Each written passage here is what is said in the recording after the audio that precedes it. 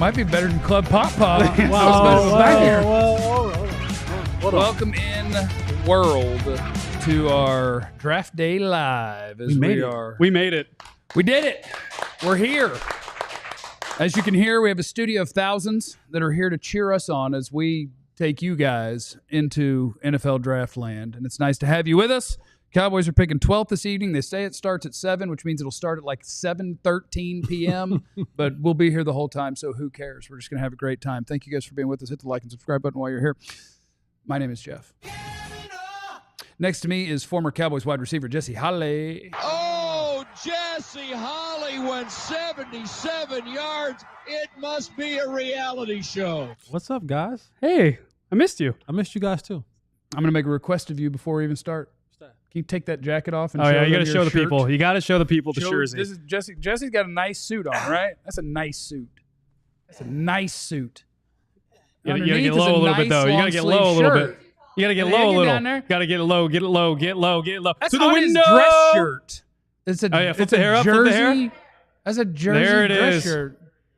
What'd you call it? A jersey. A jersey. That's the nicest jersey I've ever seen. And if you donate $76 million to Big Brothers Big Sisters of Greater Dallas, I bet you I can get you that shirt. That's a tease. You could have done a $77 million for 77. He said 76. Well, whatever. I gave you the extra yard. Don't come at me. That's true. I need next to Jesse is the greatest beat writer in the history of the Cowboys that's in this studio today, Joe Hoyt. Tell him something, Joe. I'll take it. You guys mentally and physically prepared? You fueled up on Taco Bell? You guys ready? I watched draft day last night. I'm ready to go. I'm ready. Are you ready? You gonna make it? Are you gonna make it? Are you gonna make it? You don't have to bring off-air things on the air. No, I'm fine. You know how we do. Nothing truly stays I'm great. Secretive, confidential here. If for 5 to 10 minutes during the broadcast I disappear, it's fine. And I'll be back. Yep. And I wouldn't worry about any of that stuff. Wash your hands. I wouldn't worry about any of that stuff. But yeah, we'll keep you guys up to date with what's going on right now. There's some rumor-rooskies that we might have movement at the top of the draft, anything, and how it affects the Cowboys and all those things. We're here, by God. We're here, and we're ready to party. Who are they picking, Jesse? Thanks. Oh, I'm telling you right now. You know where my heart's at. Who are they picking? It's wide receiver. Absolutely, of course. No bias there. No. Go get Emeka Egbuka. Go get Emeka Egbuka. This is the one guy in this entire draft that we've talked about headed towards the Cowboys' way that we have zero questions about. There's questions about Tetaroa. We know that Ashton Genty's not going to make it there. Will Johnson, he's slow. Y'all said Will. No, he's slow. Whoa. You just can't prove he's fast. We just can't prove it. Because he won't run. He won't run. You just can't prove he's fast. Will Campbell, y'all said he has short arms. I cried and said the tape says something different. They don't want him to have Kelvin. Like, everybody has questions except Emeka Egbuka. He is the safest and surest thing that the Cowboys can pick at number 12. Give them a Robin to Batman CD, and let's just go to work. On and off the field, Emeka Egbuka, the cleanest, the purest, the best pick for the Cowboys at number 12. You're so close. You're so close. No, I'm there. No, you're so I'm there. close. No, I'm there. You are so close. Because they're going to get a Robin to the Batman if the right Robin's there. And I think if Tedero McMillan is there at 12, they're going to race to the podium to take him. But we have a Tedero McMillan insider. We have an insider on Ted. God. It's T-Mac. Yeah. But the thing is, I don't think he's going to be there, actually. Yeah. I think it's more like who is Alfred? You think he's Alfred? I think he's Alfred. I don't know. I mean, if you watched Gotham, did you watch the show Gotham? Dude, Alfred kind of cooks. Alfred goes hard. Alfred does cook. That's what I'm saying. But Robin is the one who's always. Batman was a bit clumsy at what he did. I know he got all the credit, but Batman got them into some really screwed up situations. Well, and here comes Robin. You don't want me to talk about Batman. You got something against Batman? Like Mr. Freeze was trying to stop global warming. Poison Ivy was trying to save the planet and grow trees. And we're supposed to cheer for the trust fund billionaire. Yes. What? Yes. Really? He goes, really? Anyway. Yeah, you kind of cooked on that. Anyway. You know what you did? You kind of cooked on that. I have no comeback. I was like, I don't have a comeback. I was being the bit. I was doing a bit. I don't have a comeback for that. There were real world problems being solved by these people. I wasn't ready for that. And Trust Fund Vengeance Boy is just out here trying to chop people down. I wish you would have brought that up pre-show. I could have gave me some time to research that. No, I was caught off guard, dude. I was like, you know what? I wasn't ready. All right. Thank you, everybody, for being here. We are going drafting. The draft itself is allegedly going to start in 10 minutes. My prediction is it's more like 20 to 25. Hit the like and subscribe button while you're there. Make sure you hit the like and subscribe. We're going to get to all your super chats. We're going to hang out with you guys all night. It's going to be absolutely incredible. I don't know how often you're on the internet and if you've seen a big announcement lately, but we are going to partake in it a little bit here and be joined by a special guest because at ALLCITY, that's our parent company. Yeah. We're DLLS. But our dad is ALLCITY. I don't know who mom is. But we have partnered with Big Brothers, Big Sisters, and I want you to learn a little bit about them. We're going to have a special guest. I want you to enjoy this theatrical performance. 30 minutes over a cup of coffee.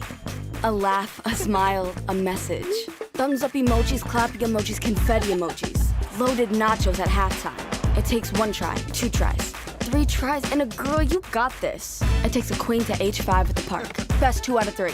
A spin dash for the win. A Sunday morning gift, a bright splash of color. This is how you make an impact on a kid's life. It may sound small, but it's all they need. A word of encouragement. Someone to talk to, advice. And the time it takes to enjoy a slice or two, you can make a difference. So go ahead. Share a few hours a month. Share your skills, share a song, share your thoughts, share a moment. Share a dance and share it with the world. Because yeah, mentorship sounds huge. But the truth is, it takes little to be big.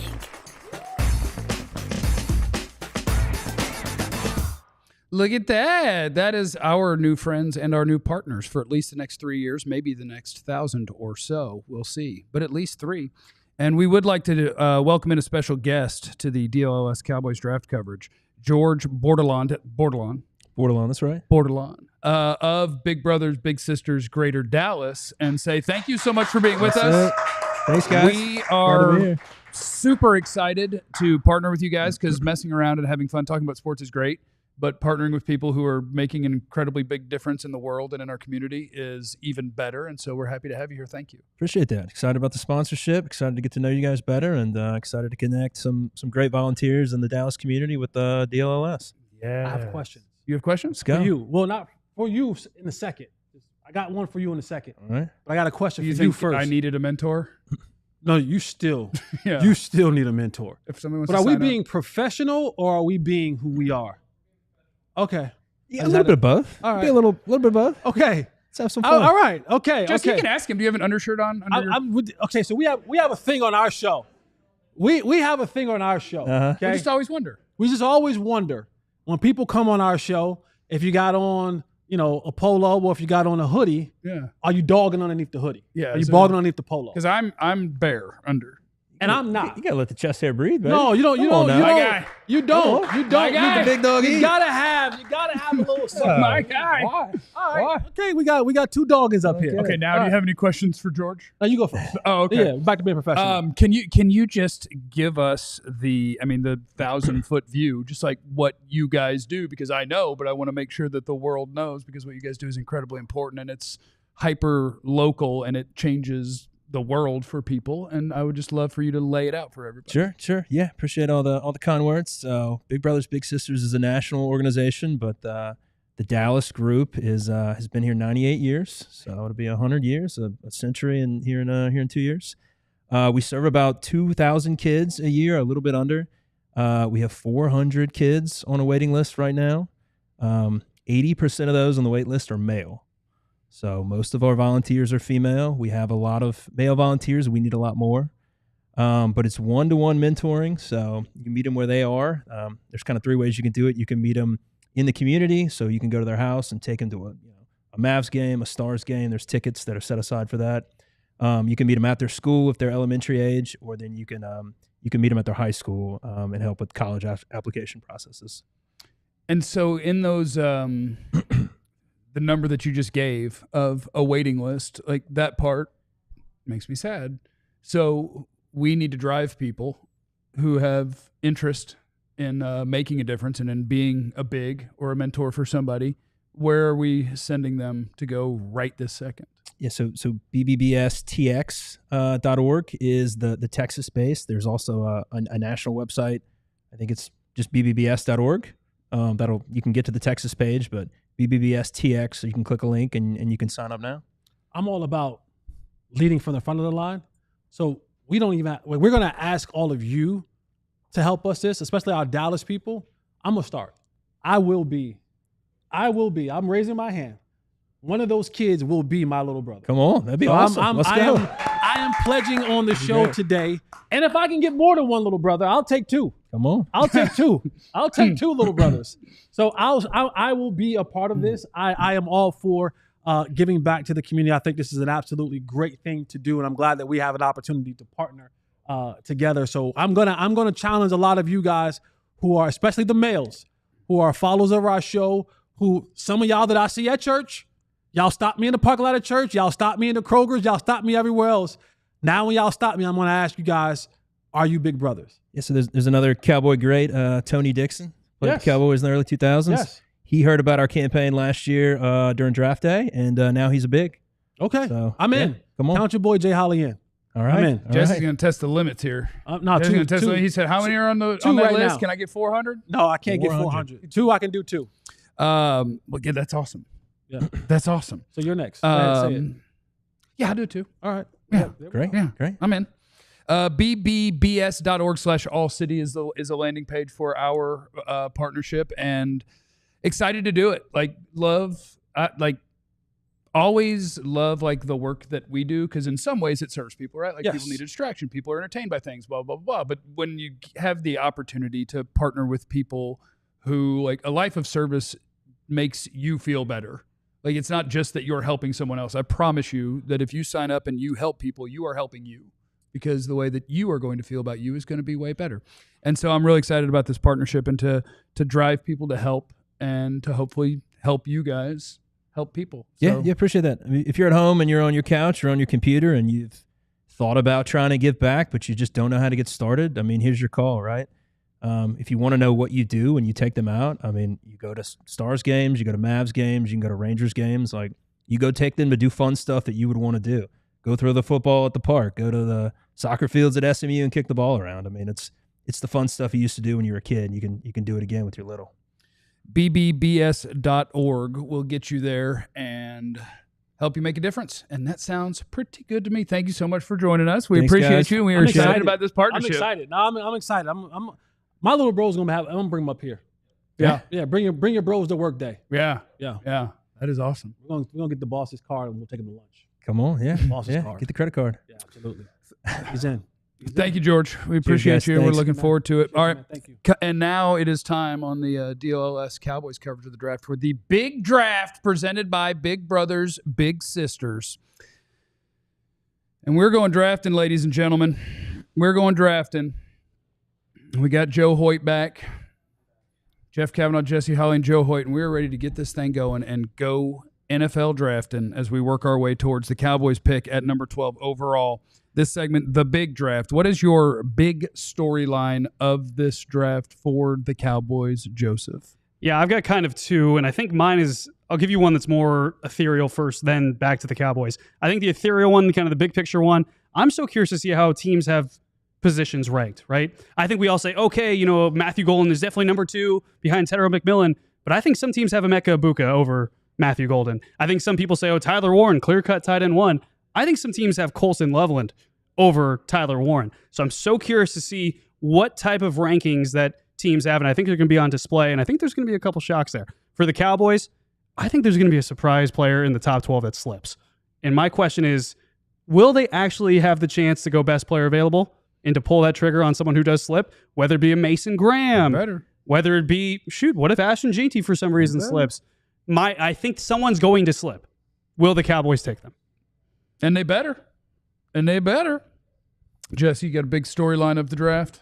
Yeah, for me, I'm watching this Shedeur Sanders situation that's happening. Oh, because you said you don't like Dak and you would love to have Shedeur come in and take his job. Well, it will be interesting. It better be. And it better be interesting. Because when you start adding more players into the pool of confusion, yeah, if he begins to slip, do you look up and you say, because I look at the Atlanta situation with Michael Penix Jr. and Kirk Cousins, the white Dak. I'm sorry, Kirk Cousins? Kirk Cousins. Excuse me. Nobody ever said that. Nobody ever said that? No, it was a fake Amari Cooper quote. Okay. My bad. My bad. My bad. Somebody started a rumor that Amari Cooper called Dak the black Kirk Cousins. the white Dak. But you white start Dak. adding that to the mix and you're saying, okay, if you draft a guy like Shedeur Sanders, and we've all talked about it, Dak has about 2 more years before you can do something with his contract, where things get a little bit more. Yeah. Well, a new quarterback who gets to sit and wait for a little while, because I do think that Shedeur still needs some development. We're talking about sizzle and shock and all those type of things, and maybe getting Deion to leave Colorado and come back to Texas. If Shedeur Sanders slips and he's around at number 12, could there be an interesting thing that happened with the Cowboys? Can I tell you that I think he'll absolutely be available at 12? Really? I think he might be available in round 2. Maybe not absolutely, but I think he'll make it to 12. I don't think he gets past 10. I think he makes it to round 2. Round Round 2? 2? Yeah. Like the second round? I think he makes it to the second round. Wow. I think he makes it to, what are the Steelers, like 21? 21. I think he goes 21st. I think they go Rodgers. They go who? With Rodgers. I think Rodgers still ends up being the Oh, yeah, but that doesn't answer anything long term. No, it and doesn't. Aaron Rodgers isn't good anymore. But I think that there'll be players there that might like to help in the instant impactability with 1 year left of Aaron Rodgers' contract. My big storyline of the draft here in the big draft segment is, it's going to sound generic, but they really need to do this. Can they absolutely, positively nail this? Because you're on a 2-year run of not even getting close to nailing this. I know Jerry Jones said at the press conference, their pre-draft presser, talking about like how great we are at this. And, you know, if you want to take since Jerry Jones has owned this team sample size, they are a good drafting team. If you want to take the Will McClay era of being the guy kind of in charge, they are a good drafting team. You're on a 2-year run of bad. Yeah. While not doing free agency, while making some contract mistakes, like while doing a lot of things. Nobody wants to go 7-10 next year. I think you do sometimes, though. I don't want to go 7. No, 7-10's evil. Okay. That's the worst. You want to go 2-15. Postseason, number 1 pick. He wants heaven or hell. Postseason, All right. number 1 pick. Okay. He doesn't want that middle ground. He wants heaven or hell. I got you. I think Mark Cuban's the one who coined the phrase the first time I heard it, treadmill of mediocrity, which he did fantastic. a very DFW general manager thing where he said the worst place to be is in the middle. And then the end of Dirk's career, he just kept signing old veteran free agents to chase the 8 seed and was on the treadmill of mediocrity that he said is the worst place to be because the DFW GMs do wild stuff sometimes.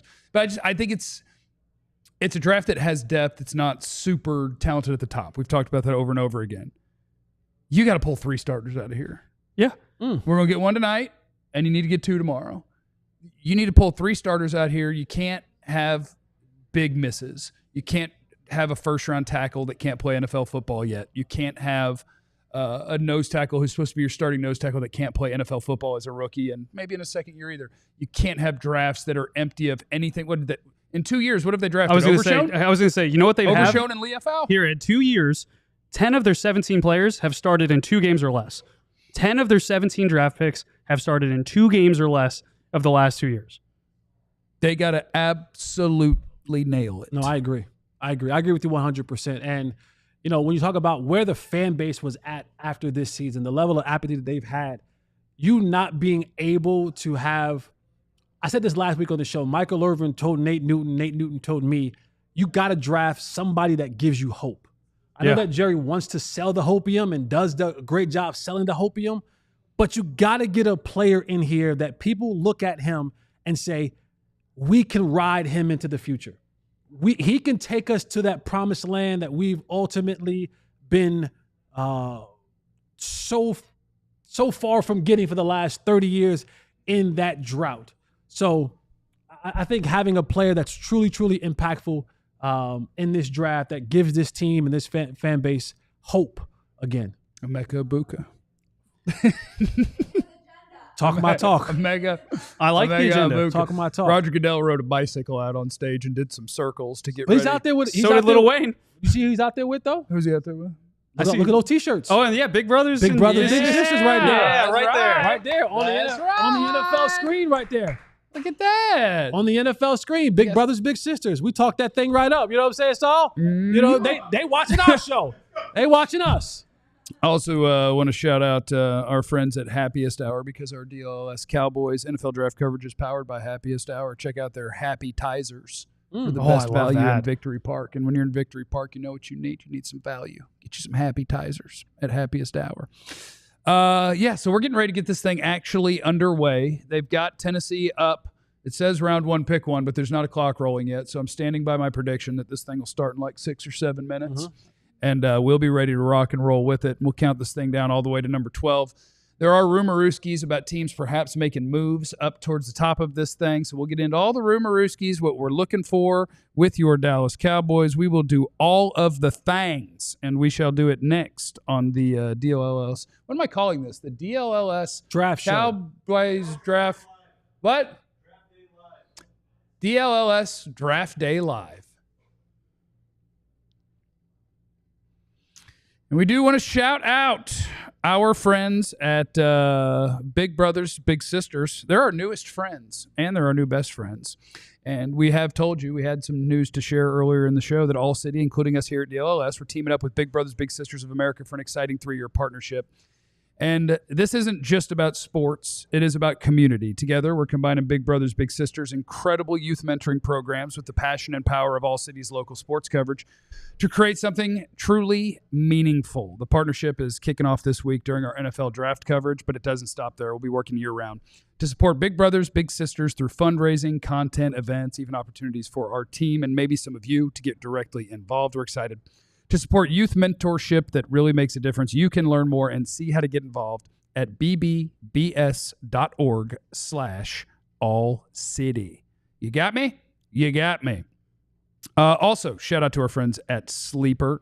You guys know I love the Sleeper app. Joe, did you say there's draft stuff on the Sleeper app? There might be. Is it too late? Oh, let's not worry about that. Yep. But we do love our friends at Sleeper. It's the best fantasy league platform out there, but I'm all about making those picks, the daily fantasy. All you got to do is pick whether you think that these guys in any sport, whatever, is going to have more or less than their projected stats each week. You like last night, if you wanted to say that Essa Lindell would save a game, that's not a stat, but he did. I had a great time. I think you could get him on saves though, or block. I think you can. If you could pick Essa Lindell more than 0.5 save and saved the season, that was awesome. But that's what you do on Sleeper. You just make picks on if you think the guys are going to have more or less than a projected stat in each game. And with Sleeper, the more picks you combine, the more you can win, all the way up to 100 times your money. So, new users, download the Sleeper app, and with our code DLLSBoys, you will get $55 in free entries when you place a $5 contest. Apply to any contest. Doesn't have to be the first one. Terms and conditions apply. See their terms of use for details. Operation over 25 states. Check out Sleeper today. Okay, we are drafting. I'm so excited. I'm so excited. Oh, I'm sorry. No, you're And good. I just can't hide No, it. you're good. I'm so scared. Look at that Titans You war. still don't know what that means. No, I'm assuming it's Man on Fire. No, it's not. You've never seen Saved by the Bell? No, he's too young. Saved by the Bell, bro. He's too young. I was watching Lizzie McGuire, not He's Saved too by the young. Bell. Saul, have you seen Saved by the Bell? Well, of course I've seen it, but I've never I don't watch. You don't know the scene. That's a kind Jesse of scene. Spano had a breakdown. You might know her better from her movies that she made shortly after. But I'm not. I'm just saying. I'm so excited. My fault. Yeah, Saved by the Bell. What I was saying is she was trying to cram for the finals, and she ended up with like an Adderall addiction. And she was trying to tell him, "No, I'm fine." And so she was like, "I'm so excited," over and over again. And then she kind of fell down. I'm so scared. I've seen it now. Anyway, I'm only excited. I am not scared at all about the Cowboys draft. So we have some rumorooskies at the top. 100%. Joe, you've been telling me we got stuff going on. We do have some stuff potentially going on. Oh, we got Pop Pop? Oh, we'll do rumorooskies in a sec. Yeah, let's get to Pop Pop. Get Pop Pop on him. Clarence Hill just can't stop. You gotta hop in Club Pop Pop. Club Pop Pop is the I star can't hear today. the show. That's what I was trying to find out. Uh-oh. Hey, Clarence. You got company? Oh, hell. Oh my Can you hear gosh. me? Oh, hell. Yes, we can Yeah, hear you. you're live. Clarence. Never beat any allegations. I keep telling Chill, you. you're live. Clarence. Clarence. Chill. Clarence. Oh my gosh. He can't. Oh, No. the allegations will never, ever He'll never beat the allegations. be beat. No. Rumorooskies. Rumorooskies, huh, Joe? Yeah, we got some rumorooskies. Tennessee Titans are currently on the clock. They're going to pick Cam Ward most likely, right? They got 8 minutes there. But the real thing that's on the clock right now is, will the Jacksonville Jaguars trade up from number 5 to 2? It's all indications are looking like there's a big push for that. And if Jacksonville comes up from 5 to 2, one, I think that throws the draft in an interesting place after 4, which we still think is going to be kind of set. I think the Jaguars at 2 are going to take Travis Hunter, though. So he goes from dog pound potentially to Duval. Which one would you rather be in? Duval. Without a shadow of a doubt. Have you been to Jacksonville? Have you been to Cleveland? No. I've been to Cleveland. No, I've been to Jacksonville. Yeah. Have you been to Rock Cleveland? and Roll Hall of Fame. Stop. Okay. I love me some Cleveland. Stop. I vacation in Cleveland, right, Joakim? No one vacations in Cleveland. No one vacations in Cleveland. I don't know, Joakim. At least Florida, you have nice weather. Cleveland, you have cold. You have cold in Cleveland. Yeah, that's Florida, true. at least you have nice weather. And with the money that he'll be making, a quick PJ from Jacksonville You get to a South real, Beach a decent city. is what, 30 minutes, I don't 20 know. minutes? I don't know. You don't want to be in I'm bad at Cleveland. geography. You don't want to be in Cleveland. Prayers up to you, Misty, and your family. That's really sad, but we're happy to help you. Oh, So, we love you, Misty. yeah, love you. Prayers up. And we love everybody that's watching out there. Can I knock out some super chats? Because I know we're going to have a bunch tonight. And I don't want to get too far behind. Oh, wow, we do. Shout out to Jeff Heath as the GOAT. Happy draft day here so Jeff can say, aw, crap, and SMA all he want. P.S. Who is the Jeff Heath of this draft? Dan Jackson. Dan Jackson from Georgia. Dan Jackson. All right. I was watching their tape, and I'm like, oh, they also have a white safety, and he makes a bunch of plays. How come nobody talks about him ever? And I don't know if he's getting drafted, but like he'll get to go to a camp, and that's nice for him. Yeah. Jason Justin Numbers. Here's enough for a cheap bottle of champagne to celebrate the hot tub. Let's go. Okay. I can give you Jason's two. in the super chat. Looking clean there, fellas. Thanks. Thank you. If you guys send in some and just type the word Joe with it, we'll see if we can't get him a sports coat or something. Yeah. You know what I'm saying? No, I'm middle round aesthetic. I'm war room serving right now. I do feel like Les Snead could I'm- look just like that right now. Yeah, that's what I'm saying. I say You got to roll F your them sleeves picks. up then. I could do that. Oh, yeah. Got to roll the sleeves Get up. that up a little bit. Got to roll the sleeves up. Okay, there we go. Thomas is in the super chat. If they take an offensive lineman from North Dakota State, I think I quit. Gray Zabel. That'd be Gray Zabel. That's an Albert Breer rumorooski. I'll tell you, I would be very surprised if they took Gray Zabel, but I think that you'll absolutely hear Gray Zabel's name this evening. 100% this I evening. think you'll hear it this evening. I think you'll hear it before over 20. the other ones? Over the No. Memboos, Banks, That you'll hear the him Campbell? in After. this round. I got you. That's all. Okay. Like I would bet somewhere between 16, 17 and 26, 27. I think 18 to Seattle is a good spot. Okay. Cole's in the super chat, just firing money. We appreciate that. What is it? You think we got Pop?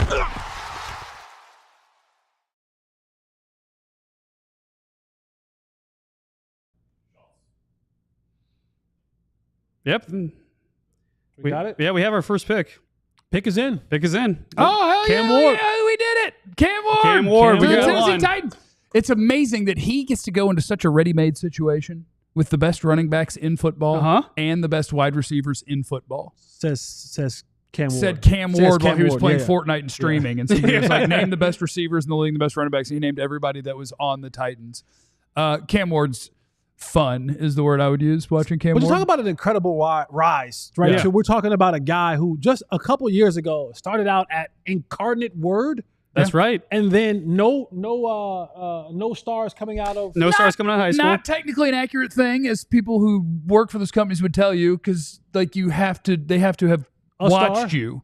Okay. And like he was never reviewed he wasn't 4 on the stars radar. because he just wasn't on anybody's radar because Right. he was playing at a high school where he threw I think 7 passes in his life. He was a triple option. He was a triple quarterback. option quarterback who's not a phenomenal athlete. So it's not like people watched him and were like, can't play. Right. Like was just never on a radar. But to go from there, then transfer to Washington State, have some time there, Yeah. and then end up in Miami, and then go from, like I said, from basically not being noticed at all to the number We got a one trade. pick in the NFL draft. We have a trade. The Jaguars have, in fact, traded up to number 2. Wow. Browns are trading their number 2 overall pick, their 4th round pick, and a 6th round pick.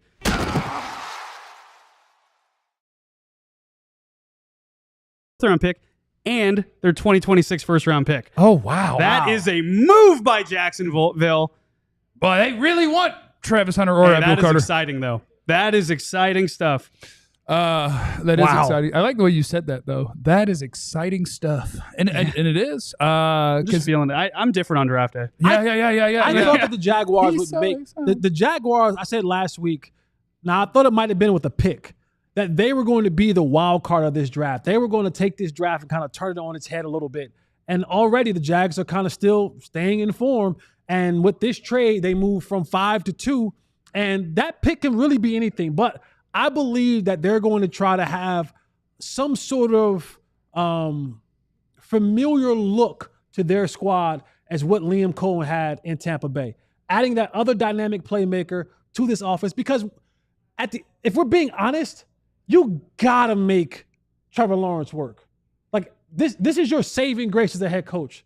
Because the hopes is that you're not back at this spot next year where you can potentially, or the next 2 years where you can potentially drafting the future quarterback of your franchise. You got to take whatever you have left in Trevor Lawrence and try to maximize that. How do you do that? You take Brian Thomas Jr. and you take Travis Hunter and you say,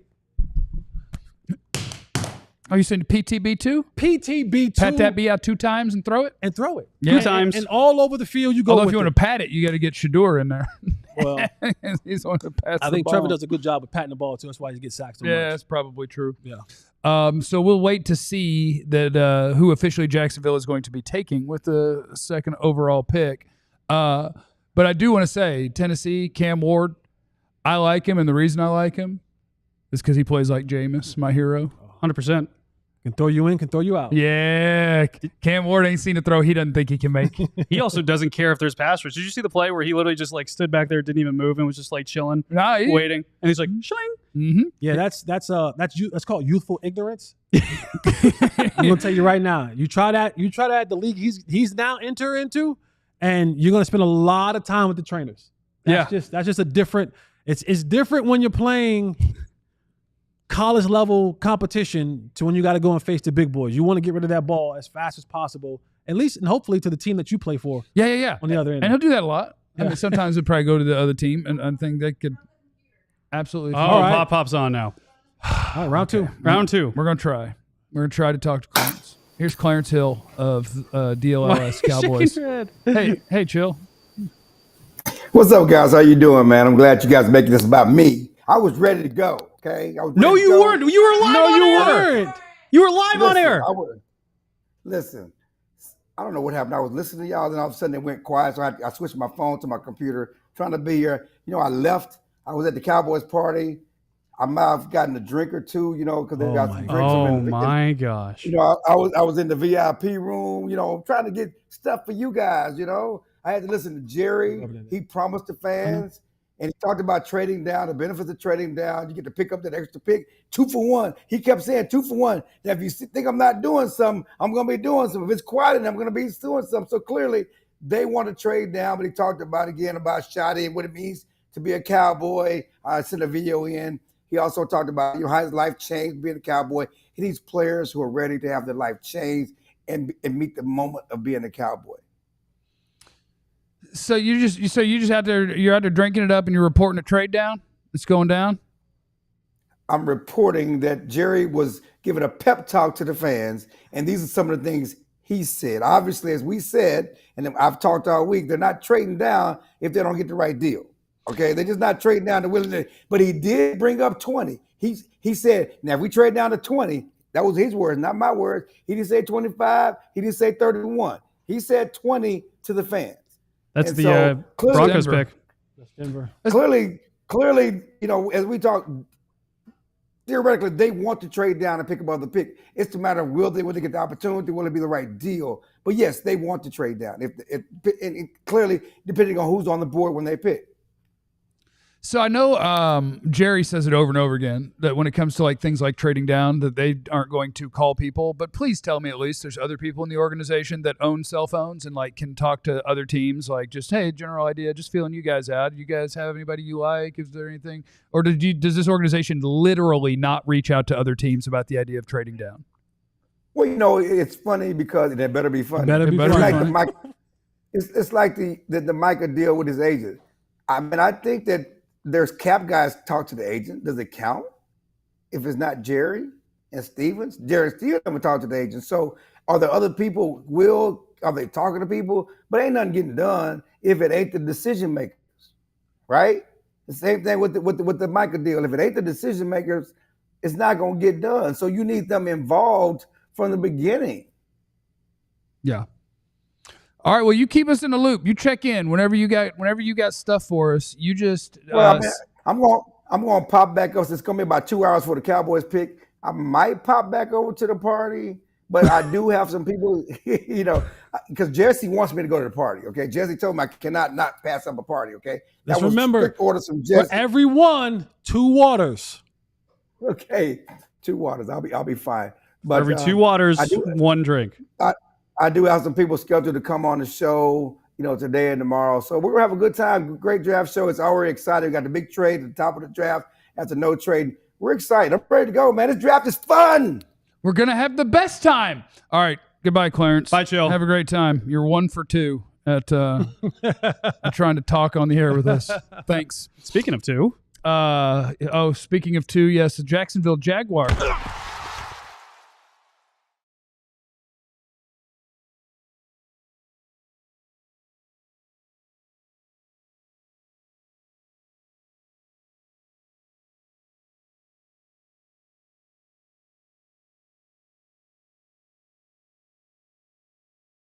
Things. Hey, when you give up a future first-round pick like the Jags just did, you're hoping he can play both. Yeah. Oh no, I mean I've always sometimes I'll watch a guy, and then I will say words that aren't what other people had said, and eventually people will catch up to the words that I say. If Travis Hunter's not playing a ton of wide receiver snaps, you're insane. That's how good he is, and if you're that good, you go score touchdowns. You could try to stop the other team from scoring touchdowns too in your spare time, but you're going to go score us touchdowns. See, that's where I fight you at. That's where you got to guard your grill and knuckle up, because I do think that Travis Hunter should play a ton of snaps, but I think his snaps should start and primarily be on the defensive back. Let's side. go. I'm with you. I think he should be a defensive back, yes, and then he can moonlight on the offensive end. It's hard. You want him out there tackling people instead of scoring touchdowns? I want him getting interceptions and shutting down wide receivers. Yes, you score that way. It's very difficult to do part-time DB. It just is. I need you out there. I can't have you not out there. Dave Campo told me one time that Deion taught him something about defense, because he said when they got Deion, Deion was like, just tell me, I'm going to go get the best guy. And Campo was like, that's not a defense. I said, that's not what we run. Deion's like, it should be.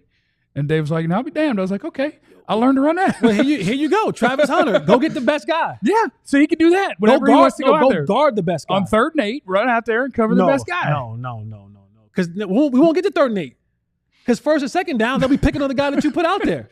On the other guy. It won't never be 3rd and 8. It'll be 3rd and 2, 3rd and 3, or 1st down. So go out there, and now you can come off the field later on, but start defensively and then moonlight on the offensive end. Easy trade for Cleveland to make here? Say goodbye to Travis Hunter, move back, get an extra first-round pick from a bad team. Maybe it could be a number 1 pick. Yeah, I think it. Yeah, easy trade. I think it should be. Like, there's some teams that suck, but they don't like to admit it. The Jags. I think that's a great job of admitting that we suck, but we also think you're terrible, and this could be great for us. You know what next year's going to be? A better quarterback class too. Yeah, and you get you some ammo. But, I mean, no matter how much ammo you have, if you don't get the number 1 overall pick and somebody else who needs quarterback gets the number 1 overall pick, you can't have it. Just ask the Giants, who couldn't get number 1 this year, though they tried. But if you have 2 first-round picks of 2 bad teams, your odds of getting that number 1 pick are pretty high. You get a couple of shots at it. You're really high. No, I admire a bad team who knows that they're bad. The Saints are the worst. Like they're the worst at it. They're in cap hell, and they just extend it and dig and dig, and the entire league's looking at them like, you guys know you're terrible, right? Like, why do you spend all that money on Justin Reed only to turn around and have a quarterback problem? And now you're like, what do we do? What are we going to do? We're not going to draft one at 9 either. Like, it makes no sense. Yeah. They keep digging themselves into a hole while also taking a step out. It's very dumb. Travis Hunter, by the way, wearing pink, which all strong men do. Travis and I can't do this it. Evening. Wipes me out. Let's knock out some super chats as we're working our way towards the Cowboys' 12th pick. We are currently we're going to get to those. We're going to get to those when we get to those. Well, here we got Giants at 3 coming up next. Yep. Are we thinking this is Abdul's spot? But yeah, 100%. Yes. I was going to say like a cute number, like 99.3, 100%. 100%. They're not taking quarterback. You don't think so? I don't. I don't care. Also, Travis like, Hunter's so there are fun. certain like Shador for whatever reason. I don't know. I mean, the reasons I think are fairly obvious is like become this divisive thing. No. I would rather pick a premier pass rushing prospect than Shador But Sanders. you have a couple of, you don't have, maybe not premier, but you have a pass rusher, 2 pass rushers on your team that have both had double-digit sacks in the season between Brian Burns and you have Kayvon Thibodeau. He had 12 in 2023. And then you still have Sexy Dexy in the middle. If you put Shador behind their line, he dies. But that's what I'm saying. You take the quarterback now, and then the rest of the draft, you try to find ways to build from there. And also for Brian Daboll, drafting a quarterback maybe saves your job. Yeah. Maybe gives you a little bit more time. Because when Brian Daboll came in, you got to remember, the quarterback wasn't his. He helped fix him the first year. So now I finally get a chance to have my pick at quarterback and not have to deal with Daniel Jones. You know why they And that fixed him, maybe I've heard, at least on the internet rumorskis today, that his quarterback in this draft isn't Shador. Yeah, it's Jackson Oh. Dart. So So I just don't think you're going to do that at 3. Well, yeah, no, think about this. So if you get Abdul Carter, right, get him at 3, pick 25 comes around, and you're like, you know what? We're kind of feeling extra frisky. Why don't we just move up in the second round, get Jackson Dart there? Now we have an elite pass rusher to go with a pass rush that's getting better and better and better. And you look what they did at this offseason. They added a lot to that defense already. I think they're just going to say, you know what? We're going to put a quarterback back there like Russell Wilson for year 1. We're going to try to run the ball. We're going to try to just target Malik Neighbors 35 times a game, and we're going to try to play defense and win games. And I think if you have 2 or 3 elite pass rushers, a decent secondary, that might work out. Plus, Jesse, they got Jameis. They do have Jameis. They got Jameis too. You can't be putting. Now, to your point, if they did like the quarterback prospects, forget everything I said about Abdul Carter because the quarterback is 10 times more important. Like if you believe in one of the quarterback prospects, then you pick them right now. I don't think you play games with that. Let's say the Giants guy is Jackson Dart. You don't wait to see if you can pick him at 33. No, he's a quarterback.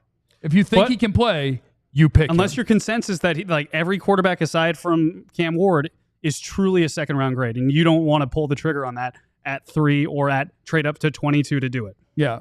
Now, outside of just player in general, does Shador bring that sizzling pop back to New York City? Does it give you that time? The name does. Does it give you that Times Square feel, right? Like it must see TV. Does it put you back on primetime games? Does it put you back in the mix of people looking at your football team with Shador Sanders as your quarterback? The reason that I really enjoy Shador Sanders is because the answer based on, I think, personality and name recognition is yes. Play style, absolutely not. He's the exact opposite. He's a boring quarterback. He's a boring prospect. He's not real athletic, not big armed, not super gifted. Good quarterback. He'll read it. He'll throw it. We got our answer. We got Abdul Carter. It is Abdul Carter. Going third to the New York Giants, and we shall see if later in this draft we're going to find a quarterback for the New York Giants. But no, Abdul Carter's awesome. He's awesome. I think from a Cowboys perspective, this is the worst thing that could happen. This is the nightmare. This is the nightmare is them getting Abdul Carter, because I think how would the Giants Steele and Tyler Guyton go shut him down? and Brian Burns and Kayvon Thibodeau one and of the guys Dexter that Lawrence? you name probably won't even be on the field. We're going 2 tight ends, and we're going back on each One of the side. guys may not even be on the We're field. going to chip block on both sides. Okay, we're going to run 2-man routes. Yeah, I think this is the nightmare for them, because I think, to be honest with you, if they were to draft a quarterback here, I think it would be a reach, and I think that there's not some assurance about the future of the New York Giants. I think I can tell you one thing, 3 to 5 years from now, Abdul Carter is going to be an elite pass rusher. I believe it. 3 or 5 years. What month are we in right now? Well, what I'm saying is into 5 years from now, he will still be an elite pass rusher. Yeah. This reminds me of shades of when I was playing with the Cowboys way back when. They had a package called the NASCAR package. And that package this was their frontline package with those guys. Mathias Kiwanuka, JPP, Chris Canty, Tuck? Justin Tuck. You say Umanura? Osa Umanura. Now everybody uses that word, and it's like, you guys don't have what that word was made for. That word was made for 4 badass DNs rushing together, and you're just saying it because you took your nose tackle off the field. It's That's 100%. they won't take their no tackle off the field. They'll leave Dexter Lawrence out there. Oh. You'll add Abdul Carter to the mix along with Brian Burns and Kayvon Thibodeau. And you have all four of these guys standing up before the snap. Remember, what was it? Was it Little Giants where he was like, sad, Sad. yeah, hot. That might be some quarterbacks in the NFC East when you got to go up against that particular front of the New York Giants. I think Cowboy fans are not worried about Shadur Sanders outdoing Dak Prescott, but they are worried about Abdul Carter, Brian Burns, Kayvon Thibodeau just putting an absolute vice grip on I'm worried Dak. that Dak's going to get hit a little bit. I'm not worried that the Giants are going to beat the Cowboys. Well, the Cowboys might not be good. But just in general, like the Giants still aren't good. They are better today with Abdul Carter than they be with Shadur Sanders. I agree with that. I agree. Yeah. Like I Shedeur agree. Sanders, I think, as a rookie, would not play better football than Russell Wilson or Jameis Winston. I don't think. That helps their team. You in a tough division, though. So we have the Patriots on the clock at number 4. What's our status on super situations? Let's hit some supers. Let's We're get back. through some supers because there's going to be so many. Shout out to my guy Cole in the chat. JJ, I don't know how to react to the suits. Best coverage, Cowboys coverage ever. This is how I dress every day. Jesse, too. Jesse's in the super chat. Appreciate you. Cole, what if we draft Josh Simmons and try Guyton to guard or let him compete with Steele? I got no problem with it. Josh Simmons is the Ohio State left tackle that I believe you'll hear his name called tonight. The only reason that there would be any doubt that his name would be called tonight, and the only reason you wouldn't consider him at 12 would be that you're worried because early in the season he had a patella injury, and that's a big one in your knee. Agent says he'll be ready for camp, and if that's the case, and if he's going to be the guy he was, that's a starting left tackle today. It's a starting NFL tackle today. That would be very fascinating, though, if they already gave up on Tyler Guyton after year 1, because I don't believe that Tyler Guyton is a guard. I don't think you have to give up on him. You just tell him, like, Compete with welcome Steele, to but- meritocracy. I know where we picked you. We're not kicking you off the team. Go earn a job. Maybe it's over on that side. Maybe it's on this side. Go earn a job. But we can't have a bad left tackle. I like that approach, though. Like, I like the approach of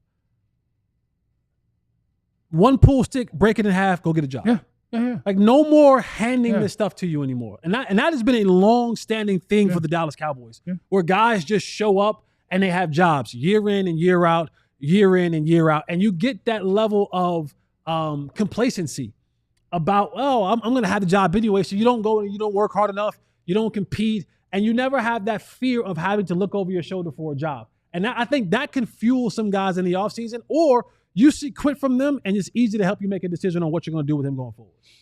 You're right. But I just think it'd be interesting. All right. Yeah, I 100% agree with that. And it's like, if I have a guy that walks into this training camp and within 45 minutes, we know for a fact, okay, he's better than you. Yeah. Okay, on to your next spot.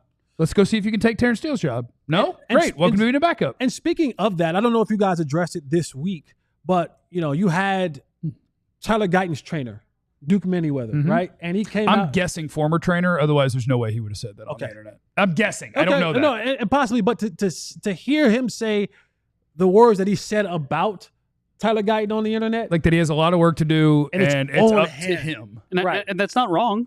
No, I think Tyler Guyton is a project, and I think any project, you got to put the work in. Yeah. It is a change of tune what Duke was saying last year, for sure. Right. I think that maybe I was reading between the lines, but it just, No, the I'm pick with is in. What do we have? We got the pick is in? Yep. Pick number 4, Will Campbell, LSU left tackle to the New England Patriots. So outside of the fact that we've had a swap of teams. Chalk. It's chalk so far. Like, this is pretty much everyone's mock draft. One is Cam Ward, Travis Hunter, Abdul Carter, Will Campbell. But now throw that chalk away, because here the draft is about to start. Yeah, until they take Genty at 5, and it's still chalk. It's just a different team taking him than what people had. People had it being Jacksonville. And Well, now then what it's about Cleveland. 6? And then Kelvin Banks goes like we've all thought for the last Kelvin Banks has just hours. started the last one day. Has come back. Welcome back to being a great player, Kelvin Banks, because the whole draft world told me that you weren't that good, and I was so confused. But then as of the last 48 hours, he's in everybody's top 10 again. Very confusing. Super chats, because I don't want to get too far behind on them. Guillotines here. Which players falling down the draft board would give Captain Trade Down the most bang for his buck when he rides again? Captain Trade Down is actually My number one guy for the captain trade down has always been Jesse's guy. Yeah, Emeka Egbuka. My perfect Cowboys draft is getting Emeka Egbuka with your first pick while adding a pick. Yeah. For a team that has that many needs, if I could pick a guy that I feel great that I'm not missing, after my last 2 first-round picks were Tyler Guyton and Mozzie Smith, to feel great that I'm not missing and add, say, a 3rd-round pick or whatever, where I can maybe get another D tackle, maybe I can go get a corner, maybe I can get a running back, whatever. That's my dream draft. You know what's and cool my about, people know Captain Trade Down wants to ride every year. You know what's cool about Egbuka too? Just like Travis Hunter, you're getting 2 positions with him. What's the second one? Wide receiver and O-line. Just because he blocks? Just because he blocks. He does block. That man blocks. Avenue 3X? Any chance the Cowboys will trade up? And if they do, how would y'all feel? You got to tell me who we're going to get. Slim. Very slim. Because I think we just ran out of elite prospects and we're at the 5th pick. I mean, I really like Mason Graham as a prospect. Mm-hmm. But I think you are – I mean, Ashton Genty, but he's a running back. But after that, like – and I don't trade up for running backs. That is blasphemy to me. I think B. McMillan. You trade up for it? I think they would trade up for No McMillan way. if they were to do it. I don't think they're going to do it. Don't do it. I don't think they're going to do it. Don't do it. Please don't. But I think they like McMillan a lot. Don't do it. Hey, can we have the one to the front of the line that has a different color behind it? 'Cause Yeah. 50 Bobs go to the front. Jason! Come on down to VIP, baby. Put him in Pop Pop. With Put him a, in Club Pop Pop. with a very positive. Where legends drop, Clarence Hill just can't stop. I love that it's a $50 super chat to say, does it really matter? We do an emo version. An emo version of Club Pop Pop. Yeah. Can anybody send in a bigger super chat with a even darker message? Hello, darkness, my old friend. That's age appropriate for television. Because shout out to our friends at WFAA Plus and all the other places across the state of Texas that we are on today. Except Well, not in Houston. We're in They Houston. have a team. haters. They got a team. Haters. But yeah, if you could get And a, your city. I shouldn't say that. we're looking for an even bigger super chat that's even more apathetic. That's the goal. Andres is in the super chat. What's up? What's up, Texas boys from the 559? Cali. Eric M. Any chance we draft a new owner at number 12? That's not how this works. Jay Hart. If you could get a new owner at 12, would you go? What about Yeah, New I did Jersey? number 12. Oh, No. The governor? No Patrick Dumont? No. No? See, I think the Mavericks have done something very important for Jerry. Made him likable? The Mavericks have a worse GM and a worse owner. Damn. Yeah. And two different people. Jay Hart says, some word is a misunderstood masterpiece. Let's just keep it moving from that. Elliot, I vote that you guys drink Johnny Walker Blue throughout the draft and see who makes it to the end. We have Fireball here. Also- Our GM got a bucket of Fireball and sent me a picture. So if they pick the right guy. Roman Wolf Game, you guys aren't doing this next to Jeff's pool. We could have done it from your pool. We could have said it. We could set that up. Round two.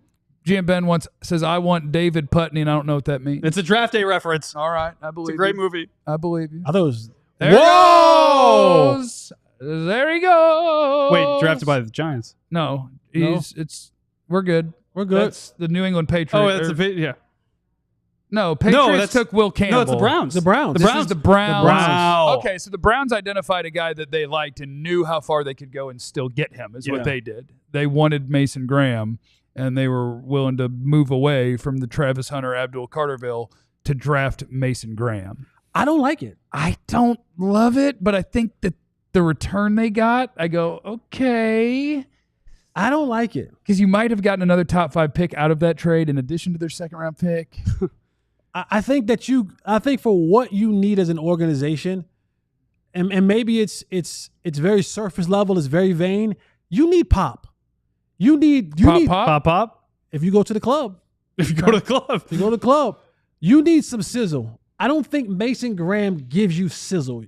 But it might give you a foundation. And I think in Cleveland they need a foundation. But they've always, I should say always, the last couple of years, Cleveland has had a decent defense. For sure. Jim Schwartz? Yeah, Jim Schwartz is a good defensive coordinator. They've had a good defense. And I know that Mason Graham will help them become even better, right? He'll have a guy in the middle. You can collapse the middle now. You can have less guys double teaming on Myles Garrett, even though they still might have guys double teaming Myles Garrett.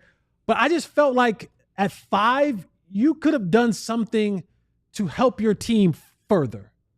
I think so, but I also think a lot of teams are buying into the idea that they could be the next Washington Commanders of this year with Jaden Daniels. Let's build a good roster, and we'll implant a rookie quarterback, and let's ride. And I don't think this is the QB class that people think they can have the next Jaden Daniels and be the next Washington Commanders, but maybe next year. Now they have 2 number 1 picks. That's true. Okay. So I think they might want to set the stage and then let a star actually go on it. He's just a foundation piece on the stage. Joe Flacco is their quarterback right now, right? No. Who's their quarterback? It's Deshaun Watson's broken. dude, who's the Browns quarterback? That's a great question. I think it's Who Joe is it? Flacco. Kenny Pickett? No, that's what I'm saying. I think it's Joe Yeah, Flacco. so Like Joe Kenny Flacco. Pickett's there, but Kenny too. Oh, I it's think, Flacco starting. too, yeah. Yeah, I think Joe Flacco's their quarterback. That's trash. So that's just a Yeah, they're giving up on now this their year. their trade makes sense because their team is broken. They don't have anything. They need so much. There's a reason that Myles Garrett was like, "Get me out of here," and then they're like, "What if we give you all the money?" And he was like, "Cool," but I sure would like to leave. And that's why I look at it and I go, if we're talking about finding the next Jaden Daniels, then let's get a guy in here offensively, whether it was a wide receiver, whether it was Ashton Genty, whether it was the tight end from Penn State. Like Tyler Warren, like get these guys in here. So now that when I get that quarterback next year, it's just plug and play. I don't know. No, I feel you. I mean, I feel do you. think Graham's a really good prospect, but to your point, it would have been very tempting to does not Graham win you move. games next year? Maybe you don't want to win games next Yeah, you year. probably don't want to win games next Okay. year. Yeah. Then okay.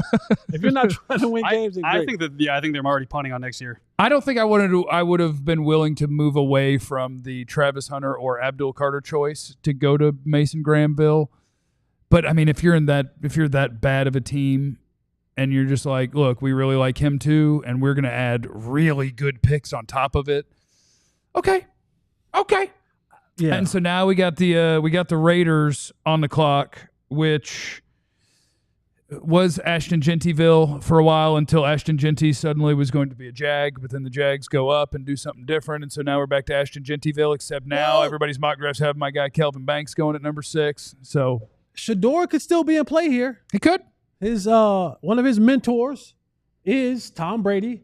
If Shador has any type of game, it's similar to what Tom Brady's game was, right? Not a big, powerful arm, but a guy who, if taught properly, can get the ball out on time, have that system level kind of bus driver, elite bus driver type of game. So, I mean, maybe Shador might still be in play here. Ashton Genty still definitely in play here. Here's a wild card. When you think of Pete Carroll, right? You think of Seattle, right? And you think of Legion of Boom a lot too. Pete Carroll, former secondary guy, former defensive coordinator, who was one of his most prominent players in that Legion of Boom. Well, all of Earl them? Thomas, Earl Texas Thomas. safety. Okay. I've heard they like Jahdae Barron a lot. I don't know if it's enough to not pick Ashton Genty, but if Jahdae Barron could be a surprise pick here. And they do have Geno Smith at the moment, but Geno Smith's contract is guaranteed literally for only 1 For year. 1 year. Yeah. So you could absolutely do Shador, and we shall see which one it is. Ashton Genty. Ashton Oh, they took Genty. him. He's a stud.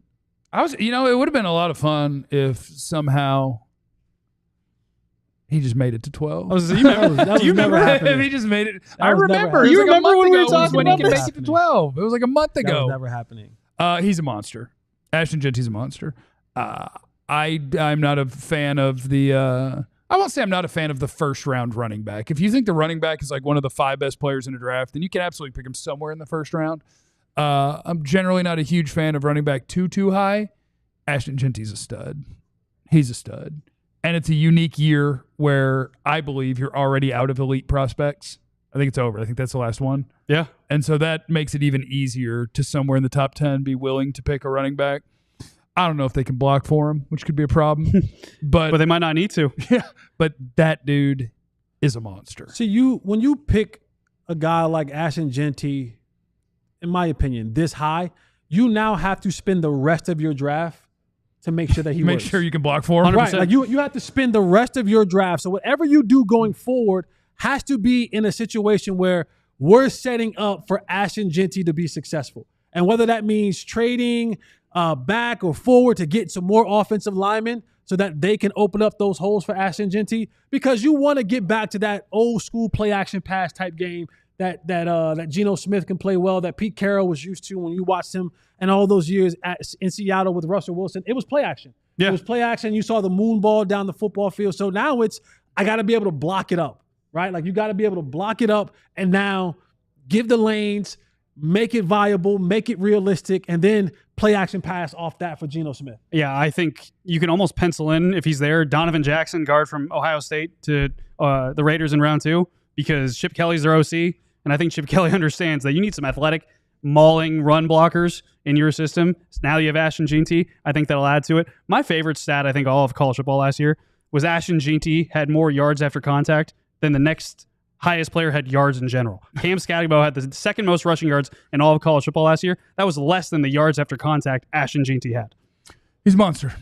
He's monster. Like just elite at you can't make me fall down. Like you can't do it.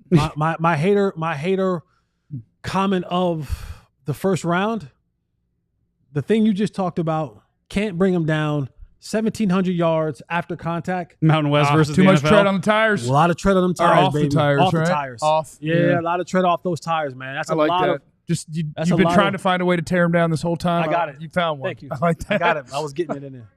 Oh yeah, let's take a look. Let's take a look Let's at the take big a little board. look. Now shall the we? draft Let's is take a really look. starting. Take a little look at the big board. This is Fran Duffy's big board. ALLCITY, PHLY, our draft analyst. And so just so that you have a little bit of a visual of how a one-man He likes draft Savon Revel. rankings look. What's that? He likes Savon Revel. Oh, he likes a couple guys Oh, pretty high. he likes a couple of guys, but our guy does the work, and I respect it. I disagree with him about a lot of people on this list, but it's worth having some sort of visual thing there for you. Armand Membo is high for a lot of people, the Missouri right tackle who people think can play pretty much anywhere on the offensive line. Luther Burden, who most are projecting will not go as the first wide receiver off the board. But we're tracking on our way to player number 12, which will be your Dallas Cowboys. And I think so far nothing has changed about what you're thinking about that pick or nothing wild in this draft so far that changes anything. What's that? Yep. Oh, and here is your draft so far. Cam Ward at number 1. Jacksonville went up to get Travis Hunter. Abdul Carter at 3 to the Giants. Will Campbell, Patriots at 4. Mason Graham at 5, and that is to Cleveland, who dropped down. Ashton Genty, 6th to the Raiders. And at number 7, the New York Jets. We don't do other teams' chants. I just did it. My bad. What you want to do? Fly Eagles fly too? Nah, I've nothing like that. Okay. Make sure you're hitting the like and subscribe button. Gutton. Hit the Button. gut. Hit Do the button bust. Hit the gun. Hit the quan. New York Jets are on the clock. Seen a lot of offensive line for them. Seen some Tyler Warren. Seen some tight end for the New York Jets. But that is who is on the clock now as we work our way towards 12. Or your Dallas Cowboys are going to pick a new face of the franchise. to Do take you that shot. believe in Justin Fields? I think they do. I was the last man off the train. I've ridden that train as far as I think you possibly can. Mm-hmm. I think in the Jets case, it's just they got a new head coach that's like, we ain't doing the Aaron Rodgers game. Like, I'm not doing that crap. Right. I don't know who our quarterback's going to be. It ain't him. And so it's like, all right, well, in free agency, what can we do? Who can we find? And that's what are you going to do this year? Just come on in and let's see. Yeah. Okay. I think it'll be interesting what the Jets do here. Better be interesting. I think they could go a number of ways. Offensive line, you pointed out. I think they've long been looked at as a potential tight end destination, potentially Tyler Warren, potentially getting someone like that to kind of help their offense a lot. But then you got to think too, like Aaron Glenn, former DB, defensive coordinator for the Lions. They play a lot of good defense in Detroit when they had Aiden Hutchinson. Do you get another pass rusher to help out? Do you take a swing on a boomer bust guy like Shamar Stewart, or you get a Mykel Williams to solidify, your run defense on the edge? I don't know. These are some things I think that the Jets could consider. You can't miss if you're the Jets right here. You being a first-year coach, in that city, coming with that type of reputation, for Aaron Glenn, a guy who doesn't have head coaching experience. Should take a buka. Look, we don't want to miss. Hey, Garrett Wilson, Emeka Egbuka. Cooking. Justin Fields probably wouldn't still be able to hit him, but that's neither here nor there. And maybe that's why you take a tight end now. Yeah. But tight ends get the ball from quarterbacks who aren't great. Yeah, that's true. It's like, who's the closest guy to me? Him. There you go. I agree. Can I tell you guys a quick Ashton Jeanty story now that we're seeing him go to the podium and You get got his to jersey? you got to clean out all your files now. You had all those Ashton Jeanty, the Cowboys stories. No, he had him in a tuck. I had him for a while. I You just had started him on him. the flash drive. You had him on the Frisco Lone Star High School right there. There you go. Look, you had all those Frisco Lone Star stories in the tuck, ready to hit send. Now you got to go back. So here and it have is. So much storage. Here's a quick story. So I used to work at the Dallas Morning News. Here it goes. Where we Unload on us. where we had I was in charge of producing the top 100 high school recruits in the area. Gotcha. And that was before they started their senior year. Ashton Jeanty had one offer at the time, but Jeff Rayburn, Frisco Lone Stars coach, told me, you got to add him. Yeah. What? Dumping all your stories. Yeah, you got to dump it. He's like, you got to put him on this list. Trust me. And I'm like, I don't know, man. He's got one mid-level offer. He might not make the list. And he showed me a couple highlights. I'm like, fine, I'll put him 78th. So on my top 100 rankings, Ashton Jeanty, the 6th overall pick, was 78th in the DFW area. And you thought you were doing the coach a favor. I thought I was doing him a solid. So now you're trying to rectify your mistake. No, I'm just putting a hand up. No, I could have put him higher. I should have put him higher. Yes. Oh. Pick is in. Pick is in? Pick is in? No? Whoa! Hey, there we go. Come on, Membo. Okay, I'm going to do something unpopular here. Okay. Because I believe in You can fly. I believe in Touch the sky. being kind to everyone. I want every player drafted tonight to go to the Hall of Fame and for their families to have generational wealth, for their families, kids. Compliment You and me are both have been on this Compliment train. sandwich. Here we go. As someone who watches the tape of all these players and then ranks them, I wanted him to go before the Cowboys pick. Yeah. I think Armand Membo is a good player. Right. I don't get he's the best O-lineman in this draft love, and could totally be wrong about that. But I think there are 3 or 4 guys in this draft class that had better tape than he does. So just seeing everything that's being said by all of the different analysts and all the different insiders, knew he was going to go in the top 10, doesn't bother me. Even as a guy who I think I would like it if the Cowboys picked an offensive lineman at 12. I think I would. And Membo would have been fine. And I would just hope that everybody else, the whole world's right and I'm wrong. Just wasn't my guy. Wasn't my guy. He wasn't my guy either. Did not see the dominant tape that some did. That was one of the things that blew me away through this draft process was that wording specifically. The ferocious, dominant, next Trent Williams, he'll throw guys. I'm like, were you guys watching another guy? I saw a guy without a mean streak. Yeah, it's in my notes. I was going to say. I saw the exact opposite. Yeah, I did not understand that, but hey, I've always been more of a Kelvin Banks guy.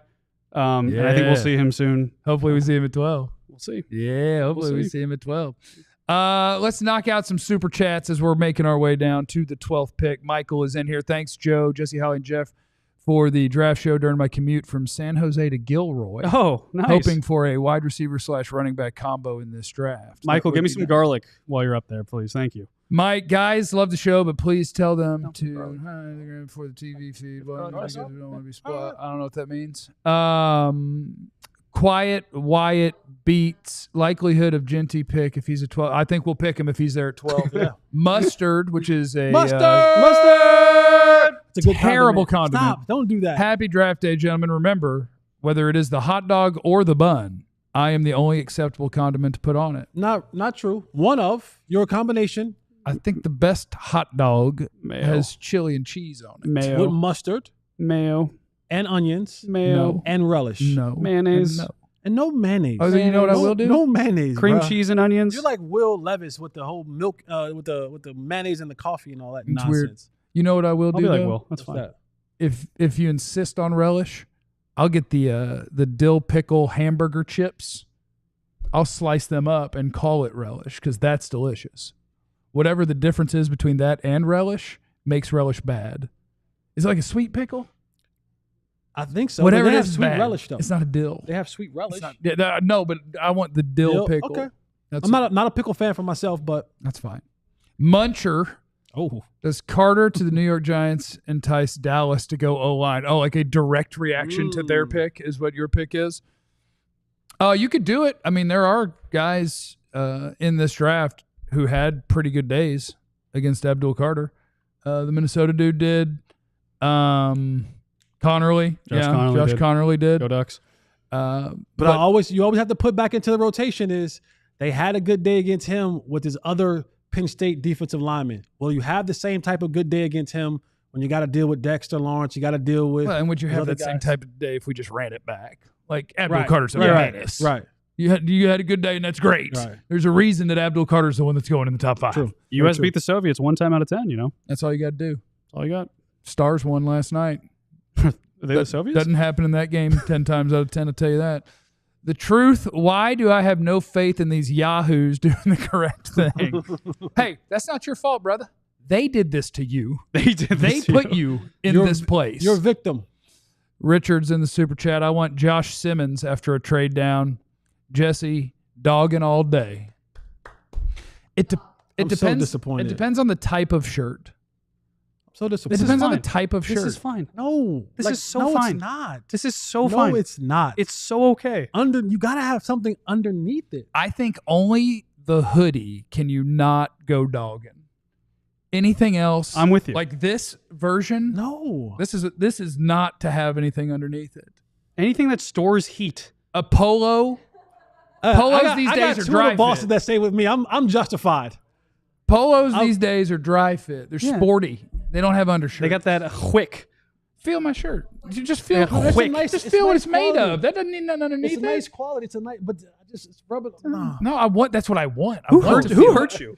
No one. Jackson Who the hurt you? I super like chat. I like to be covered up. They make 2 types of relish: sweet and dill. Maybe I've just never had a dill relish. Maybe you could buy separate ones and then do a spoonful of each mixed together. I don't even want to try. Y'all streaming the whole draft or only up to the Cowboys pick? Oh, we we draft, draft, baby. We draft around We here. draft around here. We're going to be here until 12. We'll spend a lot of time talking about 12, and then we're going to move on to the next picks, and we're going to do those 2, and then we're going to be back here tomorrow for rounds 2 and 3. And then on day 3, we're going to have a wrap-up show. We are here to draft. I did not study the tape of 200 people to stop broadcasting at number 12. I promise you that.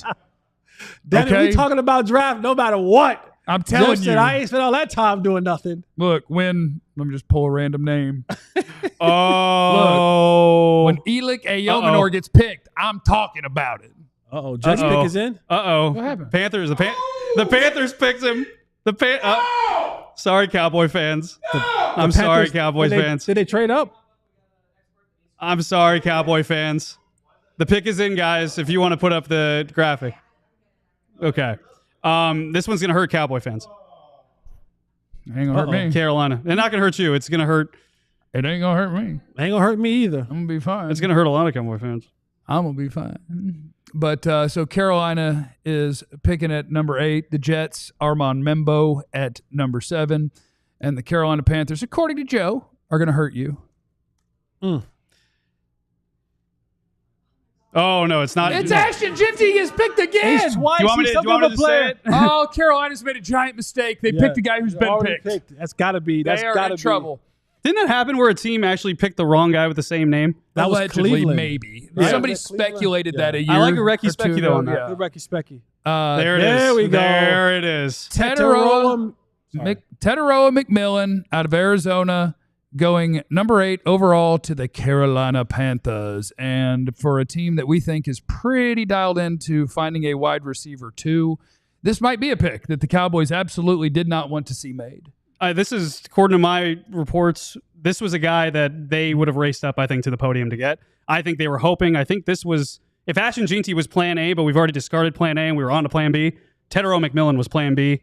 Now you're on to plan C, which from people I've talked to, I think, yeah, they're not going to pick up the phone. I think Jerry Jones, though, is making beady eyes right and staring right at the phone right now, hoping that that thing rings. I just need people that work below Jerry by a notch or two to, while, like, if they're on the war room cam, actually get the phone. text underneath the table. Don't tell Jerry. Be like, look, here's the thing. That happens I'm telling in you, we draft want day. to trade with you. Call him. Hey, that happens in Draft Day, the movie. Joe, You got to watch this movie, man. I'll watch the movie. Carolina, this is the second time that Carolina had done it to the Cowboys. J.C. Horn. J.C. Horn. Now, if this happens this time and you give me a player like Micah Parsons, Yeah. they're cool, right? Yeah. So who's the guy that now may fall to the Cowboys? I mean, a name that was at number 8 a lot was Jalen Walker, the pass rusher / linebacker at Georgia. And I think that that'll get really polarizing in a lot of draft rooms and also for the Cowboys, because that would be a guy that plays a game that's kind of like Micah Parsons. And how many linebacker, but he was a pass rusher, Jalen Walker, in college. He's smaller than Micah. Nobody's quite the athlete that Mike is, but I just mean that vein where you're like, you're picking him and you're like, all right, guys, what is he? It's like, well, he plays linebacker, but when he rushes the passer, he's really good at it. And it's like, can you use 2 of those? Or if you're the Cowboys, you're like, well, that's not the player for us. Right. I love his tape, and he's a guy that was going at 8 a lot. So if you're talking about who is, quote, dropping because of guys going, I think the answer right now would be Jalen Walker. I'm not ready to call anybody else a dropper yet. I think they have a good group of guys that they'll be interested in. Cowboys? What's that? Oh, heck yeah. Let's check in. Yeah, let's check in with Joe. Let's check. We're on WFAA Oh, what's up, Plus Joe? anyway. Let's not check in. Let's check in with Mr. WFAA, the great Joe Trahan. How you doing, Joe?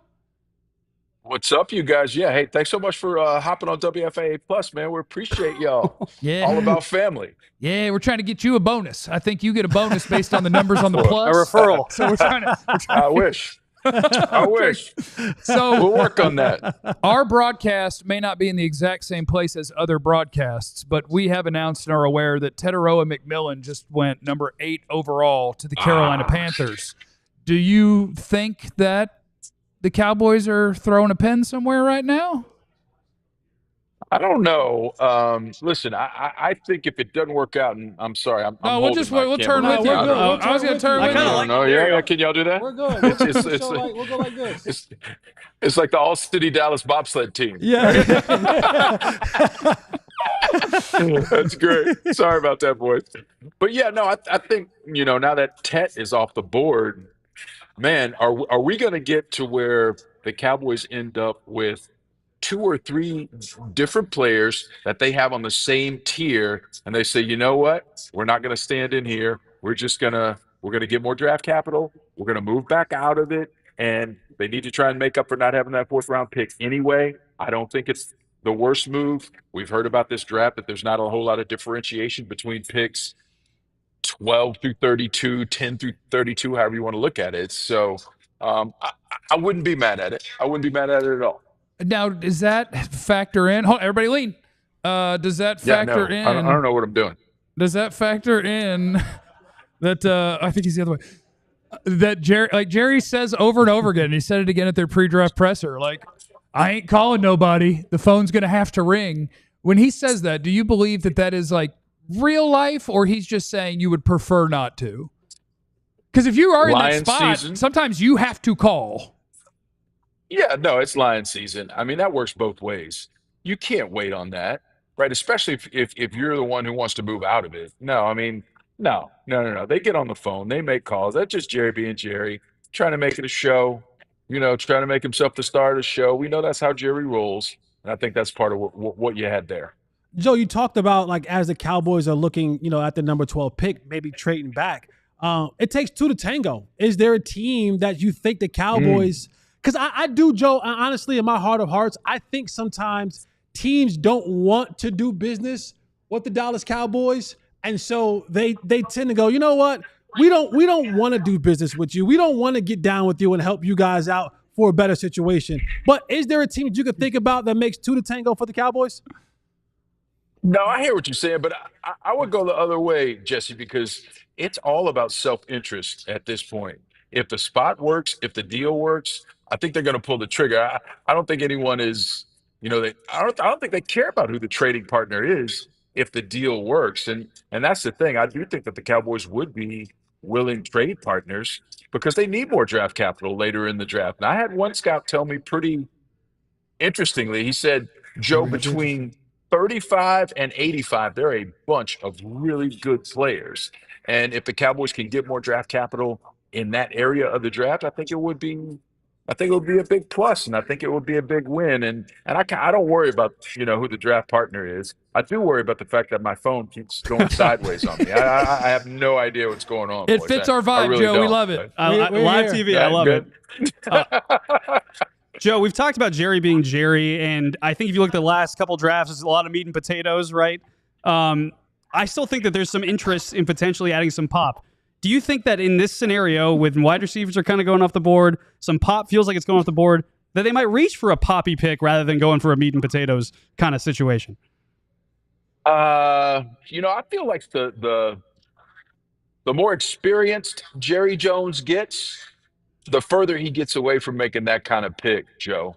I do. I do. I've followed this for a long time now. And there was a time when you felt like it was the Wildcatter and it's what he did. And, we famously remember years ago when he wanted to pull the trigger for Johnny Manziel and Steven had him hemmed up, right? Literally hemmed up. Like, no, Dad, that ain't happening. And I feel like at that point, that kind of is really emblematic of a shift that we have seen through the years. And I do think the Cowboys have gone more conservative almost overall when it comes to free agency, certainly, and when it comes to the draft as well.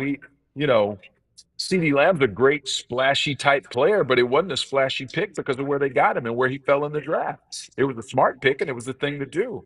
So I don't know if I see that happening. I really don't. I don't think it's in their philosophy or DNA right now with the way they look at it. Joe Trahan, WFAA. We are, of course, currently on a tryout basis on the plus side of the organization, trying to work our way up to being WFAA. Have a great day, and thank you so much for the time, Joe. We love you. All right, sorry about the camera, and hey, y'all are welcome on the big show anytime. We're gonna make that happen too. All right, Appreciate it. Yeah, with the big dogs. Absolutely. Stomping with the Let's big go. dogs. I love it. Y'all be Thanks, good. Joe. Later. All right. Now, of course, step one to that is you guys have to stop saying some of the words that you say sometimes. What do you mean? It's the beat writers. It's the beat writers. It It is the beat What writers. are you talking It's about? the beat writers. It's the beat writers. Those of us who have a little bit of It's the experience beat on writers. TV and on this radio thing, it's the beat writers that got potty mouths. It is the beat writers. I don't appreciate these accusations. They're baseless and unfounded. So we are now at number 9, which means we're sitting on the New Orleans Saints pick, which also could have been a threat to take Tetairoa McMillan if he wasn't already gone. And so now we're just at the point now where I think I'm just crossing off the Cowboy names as they hit to see what decisions are they going to make. Like if Tetairoa McMillan was the goal for the Cowboys and now his name is gone, how much are they willing to elevate the next receiver name, or are they going to stay true to whatever they want to pick? And here is the New Orleans. Boo hiss. Hey, we knew that he was a top 10 pick all along. I mean, I knew that he should have been a top 10 pick, but all these analysts and mock drafts for 3 months were putting him in the 20s and 30s, and I was just like, man, that means I could have him at 12. That would be awesome. Kelvin Banks is a wonderful player. He's my favorite offensive lineman in the entire draft class, and seeing his not real fall just with where people started putting him was wild to me. I think that helps Kellen Moore's offense. We saw, I believe, on TV, we just saw Shador, right? As if, could this be the Shador Sanders pick? And the answer is no. The answer is the left tackle from the University of Texas, Kelvin Banks, is going to go to New Orleans, and he is going to make their offensive line better. And I don't like it because that's a name that I wanted to stay on the board so that if other names where it was like, oh, the Cowboys really want to pick this position, I was hopeful there would just be a player that's above that would make them go, hey, but we need to pick the best player. All I'm saying is Creeping towards Ibuka. It's creeping towards Ibuka, man. A lot of those names are coming off the board, and Ibuka is starting to look more real and real to the Cowboys, and I love every bit of it. Here's a little add to that. Micah Parsons on Tetairoa McMillan going. That was supposed to be our pick. He was supposed to be opposite of CeeDee Lamb. It was a gut punch. He was visibly mad. But opposite of CeeDee Lamb. Oh, yeah. Maybe a little insight into what they do actually want to get now at 12.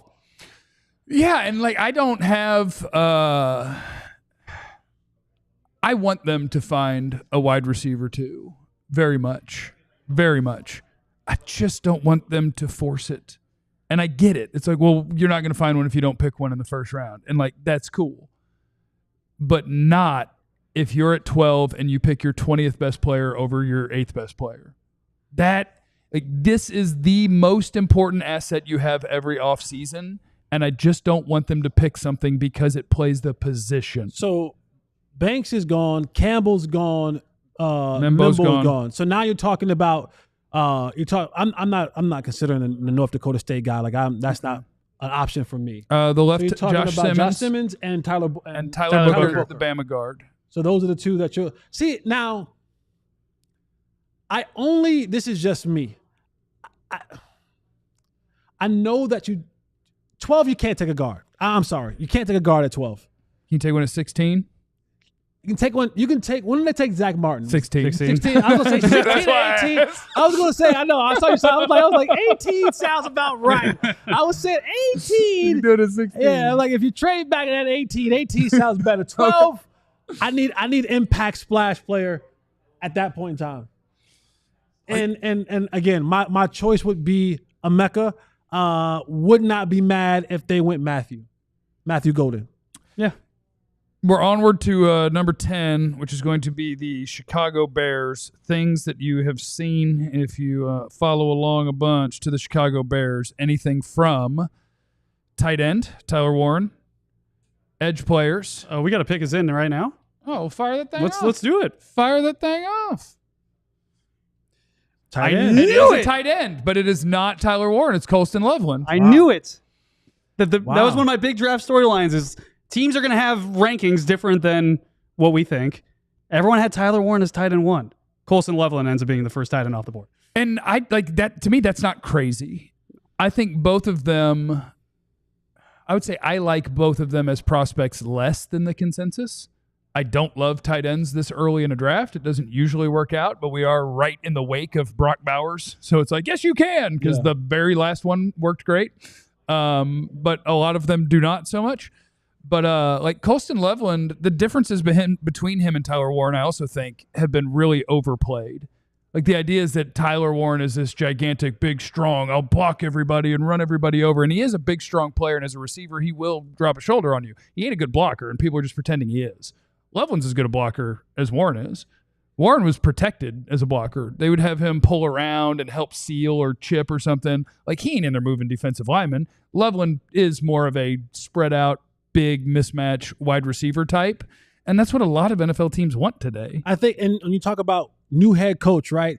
Come over from Ben Johnson, comes over to the Bears from Detroit. Think about what their offense was. Like when they really got Jared Goff back to being, playing up to that level, it was the ball was coming out quick, the ball was coming out accurately, and it was going a lot to their tight end. Yeah. Right? It was going a lot to their tight end. And so when you look at Caleb and what they want Caleb to be, it's one, we want to get the ball out of your hands so that you're not holding on to the ball. We want to make sure that you're not trying to play hero ball. So how do we do that?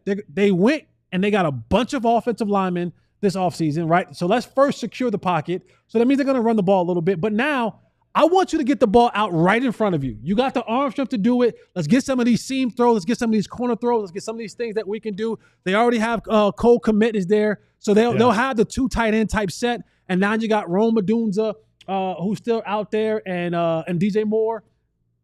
So now you've given this young offensive coach and his quarterback some weapons to go out there and play some good football with. Cowboys are on the clock, guys. Hey! They traded up. No, they didn't trade up. Niners pick us in. I don't know if we have it ready, but just giving some heads up. The Cowboys are on the clock now. Okay. So Okay. We'll get that pick here. It's someone that I think could have gone. Yeah, Michael Williams from Georgia is going to go to the San Francisco 49ers at 11. That's a very 49ers pick. Extremely 49ers pick. It's a very 49ers pick. Cowboys on the clock, guys. Okay, Michael Williams gone, which is a big, strong defensive lineman with pass rush upside, which sounds very 49ers. Like we're going to play in the trenches and all of that. So now the Cowboys on the clock. Names to consider. I think it's down to Matthew Golden, Emeka Egbuka, or Walter Nolan. Emeka Egbuka, Matthew Golden, Luther Burden. I would throw in Josh Simmons, the offensive tackle at Ohio State. Of course, this is just my rankings of guys. I think Tyler Booker, Alabama guard, is relevant. Walter Nolan, defensive tackle. Jalen Walker, Georgia linebacker / pass rusher. And then maybe throw in the corners, Will Johnson and Jahdae Barron. Yeah. I think those are any name outside of that. This is so team trade back though. What they should do. Oh, you would love to trade back. This is such a trade back. You would situation. love to trade back. The only thing is that you have to have somebody out of all these names I just named. Is there one that somebody's trying to come get? And that's the hard part. Tyler Warren maybe to the Colts. If Tyler you back, Warren. You know what? Move back 2 spots. I should have named Tyler Warren as a Cowboys possibility. Possible. I mean, if I saw someone put if he's earlier the top player on your board, they said Jason Witten, like Jason Witten 2.0. And I don't know if it's Jason Witten 2.0, but the thought of it is having that tight end again for a quarterback. I can see it. And I wouldn't like it. Well, I think it's because it's such a unique draft. I think his name has to be thrown in the mix because he has to be in the mix of the guys at the very top of your board right now, where the best offensive tackle prospect is coming off a major knee injury, and you just need to know about that. One of the other top guys is a guard. Walter Nolan is a defensive tackle. I really like his tape. I don't think it's the most consistent, but there's a ton of upside, and he's a really good player. I think they can get the most out of him. Trade back. I always want to trade back. This is prime trade back location. It's perfect. This is set up to be very, very trade backy-ish. If they don't trade back, who do you think it is at this point? I think it's Golden. I think it'd be Golden. Golly. I'd rather have Ibuka personally, but I'm going to say Will Johnson. Whoa! Oh. I'm going to say Will Johnson. I'm going to say something wild like Shamar Stewart. I think it could be. That's possible too. This is how it's wild about the current Cowboy situation, though. There are about 10 guys it could be. And Truly. one of the guys we just named might still be on the board at 35. Like Literally. That's this draft. Yeah. Oh, actually, you know what? I was told something about Will Johnson today. I want to take that back. I don't think he's going to go that early. There's a thing. There's a thing. But With you the know, law? we don't want to. No, more of a. I don't want to violate HIPAA. Just Okay, that okay, I you got know, you. you I got hear you. stuff about guys I that got might you. have something that's banged up that teams are Well, thinking about. we're second chance Valley Ranch. Yeah, that's true. We take. Well, that's why you take my 44. True. My top ranked player is Jalen Walker. Are they on the phone? That would be great. Oh, yeah, we can. My maybe they're top not ranked broadcasting. player is Jalen Walker at Georgia. The only question I would have is, would they view that as redundant? We have a undersized pass rusher edge who maybe sometimes we could put at linebacker. And if he's just going to play mostly linebacker, is off-ball linebacker worth the 12th overall pick? Like, we're going to get into position value that's things. the thing is that under this new defensive coordinator, you don't have a defense where you're like these guys aren't going forward. Like you're not taking the leash off and sending the dogs with these two type of pass rushers. You need to. But he doesn't. Right. That's not what Eberflus does. Because He Jalen plays- Walker should be used like Frankie Louvu. But they don't. He's a linebacker, but Who can he's go going to get have it? 20 tackles for loss, 8 sacks, bat down 7 passes. Like, he's always playing forward in some way, shape, or form. But that's just not the style of Eberflus, where he's sending the dogs. Well, I'll tell you, if you want to play with 4 guys on your defensive line and not give them a ton of help, then you're looking for guys that can physically overwhelm the guy in front of them. It's Walter Nolan. It's the Ole Miss D tackle. Now, technically, you would call him a 3 technique, just like Osa. Right. But I think it's 2025 in the NFL. Right. There are plenty of snaps where you don't need your 330-pounder on the field, and you could find a way to make that work. So would you? But like, would a defensive series look like? Micah, Walter Nolan, Osa, Nealand. Would that be Nealand slash Sam slash Fowler? Fowler? Yeah, they brought. I mean, it gives you Like a nice deal on third downs. Would you go Micah, Fowler, Osa, Walter? Yes, unless you think one of your edges, unless you think like Sam Williams has more juice sliding to the middle. Okay. But yeah, I think so. They are taking their time with this, guys. That's because they're afraid to pick up the phone, so they're just staring at it. Steven's on the phone. Hey, He just picked up the phone. Oh, that means they called us. I think someone called them. Right. Yeah, somebody called us. Yes, So right, someone yeah. called the Cowboys. Steven just gave a little heads up to Jerry. Steven's got a big smile on his face. Well, that could mean a pick. Okay, now I need to know, is there a coach Jerry's in there? writing something down. I think this might be a trade. Well, guy. Jerry doodles too. He does doodle. This doesn't look like a does. He's a doodle doodler. situation. He loves a good doodle. Yeah. What's that? What's the smile look like? Show it to me again. Let's see. Well, we got them, and we got them right where we want them. And Let's that see. phone, it did ring, and when it did, it turned out there was someone. I think they're trying to trade this. Let's see.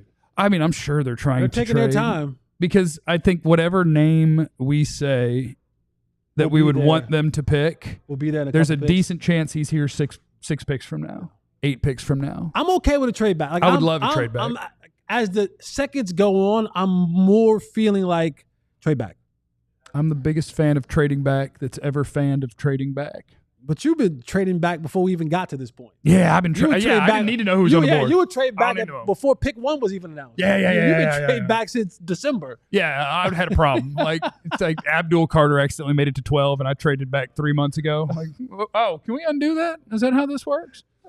So yeah, we got action in the war room. The Cowboys want a wide receiver too. There was some steam for a while about potentially a running back. I will tell you that would be the pick that would make me the most sad. You riot? You revolt? Revolt? I wouldn't revolt because I need the paycheck. Okay. So like I wouldn't do anything. I would still come to work and talk about the team. But running back would not be my pick. But yeah, they have options at wide receiver. They have at least one option at defensive tackle. You have a couple on the offensive line. I'm kind of with you, like a guard, no doubt guard who's not. Tyler Booker at Alabama, I think, is a good prospect. I think he's going to step in for an NFL team and he's going to start, and he's not going to be a weakness. And that works. But at 12, I would rather you say that about a left tackle or a wide receiver or a corner or a pass rusher, et cetera, et cetera. So yeah, I have no idea what they're going to do. I hope they're able to trade down. I don't know that I'd feel great about either of the corners at 12. I'd feel good about Jalen Walker. Nothing yet. Still. I'd feel still okay waiting. about Ibuka. I'd feel okay about Golden. We need to get out of here. We got to get out of here. Yeah. Abandon ship. We got to get out of here. We need to hear that they're now going to be picking 5 or 6 picks from now, and they've added a 3rd round pick. Because then you've added the pick that can be the running back that I keep trying to get them to skip. Because I'm like, we got too much stuff to do. I can't also get the running back. So I'll let you have a running back. We just got to find our way out of here. We just got to pull the ripcord. You still see him, Joe? You got eyes on? I lost the stream of them, but they'll do that to you sometimes. that will happen. But they don't like being watched. They'll close that thing down on you. They will. we'll see. I was expecting the pick, so I already took my sleep medicine. Oh, that's tough. You might have to power through. Still no update on the pick. They are definitely taking their time here. Like, I would say Tyler Warren is doable. Just when you think of the other names, that becomes doable. Wouldn't love it either. It becomes doable. Just because of what does not exist here.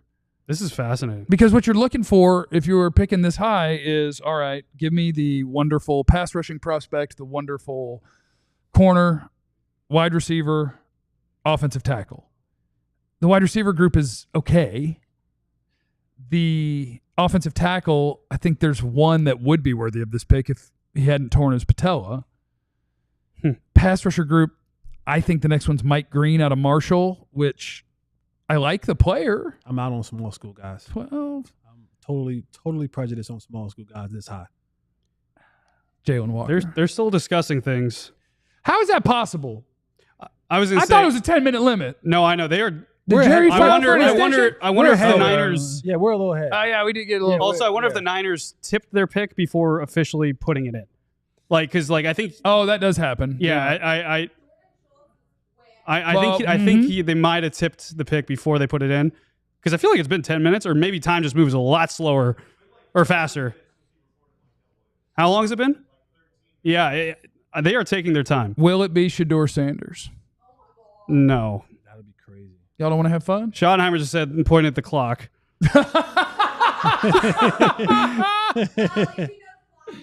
That's because as it's That's ticking, hilarious.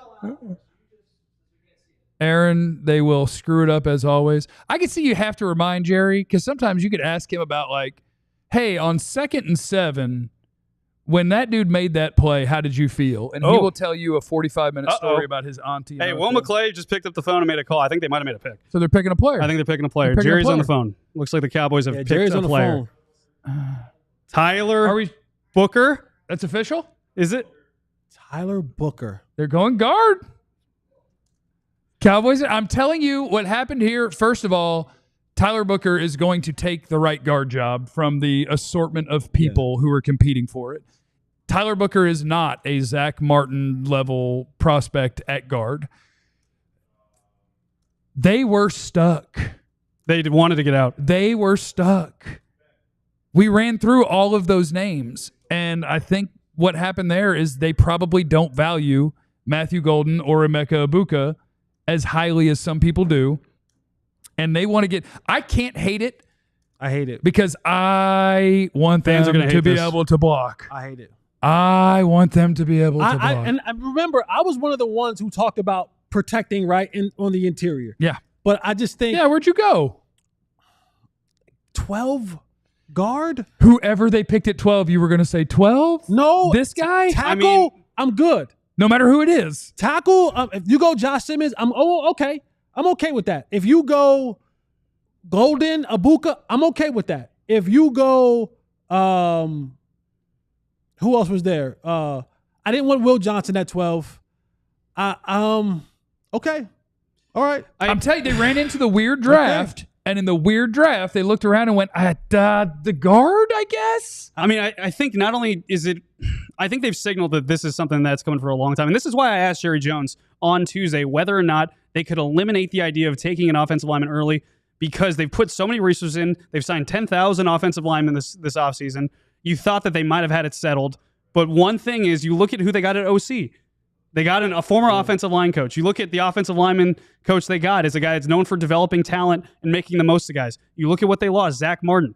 The one thing, I think the Zach Martin, versus Johnny Manziel thing, I think has stuck in the mind of Jerry Jones because it worked out so well with Zach Martin. And I think they're trying to replicate that over and over and over again. And then you saw Tyron Smith retire officially. You saw Zach Martin retire officially. And I think Jerry Jones got in his mind over the last few weeks, if there's a tiebreaker situation, man, this could be the pick for us. And there's Tyler Booker hugging his family, getting ready to come up. I'm mad who the F is Tyler Booker. I'm happy to tell you who Tyler Booker is. And I can tell you that last year I did not like their first-round pick. The year before I did not like their first-round pick. They've had a lot that I have not liked.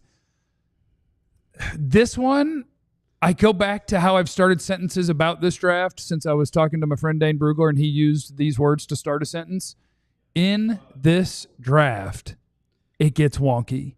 And so I think Tyler Booker is the best, definitively a guard prospect in this draft class. I think he is a 3-year player from a Power 5 school that is really good. It is the one thing that gives me pause is, Jesse, what you're talking about. You're just like, a guard? But if you want to know who Tyler Booker is the dude that's going to line up, and whoever is across from him is going to have a long day. That's what Tyler Booker is. The one thing about him that is a knock is like he is an incredibly big, incredibly strong, long arm, big hand, grip strength, powerful, really good pass protector. Like, I'm giving you the profile of a wonderful offensive lineman. The one thing that he's not great at is the athlete part of it. He's a below average athlete. And that makes it an interesting fit in terms of moving around and how much are you going to ask these guys to do different things. Given what was on the board and the makeup of this draft, I don't dislike it. I do not care how many first-round picks you've already used on the offensive line. I don't care how many resources you have in it.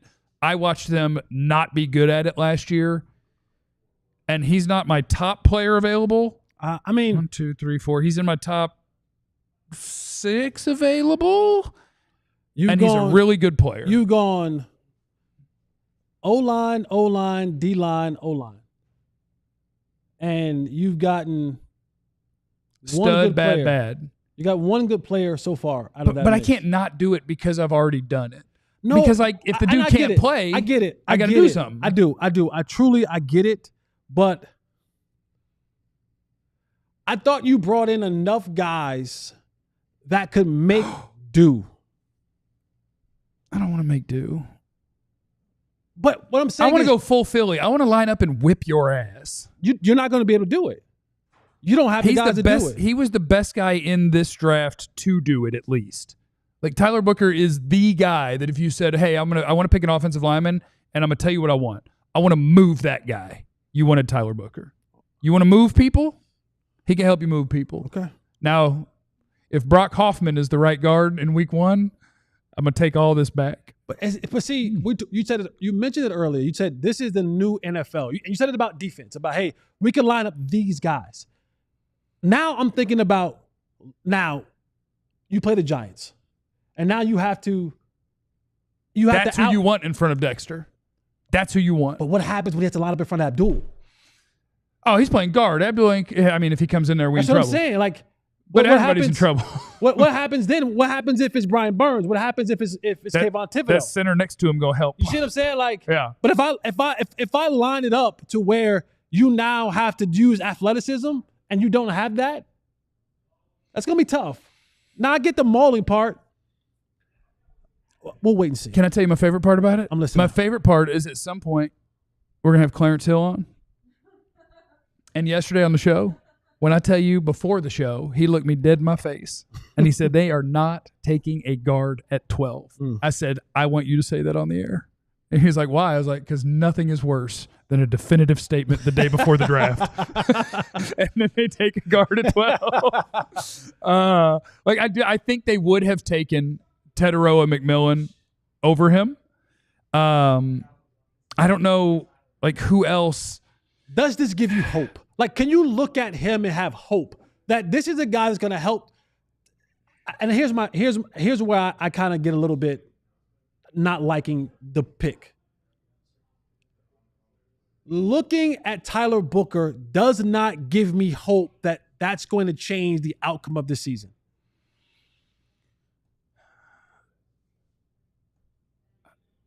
No, well, the problem with that is I think no matter what they had picked or who they had picked, that answer stays the same, doesn't it? Like they weren't a guy away, but if you want to chip away at, look, we want to But I'm talking kick about butt hope. on the line. I'm talking about hope. Are you talking about hope or are you talking about splash I'm and a talking about- sexy I'm pick? talking I'm about- proud of them for not thinking they had to be sexy. They could have taken Matthew Golden and sold jerseys. If they think that Tyler Booker is a better player, then I'm glad they picked him. I don't want to sell jerseys. I want to block people. I want my running back to have a better chance. I want my quarterback to have a better chance. I don't love it because it wasn't my top player, but I don't hate it. I don't hate it. I dislike it a lot. I just think guard at 12. I didn't want Brock Hoffman for 17 weeks. You wouldn't have had Brock Hoffman. You probably would have had Rob Jones. I don't want Rob Jones for 17. I don't want who's Adeniji? Who's the other one they said? I don't want him for 17 weeks. Hakeem. Yeah, no. All of y'all can watch Tyler Booker play. Okay. Like a former top 30 recruit in the country, 3-year college player. Are you putting your name on Tyler Booker? Are you saying this guy's going to be an impactful player for the Cowboys starting this year?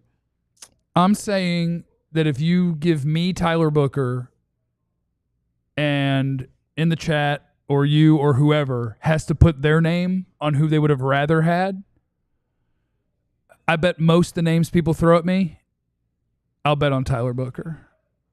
Like, I think there's an element of Ibuka to this pick. Okay. I think Tyler Booker is safe. Okay. I think it is safe that he's going to be better than your hodgepodge of guys at right guard and that he's closer to having a Tyler Smith chance than he is to having a Tyler Guyton chance at how he's going to play NFL football. And I guess I think when you say safe at this pick and you give the Ibuka comp, I get it. And I think this But Ibuka does play a $40 million position, and this guy plays a $20 million position. And maybe because Ibuka, on the surface, it looks like he's helping more. Right? It looks like he gets to touch the ball. He gets to touch the ball, right? He gets to touch the ball. There are tangible numbers that get to be added up and go, well, he had 10 catches, he had 9 catches, he had 8, he had 3 touchdowns, he had 2. You know what I mean? Yeah. When you look at it, you go, well, Tyler Booker, we didn't give up a sack on that side. You know, we opened up some holes on that side. So the numbers, the tangible numbers look sexier. Yeah. The safe sexy, right? Like not the smoking hot 10, but the solid 8 with good credit. And we love credit. We love credit. Because we want to be able to finance things without love getting credit. just We love hammered with interest. We don't want the interest high, right? But like, she's not smoking hot like the 10. She's 7.5 with good credit and a savings account. Yeah, and that's nice. That is nice. No, and to people in the chat, like, I promise you, I have no interest in defending a pick I don't like. You can check my reactions to their picks the last few years. Boy, I just wish we would have better prepared to trade back. Look, if you want a Jerry rant, I got those in every pocket. Like, if you want to rant about how this team is not proactive about trying to do things, I do think that's absolutely a Jerry Jones thing, where it's like, well, you know, they didn't call us quick enough. Well, right, but you want it out. Right. Call somebody. Like, I could see that, but no, I think if I had to give this pick a grade, it's definitely passing. It might be a B. B? It might be a B. Okay. Like, my best player is Jalen Walker, but I don't know how many other guys that were left on the board that I would confidently say I think are going to have a better career than Tyler Booker. Who? Huh? Just guys left on the board? Yeah. Like, confidently? Yeah.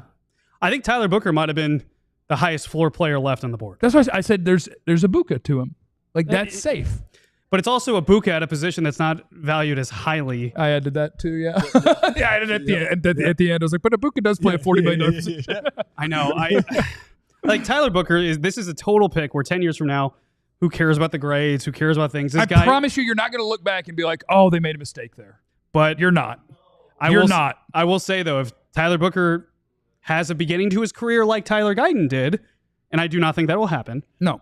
I think they're two different players. I think it'll be way closer to what Tyler Smith did. I agree. But if he struggles out of the gate, there's a lot of pressure on Tyler Booker, I think, to be honest with you. Because you're replacing... I don't think anybody will even notice because we'll be watching the left tackle. Potentially. So it's almost like you're not as bad as the bad. Yeah. Like, it's like... Be better than him. I got to be better than the worst. I mean, that's true. You don't got to be the fastest. You just can't be the slowest, you know? Yeah. I understand the strategy. It's the first thing they've done this offseason that backs up the words they've talked about wanting to run the football. This is the first thing they've done to prove it. And then you think to yourself, who's running the ball again? You're going to find out tomorrow. You might find out. You might find out Saturday. You might find out Saturday. You'll find out tomorrow or Saturday. Let's knock out some supers. No, let's not knock out some supers. Just edit this part out because this is going to be posted as one thing. Let's update. Miami, number 13 pick, took the defensive tackle Kenneth Grant out of Michigan. Extremely, that's higher than I thought he would go. And the tight end Tyler Warren went 14 to Indianapolis. I wonder if Indy was the team they were trying to trade up with. That's me playing a little recky-specky. I think that maybe Indy was the team that they might have. The Cowboys were talking to? I think Chat thinks it was Houston. I think Houston's a logical pick to try and come up, but I think, well, interesting. I think they would have liked Tyler Booker too, frankly. We picked, and if it's Houston, like that might be part of it. Houston wants offensive line help. Yeah, for sure. And if that's who's calling you and talking about coming up there, you're like, well, you want the same guy that we wanted to get with your pick, and you're going to come up this far and take him? Like, well, we're not going to let you do that. They might just sit back and let Josh Simmons fall to him, which would be crazy. Which would be, as long as his knee is in good shape, then he'll be. Does Josh Simmons get past Cincinnati? It's so.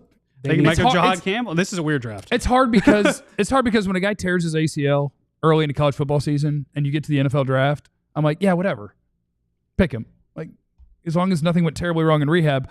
Patella is different, and everyone says that he's gonna be ready for camp and that Josh Simmons is fine. Patella's scary. Patella's a tough one. So for the Cowboys, it is, of course, it's a guy named Tyler. Oh, yeah. It's the third Tyler offensive lineman they've taken in the first round in the last 4 years. We got a lot of Tyler. We're gonna screw this all up. Tyler Booker, Tyler Guyton, Tyler Smith. We're definitely going to screw this up. Okay. Are there any other Tylers that play O-line for the rest of this draft? Probably. We could probably find like one. Cooper Beebe could probably stay, but if they could find a way to get that Terrence Steele money off the books, is there another Tyler that we could find? This is gonna be a hard team with all the Tylering. We should have anticipated this more. Or I frankly didn't think from a value perspective that they would go guard at 12. But to your point, when you start thinking about everything they said, now every time the draft happens, pick I goes told in. you when I was listening to Jerry, like that was not scripted in the pre. You can tell I was with you. I know. Okay. I'm just saying you can tell the difference when Jerry is talking of what is just coming out because he's just going, Right. and what is I came here to say this. Right. 100%. When he was talking about that offensive line, he meant it. Like, that was a dude that was saying our problem last year wasn't the backs. And we've had a lot of success with DeMarco Murray and when they had the guys who could block. Yeah. Like that, and that was not an accident. That's why I told people right then, I was like, do not write off. They could take somebody who's blocking. So I asked him that question, and I thought the funny part about it better be funny, was he kind of went and rambled for a little bit, right? After he was talking about it, he was talking about that stuff. While he was doing it, he was looking over, actually towards Clarence's way. But then right after, at the end of it, he looked like back at me, and he said, I'm going to be adamant now with you. I am not going to eliminate taking that position early in the draft. And I thought, like, oh, man, he is going. I was looking to follow up and be like, so you're going to eliminate it? Because that was my question. And he's like, no, we are not eliminating it. So the fact that he was so adamant, to your point, that wasn't a script thing. He was ready to roll. Yeah, and that is somebody that's going to help your football. Oh, let's bring in a friend. I want to welcome in the great Ben Rogers of the Ben and Skin Show on 97.1 and of Rollertown Beer Works and of many other things. So good. What's up, Ben Rogers? Guys, coverage is incredible. You look great. I Thank feel underdressed. And Jesse, I thank you for knowing I was talking directly to you. I appreciate that. Are you dogging under the t-shirt right now? Dogging? Yeah, dogging. yeah. Do you have anything underneath? Oh yeah, I got an undershirt underneath a tee. My boy. That's what I'm saying. You're my boy. No. That's my boy, Ben. Yes, there we yes. go, baby. Thank you. Rolling Town, USA, baby. We used to be a proper country. Yeah. What do you think, Ben? Are you happy that we're going to block people better? Well, I just it's funny, Kavanaugh. It better be funny. You mentioned that somebody might think that you would say it was a pick that you liked, even if you didn't like it. I'm like, do you not see this guy's whole career? Like, you don't say that. And so, honestly, when it comes to guys on the offensive line and things like that, the only people who would know if he's a good pick or not are people that looked at film. And so I always listen to hear what you guys say. And so the fact that you kind of like this pick, I'm okay with it. My son goes to Alabama. I reached out to him immediately. I'm like, tell me about this guy. He's like, oh, he's an incredible locker room guy. He's a leader. People love him, like phenomenal human being. So all that's good. And anytime I doubt an offensive lineman, I doubted the Tyler Smith pick. I was making graphics, making fun of the pick. I was like, oh, my God, this is an embarrassment for the team. He's been great. I wanted Johnny Manziel. I was on the radio going, Zach Martin, are you serious? What are you doing? That's boring. So I'm not going to overreact to that. But let's not forget that this is a trash organization. This has been a dumpster fire for a long time. And we were really zeroing in on that. And then Luka got traded, and we suddenly forgot that they gave the head coaching position to the guy whose office was closest to McCarthy's empty office. They're like, walked out in the hall. They go, this cubicle's next to McCarthy. Let him have the job. Like, this has been a complete garbage show for a while. I'll try not to cuss, but appreciate that. The reality is, and I know, Kavanaugh, you're on this page. You win on draft night when you tank when your season is lost. Team Tank was let down. This team won 4 out of 5 games down the stretch of the season. Fair point. To protect the culture of Mike McCarthy, who's going to be gone, and further develop the Ravens' backup 31-year-old quarterback, Cooper Rush. All you had to do was put in Trey Lance, and it would have made it easier to lose games. They didn't do that. They gave up a 4th for Lance. They gave up a 4th for Mingo. This team doesn't value the draft. That's an example of that. They don't supplement via quality free agents. So this has been a dumpster fire. If anything, I wanted the exciting pick. I wanted the exciting player, but he just wasn't on the board because they didn't tank good enough. So, Ben, when you think about from a fan's perspective, look at the Cowboys, and I know this is just night one, and we have to build this thing up over the next couple of nights to get a team to get ready to go to training camp, to get ready to go to the season. But as a fan, where you sit today, do you feel let down, or is there some hope that you can pull from this and say, you know what, I may be able to still be on that train come September so that we can get this guy, we get this team back to where I want it? Emotional fans want skill position players. Smart football people take the guys in the trenches. I want that. No one goes out in their front yard with a Nerf football and says, all right, I'm going to pretend to be the center. Everyone wants to be a quarterback or a wide receiver or a running back. Those are the things that are exciting. But I honestly feel like games are won or lost by how good your offensive and defensive line are. And if you have a great offensive line, you can have an average running back. You know, if you have, you know what I'm saying? And so if you guys who break down film tell me that this guy is a legit guard, then it definitely helps the cause. It's just not sexy. And we can't be distracted and forget that this thing has been on fire for so long. So I don't know that they could have done much here at the 12th pick with who was left to satisfy the fans. Katya, can I get this super chat pulled up? Because Tyler dropped a hammer in the super chat. Yeah! Tyler. Hey, if Jerry wants other Tyler on the O-line, I'll do it for half price. I lived in Light Farms with Big Ben. Greatest coverage, gents. All right, go ahead, Joe. Take it away. Ben, one thing I've kind of thought about throughout this draft process was early on, it was like, hey, to your point, if you tank, you might get Travis Hunter. And then it's like, okay, you didn't tank. Well, hey, Ashton Jeanty will be there at 12. I don't know. Maybe you'll have a chance to get him. He went a lot earlier. Oh, what about Tedero McMillan? A lot of exciting guys that they probably could have had if they didn't actually win games down the stretch. I just think, how hard is it for Cowboy fans that maybe put some hope in, oh, we'll have Ashton Jeanty, we'll have Travis Hunter, we'll have Tedero McMillan, and then draft day comes and it's the third Tyler offensive lineman in 4 years. Man, again, you get on Twitter when the Cowboys are winning those games and you talk about how they blew an opportunity to tank, and people get on their high horse. You can't do that. You can't ask the players and the coaches to tank. I know. I'm not asking the players and the coaches to tank. Players are trying to get their next contract in a cold-blooded business. Coaches are trying to get their next job. I get it. But the owner, who's going to interfere in all these other areas, that's when we need you to interfere. You go to the coach and you say, look, I don't want to win these games. And if the coach is like, I'm sorry, I have to win, I don't have a contract, that's another issue. But if you put in Trey Lance, I think you lose 3 of those 4 games that they won down the stretch with Cooper Rush that were meaningless games that didn't matter at all. I mean, I think they got beat by the Texans. They got pummeled. And then I think they were 3-7. And there was 5 teams in the league that had 2 losses. So they were close to the bottom. And they went out and won 4 out of 5 after that. And it's like they had 18 guys on the injury report at that time. They lost 3 offensive linemen in their next game. That was the perfect time to say, have at it, Trey Lance. And then you go to the coaches, you're like, anybody who's hurt at all, bench them. We're trying to lose these games. And then guess what? On draft night, you may have such good draft capital that you can draft a superstar, a can't-miss guy, or you could trade back and get other picks to make up for your terrible trades where you give up 4th-round picks for nothing. Yeah, that'll happen to you.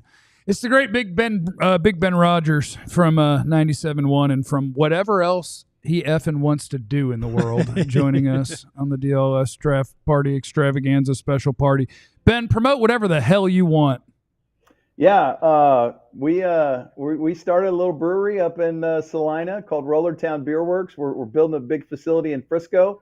Dirk Nowitzki, Travis Frederick, and Michael Young are partners in the brewery, and we got a beer called the Big German that honors Dirk, and we're trying to grow that thing, and we're still kicking it in radio. Our show's on 3 to 6 on 97.1 The Eagle, and we got KT, Christina, and Jeff Skin Wade, and we're having fun every weekday. So appreciate the plug opportunity. You guys are doing a great job, and I love you guys. Have fun the rest of the way. I'll be watching. Can we get some free hats?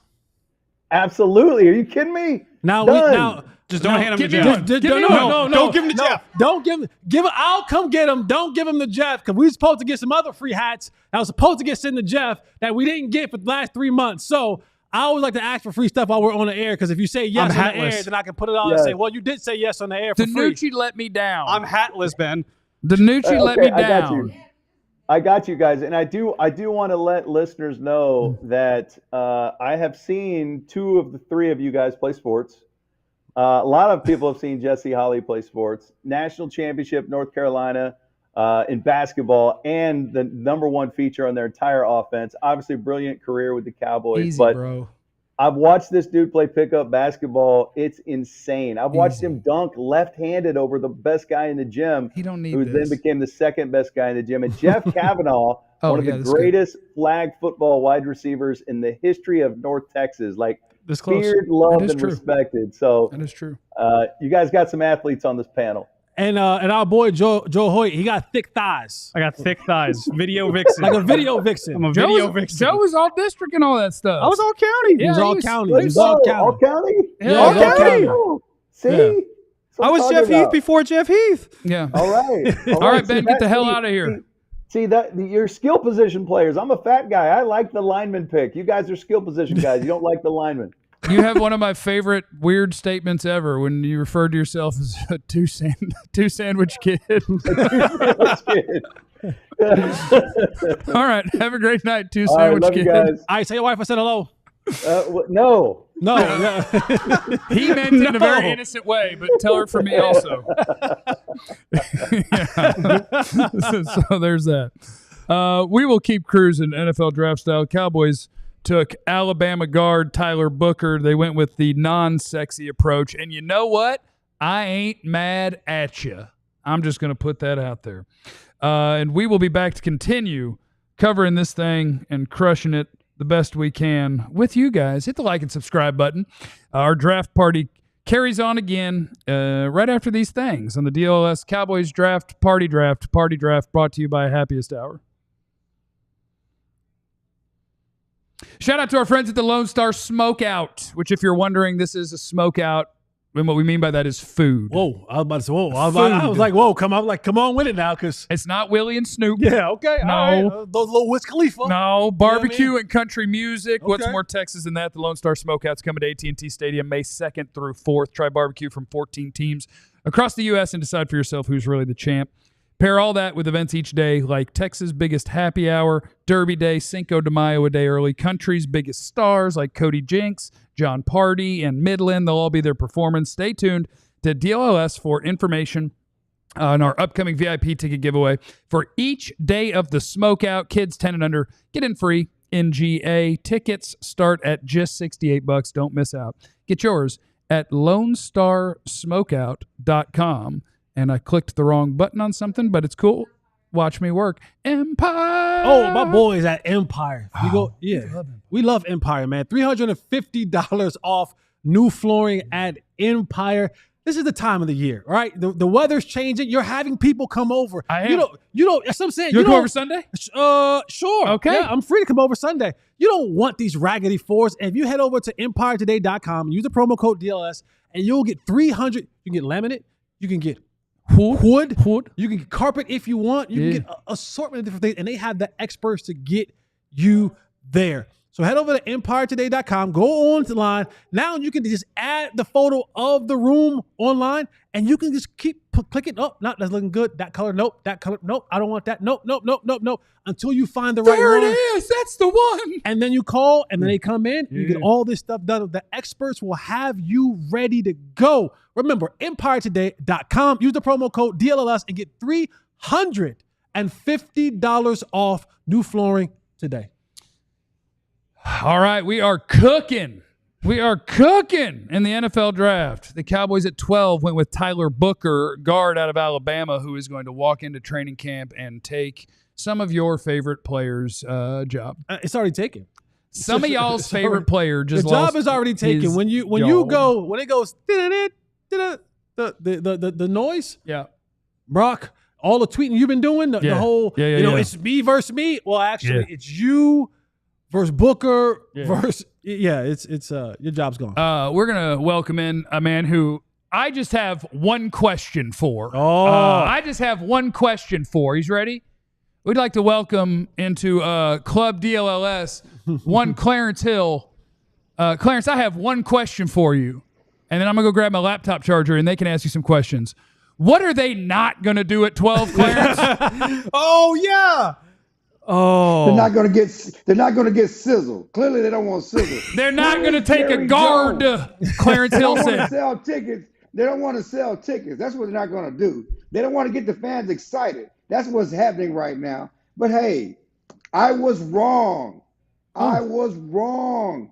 Like the Fonz say, I was wrong. I apologize. I was wrong. Are you happy? I'll fall on the sword. They took a guard and they say they're happy. It's okay. One thing of note, and you guys can talk about this. Clearly, this is in keeping with where Shotty wanted to build the trenches, even though he told me at the combine and the owners meeting, when I'm looking to build a team and looking for the 12th pick, I want to build outside in. I want the guys that go one-on-one. Interior linemen don't go to one-on-one. He talked about tackle. He talked about receiver. He talked about cornerback. He's not mentioned interior linemen, so I base my information on things they tell me. He's squirming. But He's taking accountability. one thing that a Cowboy employee told me, we're excited to see Booker going against Jalen Carter. So they're building a team to face the defending Super Bowl champions. It's a pretty good quote. Tell Jalen Carter to come get some. Tell Sexy Dexy to come get some. To defeat the Eagles. You get by the Eagles, you can win the Super Bowl. They're building a team to offset the dominance of the Philadelphia Eagles. So there you go. I give you some information with it, baby. I was wrong. Okay. But that's their philosophy. Okay. I'm just glad you got my information yesterday, which was I wouldn't write off offensive line at 12. Was this, when you think about this pick, Clarence, was this, I mean, I know that you were defending them on the show the other day, talking about they're not picking, but was this more of a coach's pick? Was this something that Jerry and staff had their eyes on early on? How did this thing begin to develop with them going with an offensive lineman at guard? I think it's just like anything. Yeah, guard, not offensive lineman, because tackle is a different conversation. But I think it's like anything. I mean, we're talking about a traditional guard. And I was like, you're talking about a traditional non-athletic guard.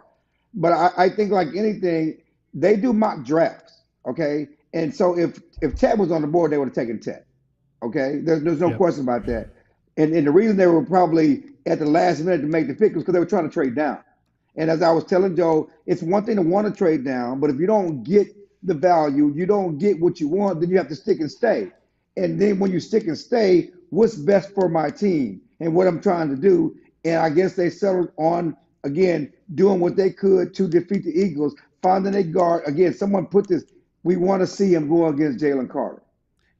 So and it's interesting because they spent a lot of resources, not of money, by building the guard position, focus on the guard position. You see what they did in free agency with Sadiq Charles and Robert Jones, and certainly we know with Brock Hoffman and the ankle biter and TJ Bass, and we like those guys. We like the competition, but they went and did an upgrade. Okay, we like those guys, like the competition, but these guys should be able to plug and play, walk in, play day one. Let's not do that dumb stuff they did last year. He should be in the starting lineup at the start of minicamp, OTA. Don't do what you did with Guyton, and he has to earn it. And put him out there and let the man play. We know those guys who are on the team aren't that good. That's why they're signing one-year deals. That's why you drafted over them.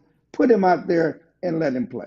So now you're talking about the competition will go to the tackles, because we've already said that Tyler Smith, day one, he has a job. And now Cooper Beebe, I don't think they want to move him from that center spot. And your first round pick at number 12 is going to be your starting right guard. So now all the offensive linemen that they brought in, your Rob Jones of the world, your Hakeem Adeniji, was it Adeniji? Are we talking about now the competition is just going to be at the tackle position? No, most of those guys are swing tackle. Let's be honest about that. Adeniji started to guard in the Super Bowl for the Bengals, but he's played some right tackle more than left tackle. But they're swing tackle options. They're depth options. You're hoping that Tyler Guyton can handle the job. Chill. I'm not trying to bury your take about them not taking a guard at 12 anymore, tear him up a little bit. When you start to, when picks happen, then you start to look in hindsight. Should we have maybe expected this all along? Hearing them talk about the run, when you look at the OC hire they made, should we have maybe been a little bit on the idea that O-line was a big play at 12? Man, again, it wasn't that they didn't need help there. Yeah. It's what they did in free agency, because they did try to address the guard position, even though they did in the bargain basement. It's what Shotty said about building from outside in for that one pick, the 12th pick. But again, it's also about who was it. If Ted was there, they're taking Ted. Yep. Okay, come on, let's be honest about that. If they got the trade down that they hoped to get, and they would really want to trade down, they would have done that. They probably wouldn't be going this direction. But when you stick and stay and you don't have the trade down, clearly they valued the guard over Matthew Golden. And then Jalen Walker, Jeff, I don't know, Jalen Walker had me excited. He's still there. He was there when they picked and they passed him by. Tyler Warren was there. It's shocking that I'm sorry, I can't take Loveland over Warren. The Bears. Somebody did that earlier, but whatever. But I mean, 4 Michigan guys in the first 15 picks. Did you watch them play last year? But I mean, that's why it's the draft. It's a wild card. It's whatever else. Certainly, it's not a shot they took offensive lineman. It's not a shot. I guess at the end of the day, that they took a guard because they did want to build the trenches. They do want to build a running game. We talked about being a physical team, but it's also because of who was there in the situation. You have to understand the scenarios. Yes, Jerry said we're not ruling it out. You're right. He won't rule it out. But if Tet was there, they're taking Tet. I agree. If they could have got a trade down, they're doing that and not taking Booker. But with those options off the table, they took Booker. They took the guard. Yes, he took that. He did that. I was freaking wrong. Jill, quick question. It looks like they definitely had a discussion, though, about potentially trading down. Steven hopped on the phone. Do you think that they got a trade down offer, just didn't like it? We'll have a conversation with them. I'm sure at the end of the day, they were talking about it, and ultimately they don't do it because they didn't like it or didn't go through. I mean, you're not reaching there. But again, that's what I've talked about. It's not just about trading down. They're not going to take lesser value. They're not going to let us say they got hosed on a pick. Okay, they're not going to let us talk about them making a bad deal. And so it has to be the right deal to make the move. But yes, that's what they wanted. Thanks, Clarence. We got a boogie. We appreciate you, my friend. Appreciate you guys. To the super chat that just came in that said name an offensive lineman that won the Super Bowl. The best offensive line in the league just won the Super Bowl, and they won it by 1,000,000 points.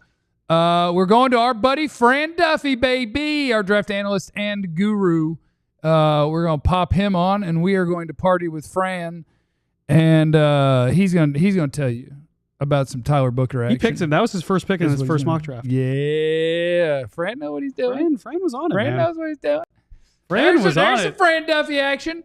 The Cowboys took Tyler Booker, and I'll be honest with you, I think a lot of Cowboy fans were so locked in on the idea of Teteroa McMillan or maybe Matthew Golden, whatever, a receiver or some sort of excitement. And I'll be honest with you, majority of our chat seemed to not like the pick. Tyler Booker at 12, your thoughts?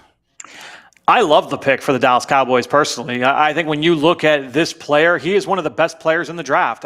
He finished in the top 12, top 13 on my big board that went up on Wednesday night. I think when you're looking at Booker, what stands out most is his physicality, his power in the run game.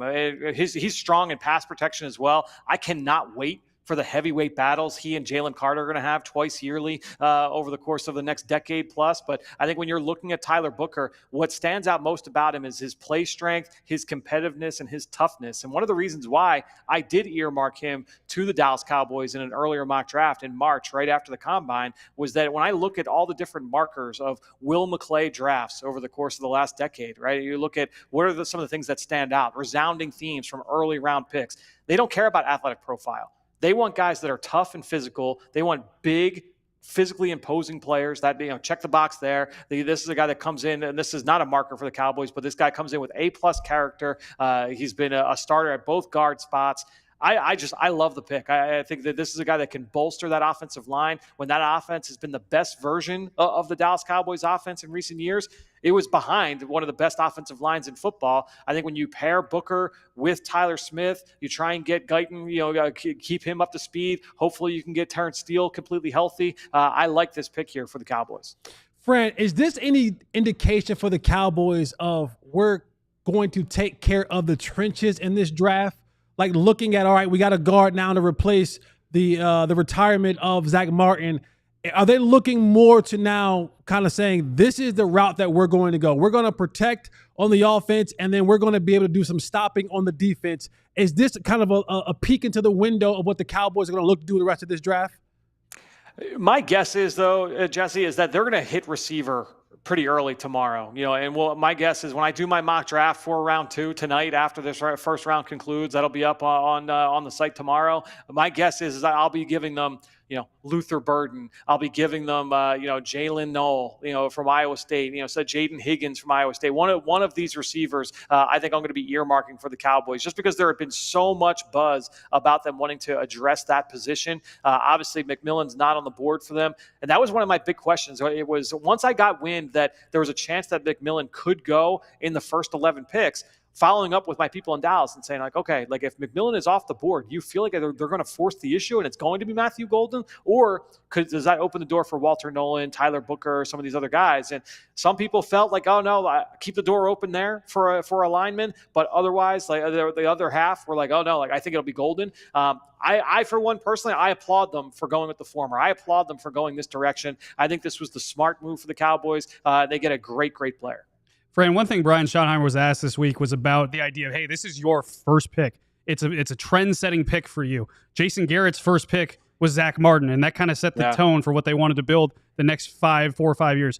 In a weird draft, should we have maybe perceived the idea that Brian Schottenheimer not only would want to set the tone, quote-unquote, with what his pick would be and run the ball, but also he couldn't mess this up, and in a weird draft that this might be a high floor pick and you can't mess up? It's a good point. I think that you certainly can look at it that way. I would look at it a way as well. Brian Schottenheimer has been known for his ability to scheme up the run game over the course of his career, and this is where Tyler Booker is really going to impact that. What he can do at the point of attack. And I also just reflect on Brian Schottenheimer in that opening presser. That all 90 minutes of that opening press conference. One of the things that I took away from that, and I have it written down here. I was looking through my notes before I jumped on with you guys, where there are some certain nuggets that you can kind of take away. And this is a quote from Brian Schottenheimer from Schotty in that opening presser. We are looking for world-class competitors, guys that want to compete every single day to be the best versions of themselves. We're looking for people with relentless work ethic. This business has never been about X's and O's. It's about people that want this game. If you don't love this game, then you are probably in the wrong line of business. And honestly, that describes Tyler Booker to a T. When you talk to people at Alabama, they rave about Tyler Booker, the professional, Tyler Booker, the person, Tyler Booker, the character. I think that, again, you're checking all of those boxes there with that pick at 12 overall. Thank you, Fran. Our new offensive line is about to steamroll that team that you cover. I'm just going to let you know. You guys fell behind in the new Die Hard sales. We don't got to talk about that. Oh, did we? I haven't seen the updated numbers. Fake news. I haven't seen the updated numbers. Have a great day, Fran. That's fake news. Bye, you guys. We'll talk tomorrow. Fake news. Great day, Fran. What a great time to tell you to go to alldlls.com/diehard because if that's true, we got to catch back up. Look, now that we're going to be road grading on that offensive line, you got Tyler Smith, Cooper Beebe, and Tyler Booker all next to each other. It's time to steamroll Philadelphia as well with the Die Hard signups, okay? You still got the draft offer, $36 for an entire year. That's a free T-shirt when you sign up. That's about a $36 deal right there, okay? Absolutely. And then you get discounts on the merch. You get access to our Discord. You get all the different things, access to all the premium content. It's an incredible deal, and we need you to do it today. alldlls.com/diehard or use the QR code that's on your screen. Okay, hit the like button. Make sure that you're subscribed. Tyler Booker to the Cowboys, and I do agree. I think tomorrow, not that you're going to necessarily just chase need, but if a player is near the top of their board that plays wide receiver tomorrow when they hit the clock, I think that would be the way they want to go. Outside of Luther Burden, if he's the fact that he said the name Luther Burden, I'm like, please NFL, let him get to 44. If he gets to 44. But outside of Luther Burden, any other receiver that any one of you guys looked at or talked about, are they that much better and further from the guys that the Cowboys currently have as the number 2 or 3 wide receiver on the roster? I do think that's the hard part. I got one that I like. I think TCU's Jack Besh would be fantastic, and I think that actually is a good compliment to CeeDee Lamb. I think – what's that? I do think that Tet McMillan was the big receiver that everybody liked in this draft. I thought there was 2 of them. Jaden Higgins at Iowa is also a 6'4", 215, 220-pound guy. What's that? Iowa State? Yeah, Iowa State. Did I say Ohio? Iowa. That's just Iowa State, Jaden Higgins. He is – you didn't get Tetairoa McMillan, but you wanted that profile. Cool. There's one more. Okay. And to me, that's him. Good athlete, catches everything outside the frame, not a great separator. Kind of the same deal. I think McMillan might have a little more to the fluidity after the catch, but I do think if you want the big receiver, know the name Jaden Higgins if he makes it to 44 tomorrow, because we might get to a point where this thing is going to go bang, bang, bang, bang with wide receivers. Mm-hmm. At some point. That could absolutely happen.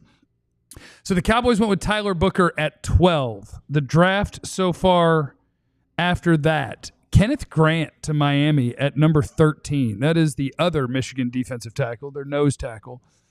Tyler Warren to the Colts at number 14, the Penn State tight end. The Atlanta Falcons take Jalen Walker, the linebacker out of Georgia. Oof. Walter Nolan to the Arizona Cardinals at 16. Cincinnati Bengals, Shamar Stewart out of Texas A&M, and the Seattle Seahawks, Gray Zabel from North Dakota State, who is a tackle at North Dakota State, who's probably going to be an interior player in the NFL. And now you're caught up on the draft so far. Oh, I liked Jalen Walker. And here is the big board from our own Fran Duffy. And now it gets into the fun part for me is watching as the names disappear off the big board. Is there anybody in your own rankings that stands out as you're making your way to the second round where you can start cheerleading? Yeah. Let me see how far Malachi Starks makes it in this draft. Let me see how far the Georgia safety Malachi Starks. Nick Emenwari, huh? What if Will Johnson's there at 44? I know. You take him in a heartbeat. That's what I'm saying. I'll just tell you this real quick without going on record. This isn't on the record. This is just Recky Speck. He might have a little bit of a toe thing. People are worried about his little toe thing. But yeah. If you make it to 44, come on. What about Savon Revel? 44. Not for me. Not for you? Are you out on him? My guy's gone. He's not for me. Oh, here we go. Time to console Jesse. No. No. There it is. No. It's a Tampa Bay, which. But Baker going to wear him out. Him, Evans, and Godwin? Did Godwin went back, right? Oh, yeah, Jalen. Don't forget Jalen McMillan. We have a friend that's going to join us. So sad. I'd like to welcome into the party one of my dearest friends on planet Earth, handsome man with a good head of hair, and soon to have a wife. Look at that engaged man. And he's got a dog now named Mozzarella Stick. Hi, Dave Helman from Fox Sports. Hi, Jeff Kavanaugh. Thanks for the the biographical update. I appreciate that. I just ramble. I ramble when I'm like until I see the face on the screen. Hey, I'm just making words. You're filling a lot of airspace. That's how it goes. I get it. Yeah, that's it. Nice boring pick for the Cowboys. A boring and safe pick at a non-premium position. Instant reaction from Dave Helman. I'm cool with it. I was trying to express that on Twitter earlier. I know that this night of all nights, you're not allowed to have a lukewarm take, but I'm just kind of like, yeah, that's fine. It's not what I would have preferred. Obviously, I think everybody would have been happy with Tet McMillan there. Depending on how you like Matthew Golden, you're probably screaming for him. Golden's like only 1 year of production kind of scared me. Like if I was a little more in love with if I was a little more in love with him, I would have gone for it. But if they prefer offensive line, you got a 32-year-old quarterback who's not as mobile as he used to be. I get the logic. It's boring. It's safe. I understand that it's a position that has a lower ceiling than others. So I'm not here saying I love it, but I can't work up anger about this decision. I think it's fine. Dave, when you talk about, not that you don't hate it, you don't love it, it's safe, you're just like, where does that put the Cowboys though? Like, does it put the Cowboys in a space of serious contention, right? Because that's what we talk about the drought. When they talk about the drought and how it's not that long and talk about what the 90s were, like, does this pick get us out of the rut of the drought? You read my mind, Jesse, and here's the thing. The pick should make you mad if you're still hanging on to the hope that the Cowboys are going to get where they're trying to go doing it this way. If you're sitting there thinking one great draft class is going to turn it around and we'll be juggernauts again, and it doesn't matter that we don't spend money in free agency, and it doesn't matter that we don't try to get creative. If you're still clinging to that hope, I get why you're pissed off. I'm over here in a more realistic territory saying, yeah, well, this is as good as you could hope for when the Cowboys pin all their hopes and dreams on the draft. You got too many holes to fill. You got too much stuff to do to think that 2 or 3 draft picks are going to do it all. So I said right after the pick, if I were the Cowboys and I have now committed to O-line, I would be burning up the phone lines looking for trade partners for a wide receiver too. I heard Jeff talking about Higgins and all these receivers that might be available Friday. Screw that. If I were the Cowboys, I'd be calling about George Pickens. I'd be calling about Cortland Sutton. I'd be calling about anybody that could be an instant upgrade to my receiver core. Do I expect the Cowboys to actually do that? Absolutely not. So they're going to draft a receiver in the top 100 who's going to finish with 600 yards this year, and they'll be pretty good, but they're not going to take a step forward. And I guess I'm just resigned to that fact, and maybe that's why I'm not, angry about this, because I'm operating in a world where this is how they're going to do it, and this is what you're going to get. If you're expecting this to help them break out of the rut, I don't know why you still are thinking that way, but no, I don't think that's going to happen. Dave, I'm still learning the beat. Just, this is going to be year 3 coming up. But I think last year I was so confident they would take a running back. Instead, they had secret meetings with Zeke and signed him. This year, I was confident they were going to take a running back, but I've heard that's been kind of cooling off. Is there a chance that in conjunction with what they said about, hey, it's the offensive line, not the running back. You saw what DeMarco Murray did. Then maybe we should pump the brakes on them taking a running back at all in this draft?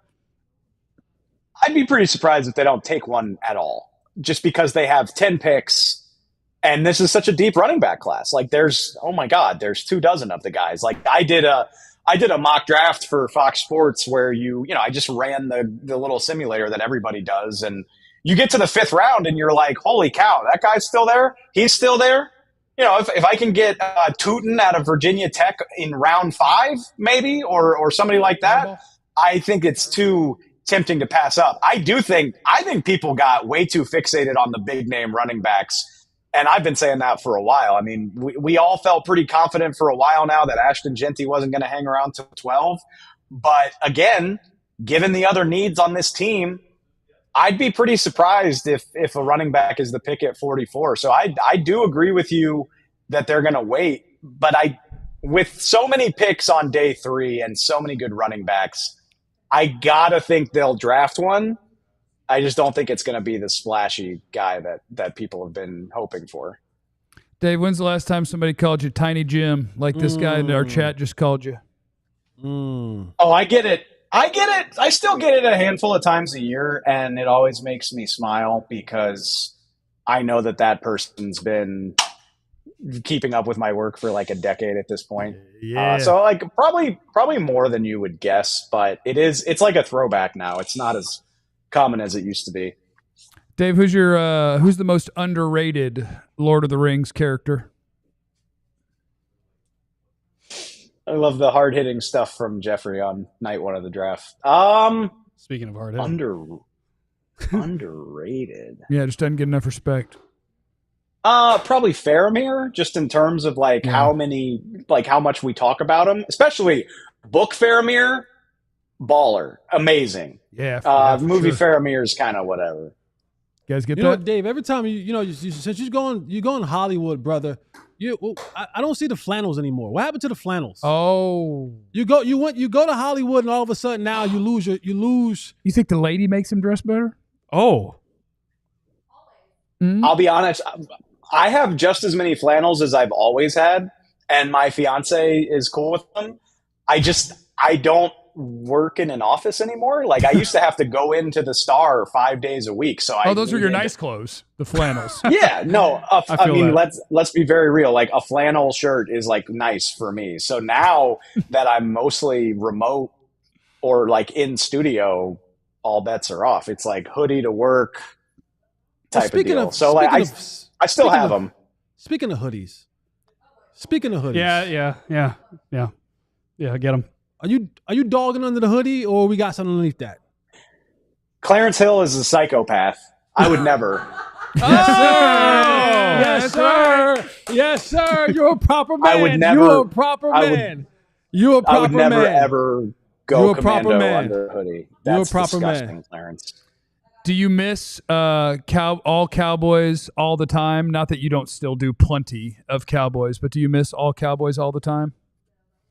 I in a way, I miss the camaraderie. I mean, I miss all of y'all. I miss being part of the community a little bit more, and I miss like being in the mud, you know. But I will say I don't miss having to drop what I'm doing because Sadiq Charles signed a free agent deal. Hey, we skipped that one. We didn't do an emergency pod for him. No, let that go. Okay. When Sadiq Charles signs, I can just be like, oh, good for him, and carry on with my day. Like, that's nice. That's nice. Best coworker that you work with here in Dallas. Jesse. Ooh. That's, Dave, I'll let you off the hook. that's- Say it's him. We were better friends. The irony is like Jeff and I really didn't really work together. We didn't work together. The draft show. You get the draft show. I bet you and I did more Cover 4 episodes than Jeff and I did draft shows together, if I had to guess. Just because we did Cover 4 a lot more, probably. Jesse, better coworker, but I mean Jeff. All of Jeff and I's best times happened off microphone away. That's from, fair. I respect the camera, that. So I respect that. Yeah, it's facts. Dave, I love you. Miss you. Have a great night, and thanks for joining us.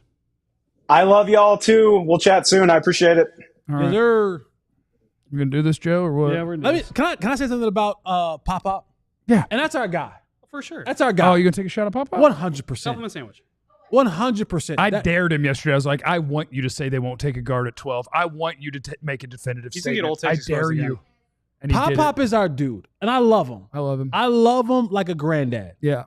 Okay?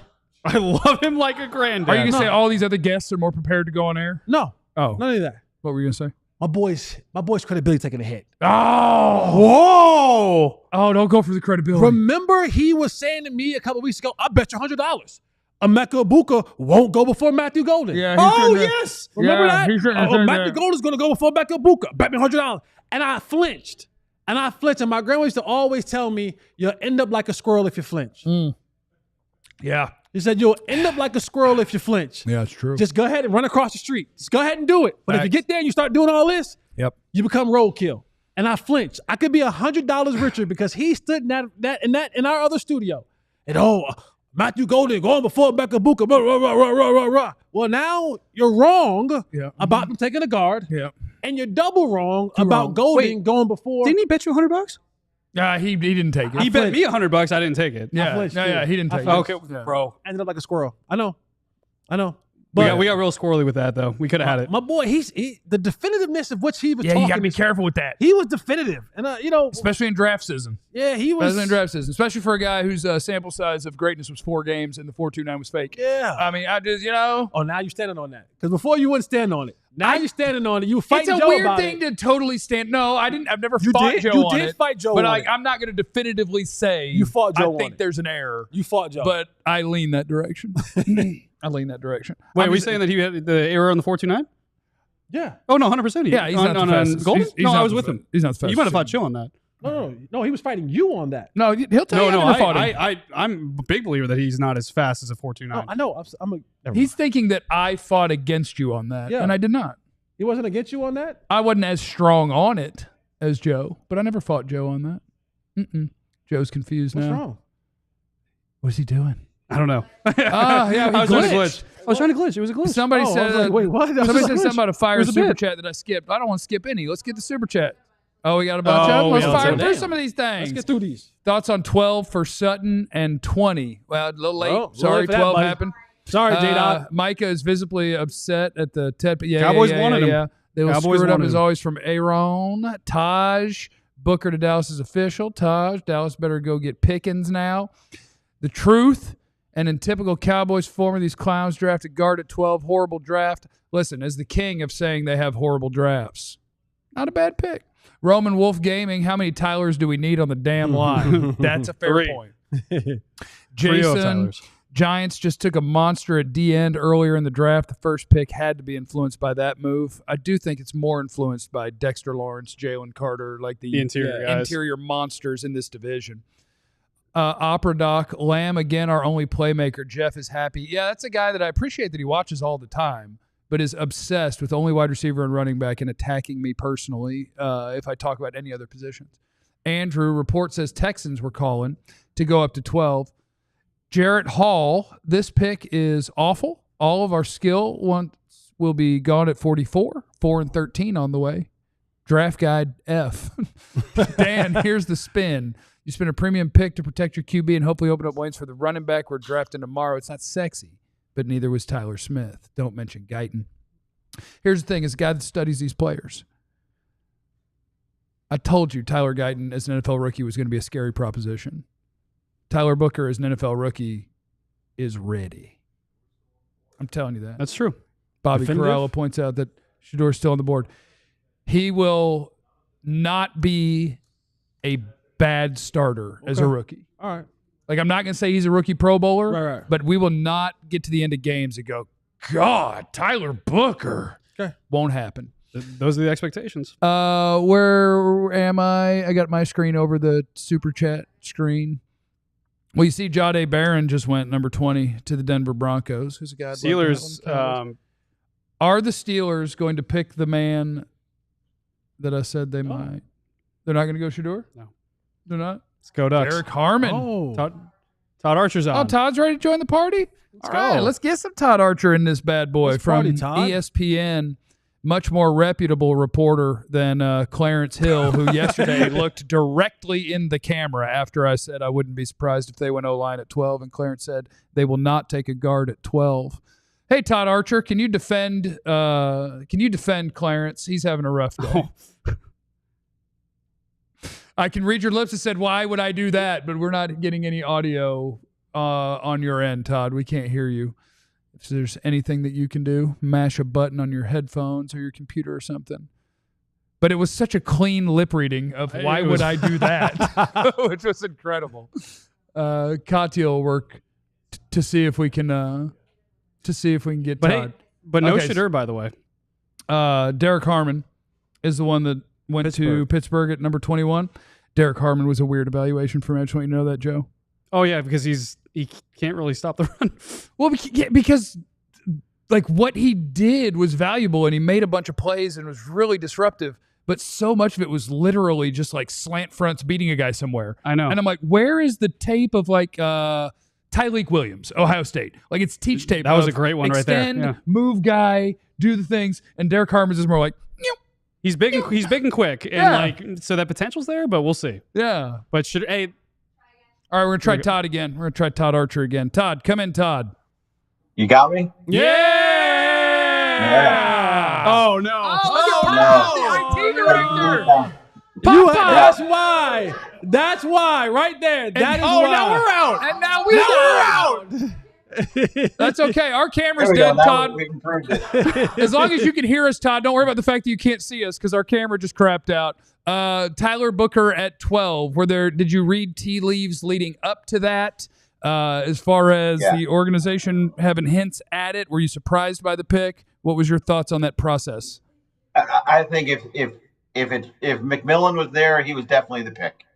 And I think Booker was their second choice, provided they couldn't trade down. And when the Houston thing didn't work, they stood and got with one of their best guys. Last week, I was talking to somebody in here and said, he's a plug-and-play starter. He's a boring pick, but he's a guy who's going to be a good player for a long time. Maybe it's a little rich at 12. It's the highest offensive lineman, right, that they've taken since Tyron in 2011. Zach went 14th, right? I think 16, I think. Okay, well, whatever it was. But just got off the phone with Booker, and he was asked, what would you say to the critics of this pick? And he said, I tell them to turn on the tape. I dominated the SEC for 3 years. Yeah. SEC, Jesse? No, I like it. Not in a big school. No, I like it. I like the confidence. But Todd, when you think about for the Cowboys, now you look at Tyler Smith is locked in there. They're probably going to stay at center with Cooper Beebe, and now you have Tyler Booker at right guard. Are we talking about now the competition and maybe jobs being up for grabs at those two tackle spots with Tyler Guyton and Terrence Steele? They like Terrence Steele more than any of us. So I don't think that job is up for grabs. I think it's up to Tyler Guyton to win that job and put any doubt away if he wants to be the left tackle. If he's not the left tackle, I don't know who the left tackle is. I don't think they will move Tyler Smith. And there's no one else on the roster. There's not even as far as we know right now, there's not even a Chuma Adoga. So there's a lot of questions. I don't think they make Awesome Richards the left tackle. Maybe he's a swing tackle and you get by in the game. But I get why people are a little don't like the pick as much, because we spend all this time talking about a wide receiver and helping Dak and bringing juice to the passing game and all that. I get all that. But if you look at their process and how they go about it, Jerry said it the other day, they're one of the better drafting teams in the league. They really are. And they've earned a little bit of benefit of the doubt, especially on the offensive line when you look at Tyron Smith, Travis Frederick, Zach Martin, Tyler Smith. Guyton, still a lot of questions. I got you. But those other 4 guys are pretty darn good. Todd, we heard on Tuesday, Stephen Jones, Jerry Jones, Schottenheimer all talk about the idea of, hey, when we had a strong offensive line, that's what helped our running game. That was not the problem last year, was the offensive line.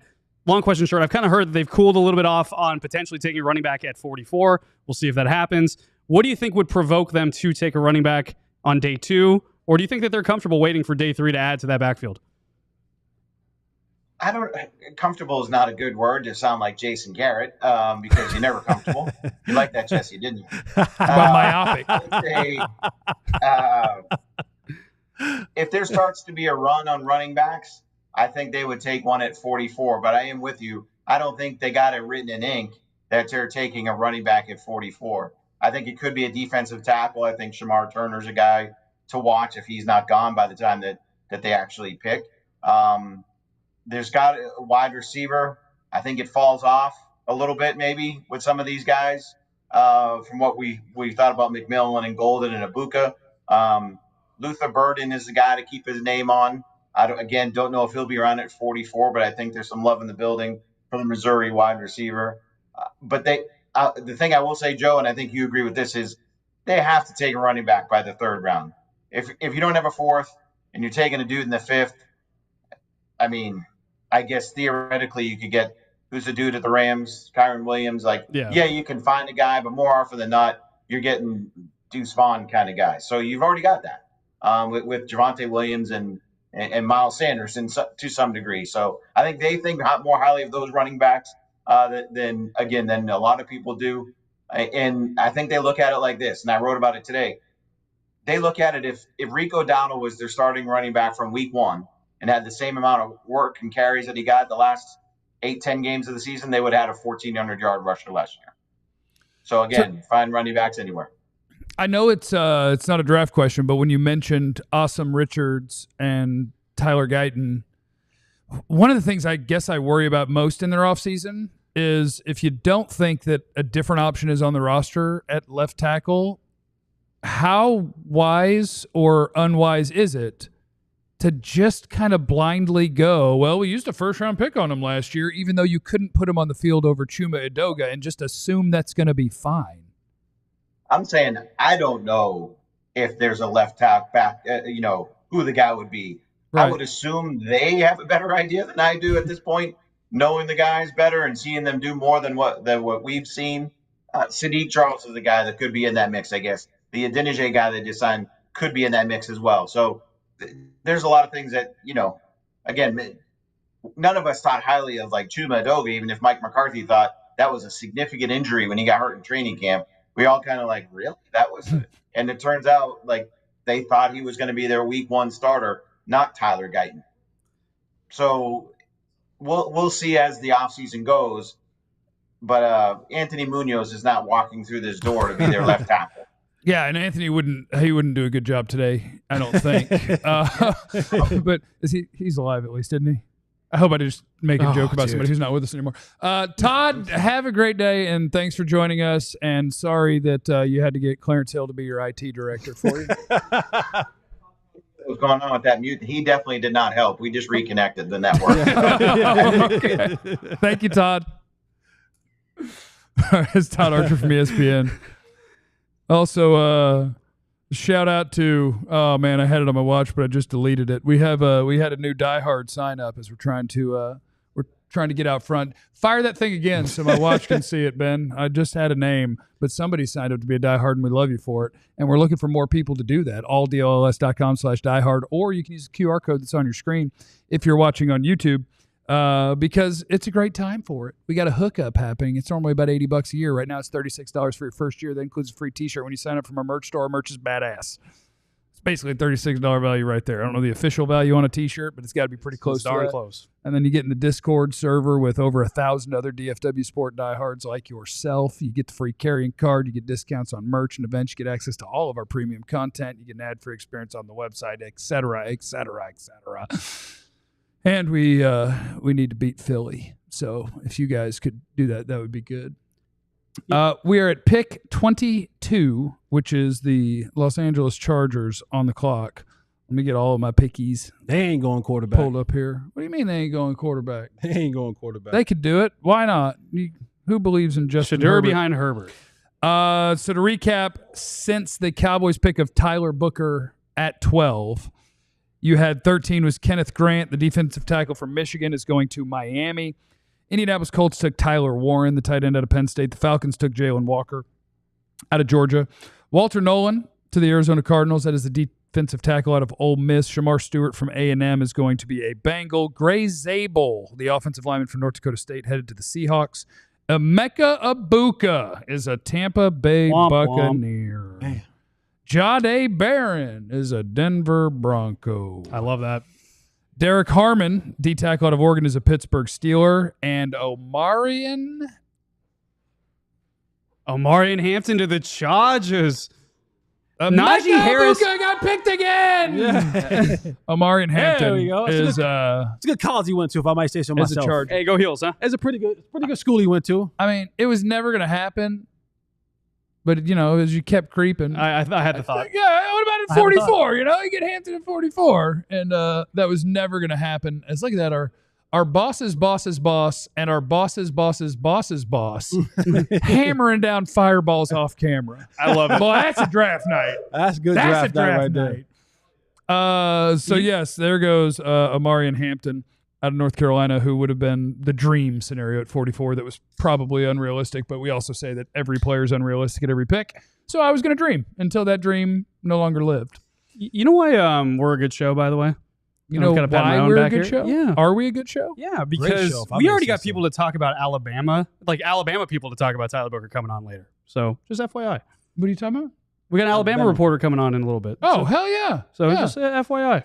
Do you think that, or how much do you think, Jesse, that it factors in when you hear the, because I had definitely heard about Emeka Ibuka and Jalen Walker were the two guys in this draft I had heard the most, where it's like A+ interview, leader, all that. And now with Tyler Booker, you're getting those exact same words. How much do you think that plays with coaching staff, scouts, et cetera, et cetera?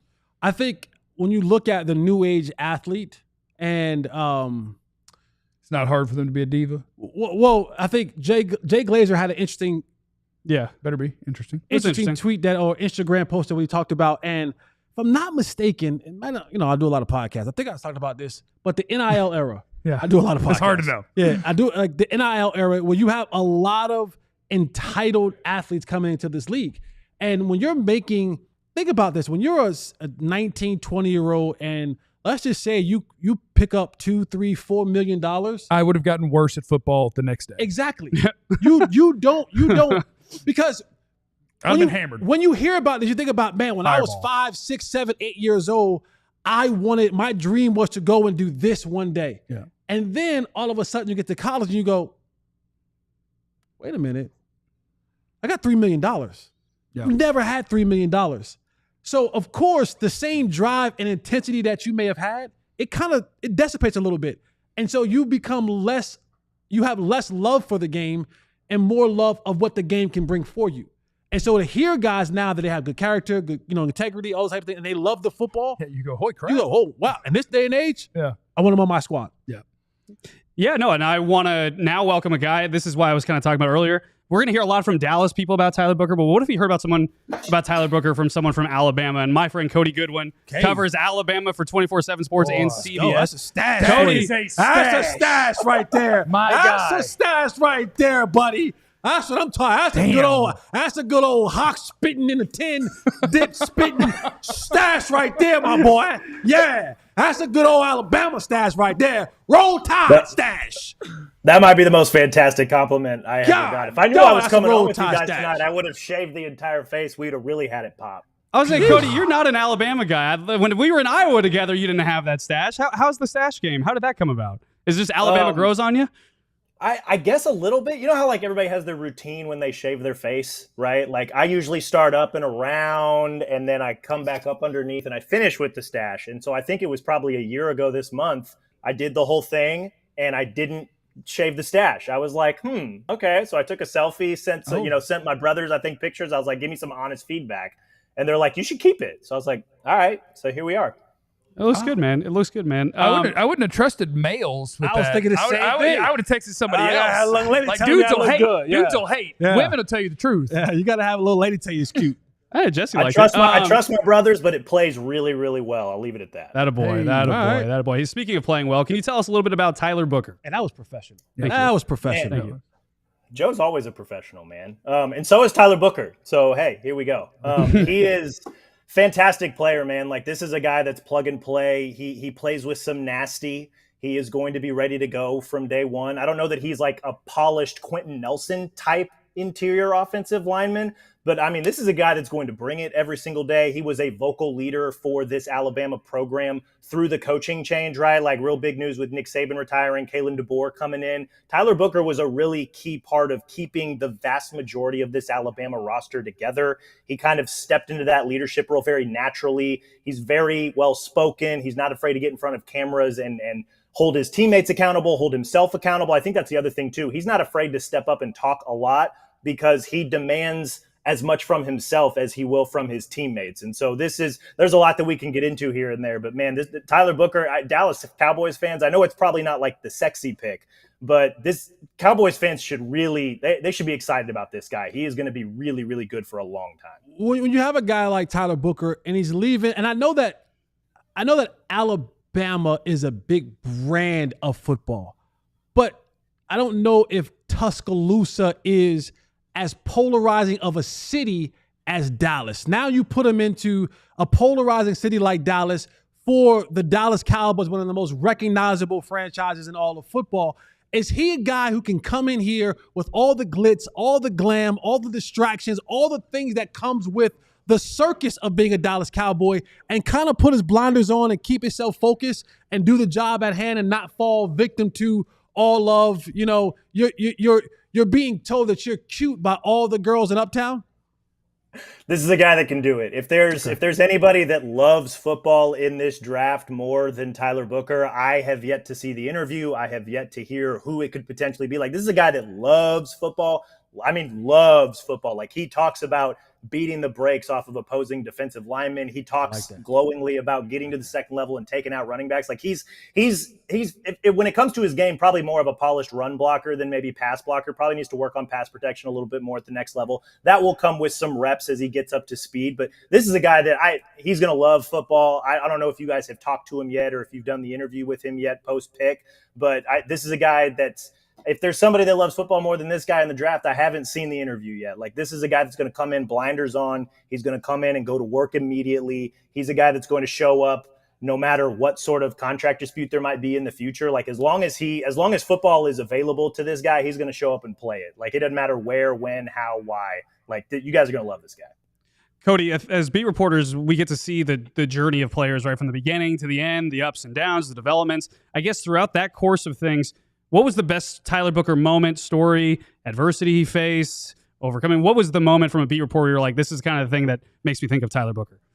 I'll give you a couple. So he had a moment this year where Alabama, like, I don't know how often you guys follow college football, but they had a really, really big win over Georgia back in September, right? It was a night game. It was at Bryant-Denny Stadium. I think it resulted in Alabama becoming number one in the country for a week.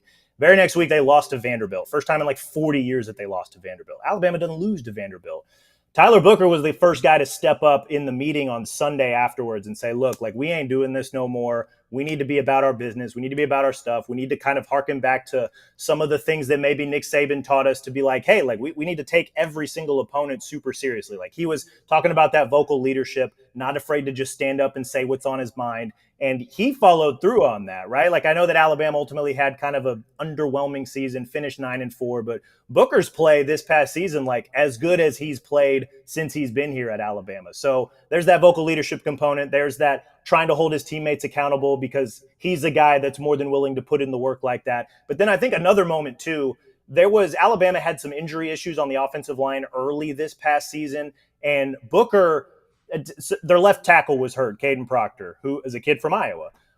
Because he was hurt, Alabama really had some issues on the offensive line. Booker, he's a left guard. He's going to come in and play in the interior. He decided to kick out and play left tackle for this game against South Florida. Now, it's just South Florida. It's not, it's not a super power 4 level type of opponent, but to be able on a short notice to kick out and go from left guard to left tackle, and he played really, really well that week against a defense that likes to do all sorts of fun, like exotic blitzes, and they have speed rushers, and, to be out on that island like that and still perform at an all SEC level, like he was an All-American this year as well, like, it didn't look like Alabama had an issue at left tackle when he decided to kick out for a game. Like this is a guy that just he's very impressive. He's a very impressive human being, and he's a very, very impressive football player. Like there's a ton to love about this guy.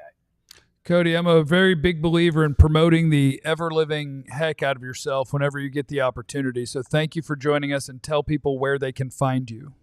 Yeah, man, cover Alabama for 24/7 Sports. We're specifically Bama 247, but yeah, we're part of the 24/7 Sports Network and CBS Sports. So I'm on Twitter or X or whatever the heck we're calling it nowadays, just at Cody Goodwin. So love it. Thank you so much for the time. We appreciate the insights. You're a beast. Good to see you, dude. Yeah, appreciate you guys having me. Have fun tonight.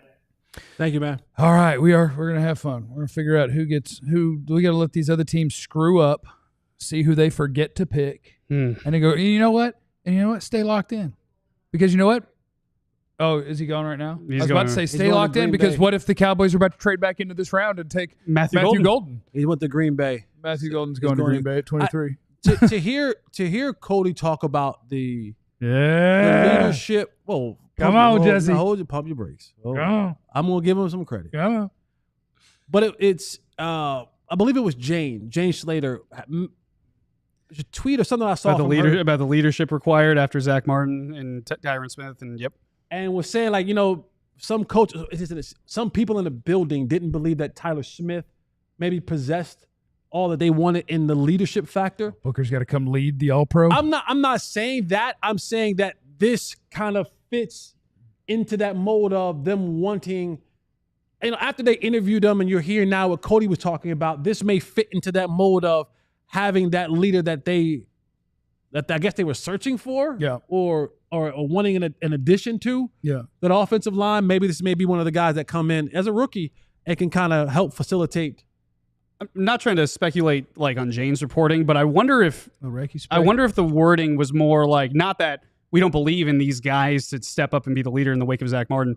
Maybe it's, hey, we've lost a huge presence. We need to just make sure we add that type of culture. Okay. And I mean, Tyler Booker in conjunction with Tyler Smith, in conjunction with Terrence Steele, like I think that there's the capability to keep that culture kind of afloat in the offensive line room, especially also for a first-time NFL offensive line coach. Like Connor Riley is used to North Dakota State, Kansas State, and not to say that he can't control an offensive line room, but this is his first time with NFL offensive linemen. Yeah. To our chat, I don't think we're missing any super chats. I've just got to get through them, and I apologize for that. No, I know we're on 2 streams, and I think I have access to all of them. We just have guests and whatnot, and now we got to get to them. Super chat me up, Katia. Let's see how many we can get through. Hit that like button. Hit that. Let's get to 1,000. Let's get to 1,000 likes tonight. Oh, let's do it. Why not? What the hell? Let's Brother get to 1,000. Great Wall of Tylers.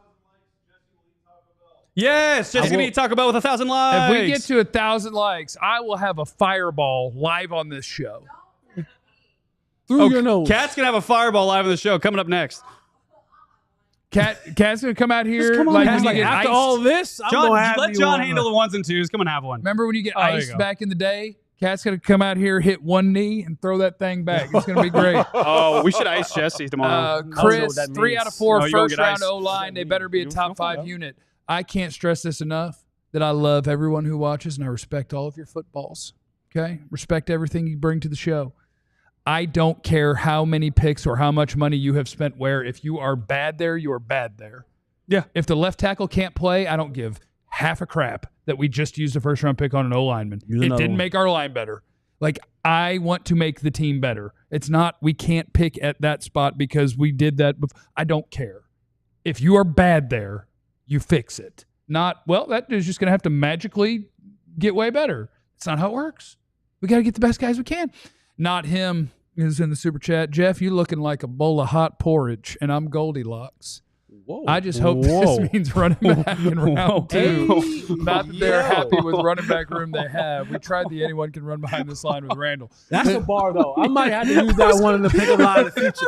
I'm not going to lie. You're looking like a bowl of hot pork. Yeah, I'm feeling like Goldilocks. I'm not going to lie. That's a bar. That's a little wild to say to Jeff. Didn't Goldilocks like the mid one? The one that was just right. Yeah. It's not too hot. So he didn't say it was too hot. He said just hot. So maybe you too hot for him. She tasted nonetheless. That's true. Stevens in the super chat. Is it possible we get Tyler Smith at left tackle? Doubtful. Angel is in the super chat. Joe, do you think now they'll move Tyler Smith to left tackle?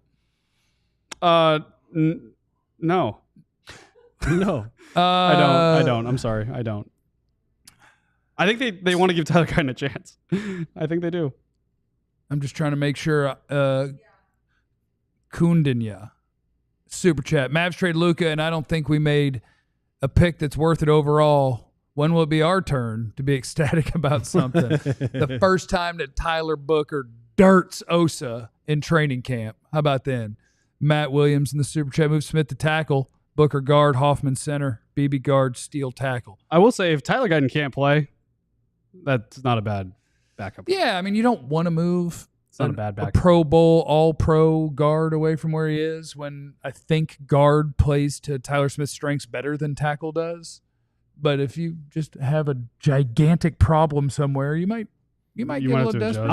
I'm begging right now for an inter-squad scrimmage against a team who has a good defensive line. Yeah, I'm begging for that. Like remember when we got Zach Martin and Aaron Donald? Wait, I remember getting them at the Senior Bowl. I bet they did, and they did practice the Rams. Yeah. And it was a battle. Yeah, it was a battle. Neither one of them backed down. They both got their their digs in. I was at that Senior Bowl and watching like the O-line, D-line one-on-ones. And it was like Zach Martin against whoever they put out there. And it was like, oh, that guy's not going to the NFL. Like, that's just how good Zach was. And then whoever Aaron Donald went against, it was like, oh, that offensive lineman ain't going to the NFL because that's how good he was. Then they went against each other, and the world shook. Yeah, it was awesome. You love that. You love that right beat you up. What do you? Is that whistle about the like number? No, it's about what Giants just traded up. But they're going to get Shador. No, or Jackson Dart. I bet you this is Jackson Dart. They're going to get Jackson I bet Dart. you this is Jackson Dart. I mean, that's at least the rumor-rooskies on the internet today and yesterday were that Brian Daboll's quarterback in this draft is Jackson Dart. And we'll see if that's right. Beat you up. Name an offensive lineman went Super Bowl. I handled that one. Not him. Donovan Jackson is the pick going to the Minnesota Vikings, the Ohio State offensive lineman, and that is another dude that is just like football player. I don't know yet. He is just football player, man. I saw a Vikings reporter report that if Booker was there, probably would have gone to 24 to the Vikings. He's a better player. Like a lot of I'm getting people on the internet, which you just have to ignore it, and I apologize for even acknowledging, where it's just like, this is a terrible pick because they could have picked him at 44. No, they couldn't.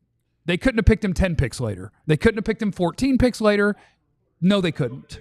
So, like, whatever in your brain is just telling you that Tyler Booker wasn't going to get picked somewhere, he was the best guard available. If someone was picking a guard, it was him. Gray Zabel went at 18. Let me actually. That would have been Tyler Booker. Could one of our could and I know that they might want to get a quarterback here, maybe, but is one of the nightmare scenarios that we're talking about could possibly happen, if not for the Giants, maybe at 32nd for Philadelphia? Imagine Luther Burden opposite of Malik Neighbors. Imagine Luther Burden. That's a problem. Imagine Luther Burden, the third wide receiver between A.J. Brown, Devontae Smith. That's the new nightmare scenario. Like, that's a nightmare scenario that could be possibly facing it. Because what other needs do the Eagles have? They don't have a real definitive right need. guard, wide receiver 3. Did you say wide receiver 3? It's not a need. Wide receiver 3 is not a need. I mean, wouldn't it be nice? Their roster is but their roster is so good that they thought so. They traded for Jahan Dotson because they didn't have wide receiver 3. Yeah. And then he wasn't it either. And so it's like, all right, well, we got to do something else. Like, it's literally just that they lost Mekhi Becton and wide receiver 3. And they might have lost a couple of other things. You enjoying their pick? Oh, yeah, their pick is very interesting. Okay, well, I want to tell you that broadcast becomes hard when you have seen the pick. I know, We're not ready to show the I'm pick. sorry. And so we're just going to sit here for 60 seconds. I'm new to this. Yeah. So now It's my we first need draft to know. on air. Now we need to know Well, what the pick is. He's hugging folks. So Oh, it was Jackson Dart? No, they were just showing his family and stuff. Was he high-fiving? he was Everyone was high soft, he was fiving, soft but hugging. there's a lot of things to high five about in life. He's doing a couple of hugs? Yeah. Hey, Joe, riddle me this. Are they picking Jackson Dart? Picks in right now. Oh, okay. Here's the pick. It's a Mecca Booga. Oh, Wow. Jackson Dart, Oh. Ole Miss quarterback, is the second quarterback off the board to the New York Giants. I've been holding this back because this would be Recky Specky, right? But I was at the Shrine Bowl all week, right? And that's where Shedeur was all week. The Giants didn't look like a team at the Shrine Bowl that was heavily interested in investigating the possibility of drafting Shedeur Sanders. Like, I saw Brian Dable walk outside the hotel more often than actually be in the hotel, frankly. So I don't know. Like, I never got the vibe that like they were super stoked about him. But didn't they had like 3 or 4 workouts for Shedeur? They brought him back in on a Thursday for another kind of a private workout. Same thing with Jackson Dart, though. Just gotta check it out. Okay. Yeah, they brought in a bunch. I think they might have brought in Milrow too. Like, I think they had to do their due diligence, but I never got the feeling starting at the Shrine Bowl that they were head over heels, over the moon about the idea of drafting Shedeur Sanders. Shedeur might fall to the second I round. told you. Let me ask you this. Shedeur at 44? No. Shedeur at 44? There were 2 questions about quarterbacks in that pre-draft press conference to Jerry. Jalen Milrow at 44? Hell no. No. Hell no. Well, I tell you, I'll be that guy. You got your Milrow might make it. I'm just telling you, he might be. But would end you up want being him a at guy. 44? Joe Milton or Jalen Milrow? Milrow all day, all day. Oh, you got the trade details? All day. Okay, so the Giants went up and got Jackson Dart. The Texans got not a lot. 34. They pick up a late 3 and another third Next to year. Not a go lot. back 7, 8, 9 spots. Okay. I mean, that sounds like, honestly, you know what that sounds like to me? The Texans wanted an offensive lineman. Didn't have one there. They couldn't get up to get one where the Cowboys were picking, and they got sniped with Donovan Jackson right in front of them. Gray Zabel had gone, and they went, well, crap, pull the ripcord. We're going to do something else. That's wild. Luther Burton can also go to Baltimore. 27. Wouldn't that be fun? It's pretty redundant with Zay, though, right? I would feel like Baltimore does that. Yeah, I guess they wouldn't care. Like, yeah, let's hey. just have more guys that are hell on wheels when we give them the ball. Okay. Okay, here is our draft so far. We Again, the are Cowboys- one like away from 1,000. We are one like away We from will 1,000. not get that like. Jesse Jesse's can gonna talk about Cat doing Fireball. Cat is going to do Cat, you gotta do Fireball with She us. got iced Fireball. I'll What join does you that down mean? there. So back in the day, there was something called Oh, it's still Smirnoff now. Ice. Oh, it's Like, still now. You know, like White Claw and Oh, those yeah, things yeah, today? yeah, It was gotcha. like the clear, fruity Right, kind right. of drink. I'm with you. And it I became tried. a bit that you would just put one somewhere in someone's house or something. And if they spotted it and they saw it, you see that they saw it and you're like, oh, that's getting iced. They have to take the top off, hit a knee, and chug it. That's getting iced. We're That's definitely white. not over 1,000 likes at 1,058. That's white. That's white people stuff. Yeah, it's very white people. That's stuff. very, Definitely 100% white people it That's stuff. is. very white people Definitely stuff white right people there. stuff. Draft so far, I'ma get though, you. as I'm gonna get you. That's very I'm gonna get you. after the Cowboys there, Tyler Booker at 12. You had Kenneth Grant, Tyler Warren, Jalen Walker, Walter Nolan, Shamar Stewart, Gray Zabel, Emeka Ibuka, Oh boy. Jahdae Barron, Derek Harmon, Omarion Hampton. Emeka Ibuka is never going to see a second defender in his whole life. And he's going to cook. Emeka Ibuka is going to have 1,000 yards as a rookie. Marion Hampton went 22. Matthew Golden, 23. Kind of keeps his Carolina blue a little bit, right? In LA with their They got the powder. powder blue. It's not quite Carolina blue, but Najee Harrison and Marion Hampton and Blake Corum. And here is the So big weird. board from our own Fran Duffy, our all-city draft man. Yes. Luther Burden, Malachi Stark. Boy, let Malachi Starks make it to 44. Let Will Johnson make it to 44. Burden, Starks, Johnson. Eamon Worry at 44, I would be fine. I am not as high on him as some. Josh Simmons, if you promise me that knee is okay at 44, would be a steal. Jahad Campbell, I know people are worried because every Alabama linebacker, when they leave Alabama, their body is beaten up, and he has the same rap going with him. Baller. So yeah, we got a lot of options there. are we shocked at this fall for Shedeur? I said before the draft started, round 2. I said no. You did. You know what's funny? Can I point some out really Better be quick? funny, obviously. Falcons have just traded. Falcons just traded back in the first round with the Rams, so the Falcons are on the clock. Hey, drafted Penix with Kirk Cousins last year. quarterback. Just take Shedeur. Luther Um, Burden. Could be Luther Atlanta? Burden. Could be. I need their. Let me get. in London. Luther in London. I need to Ooh. get to my my Falcons page Like for Thunder and Lightning, needs. Luther and I London. like it. Luther in London. Luther London would be a sick name. That If would be a Drake, sick Drake name. has a kid, just go Luther London. Oh, that's a nice name though. I like that. That's Luther sick. London. My internet doesn't like me right now. What happened? I'm trying to get back to my draft. Does Jackson? IQ for Atlanta to see if I can guess what Jackson they Dart pick. start? Is that what you're? Well, no. Well, I don't know if he starts. Could he? Could he? I don't know if Jackson Dart starts. I would bet money he does not. I wouldn't. start. Yeah. I would bet money he Does doesn't touch the he- field, even if Russ gets benched. Jameis will go in. You just want Jameis. You just want Jameis. Dart's gonna sit a year. No. Now Dart's that they gonna drafted sit. Jackson, and maybe Jameis gets cut, and then he comes to Dallas. that's a good point. Let's cook. Then That's he a good comes to point. Dallas. Let's cook. Then we can cut Dak. Finally. Finally. We get Jameis in here. We can finally get rid of choke artists. Does Pittsburgh try to trade for Jameis? I just mean, want Jameis You'd be to giving up thrive. very little, right? Yeah. Maybe they should. What if they traded for Russ? You know what the UFL should do? On second thought, come on back. The UFL should just empty its bank for Jameis, and that would get people to watch. They really should.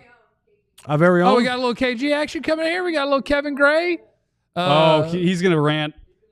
He is going to rant. That's fine. KG, you don't come in here and rain on a Cowboy pick in the first round that I finally don't totally dislike. Don't you come in here and poo-poo on it. But this is Kevin Gray. You know him from the DLLS Mavs podcast, and you also know him as a noted voice when it comes to talking about your Dallas Cowboys and anything else. And that wrestling. He should so please. And, of course, And WrestleMania. wrestling. What's up, KG? What's going on, fellas? How are we? I would say good. I've had one fireball. I have to do another one because we got over 1,000 likes.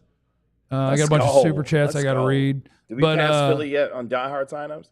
I hope they so. They repass it. They pass us again. We going back? No, we're going back. We need to go forth. back up. We need to go back up. We need more. We need more. I bet they don't have more views on the draft I bet they don't either. because they don't have a second YouTube channel. You know what I'm saying? Ain't got nothing for That's your right. boy. That's right. By the way, y'all look rather dapper. I'm very proud of you, Kavanaugh, for not looking like a 5-year-old. You look real good tonight. Congratulations. You a guest in our backhanded, house? Bam. And you gonna put your feet on I our work couch with like you. that? I work with you. That's true. You're But right. you didn't You're have right. to Right now, say- this is our couch. You got keys. You got keys. You're right. You're right. You're say right. F Yeah, my I got couch, a whole though. set. You're Set right. of You're keys. right. You're right. What's up? You hot right now? You have a rant prepared, or you just have a very measured take? Bobby's in the back. Bobby's in the back defending you. Bobby's in the back. He got your back. I appreciate him. Thank you. Bobby's talking ish. Don't worry about what Bobby said. There's a rift between the Bobby Beatles. say? Don't worry about what Bobby said. He said you keep talking this way to us, you might not have a key for long. But don't worry about that. Don't worry. If you don't want to host that show every day, I'll have a key. That's for damn sure. Oh, Okay. How about that? What are you doing? How are you? No, man, it's I'm dubbing it the hanging around the rim pick. Like, it's fine. Like, Jeff, you know our friend Reggie, he coins the phrase aggressively fine. This is an aggressively fine pick for the Cowboys tonight for Dallas. So, I mean, Tyler Booker's a mauler. He's gonna get in there and ragdoll people. That's gonna be fun to watch. Like one of the things I loved most about watching when Zach Martin and Tyron Smith were together was watching them both get out on the edge and just start sprinting downfield and just mauling people 10 and 15 yards downfield. Hopefully the athleticism for Tyler Booker can get to a point where we can see some of that down the road as well. But yeah, it's aggressively fine. Would I have made the pick with him? Probably not, because you look at the depth chart of the quarterbacks, the wide receivers, and the running backs right now. It's just like kind of. It's not great. It's not great right now. Okay, I thought you might have been ringing us up to just fire something off. You know, No, I didn't man, know you like- just wanted to swing through and be a here- part of things. But here- we're happy to have you. Here, maybe let me get him there. Oh, you wanna see if you can bait let him a get little him there? bit? Yeah. Let me see if I can get him off the sides a little bit. KG, let's kind of go through the draft cycle as a Cowboys fan for a little bit, right? Early on, when the team was losing 5 in a row, and it's like, hey, maybe you get a top 3 pick, go get a Travis Hunter to come to Dallas. You're going to win a bunch of games with Cooper Rush, and then you're going to ruin that dream, okay? Then Ashton Jeanty, maybe you'll take Ashton Jeanty at 12. Then you're going to get priced out of him. He's going to go early. But hey, maybe Tetero and McMillan, you finally get that wide receiver 2, explosive. he goes early, Always and you're settling for a guard instead of trading back. Take me into the roller coaster ride of being a Cowboys fan throughout this draft process. Well, as excited as I was for you guys to like get to the NFL draft and talk about it through, the draft process and everything else, I'm not gonna lie to you. I've been sick of this draft since October because I had to start talking about it in October when Dak Prescott tore his hamstring off his bone. So the fact that we've been talking about the season being over since early October, mid-October, to finally get to April, late April. It's not been fun for me as a Cowboys fan. So all the roller coasters that we went through, the whole Travis Hunter, Ted McMillan, Ashton Genty, prospects maybe, that's all fine and well. I just didn't want to start talking about that in October, which is when we started talking about it. So it is what it is. Oh, look at that. Oh, wow. Wait, you just keep doing the show. Wait, why didn't I get one? Where's Joe? Come on. Oh, is this the part where I like host the show while y'all? No, I got you. We are celebrating the Cowboys taking the trenches seriously. Hey, Jalen Carter, get dirted. Sexy Dexy, get mauled. Let's go. I mean, that is going to be interesting watching that offensive line for the next, couple of years. Y'all look like y'all are having a hell of a time. My gosh. Did Cat take that straight to the head? Is that what just happened? Oh. Okay. That's our queen. She said, look, Ma, no hands. That's easy. Right? But KG, what do you want to see the Cowboys go next? All right, they secure the offensive line a little bit up front with the pick from Tyler Booker. I think we all wanted sexy, right? We all wanted splash. We wanted sizzle. In a draft that doesn't have many high-end sizzle players to begin with and don't have many left, where do you want to see the Cowboys go next with their draft pick? I would love to see a running back. I mean, if we're going to continue to invest in an offensive line and you're not going to get a skill player in terms of the first round, I mean, let's hope a Travion Henderson is there, maybe at 44. That would be kind of fun. He was a really good running back, of course, out of Ohio State. Omarion Hampton, of course, is now gone. So my pick was Luther Burton III. Now, if of Luther course it was. slips to Of course it was. Mizzou alum. Of course Wait, it he's was. still around, right? He's not gone? Yeah, he's still around. So Oh, yeah, we're cooking. If we Not get for to long. day two, we get Philly's to coming up. 44.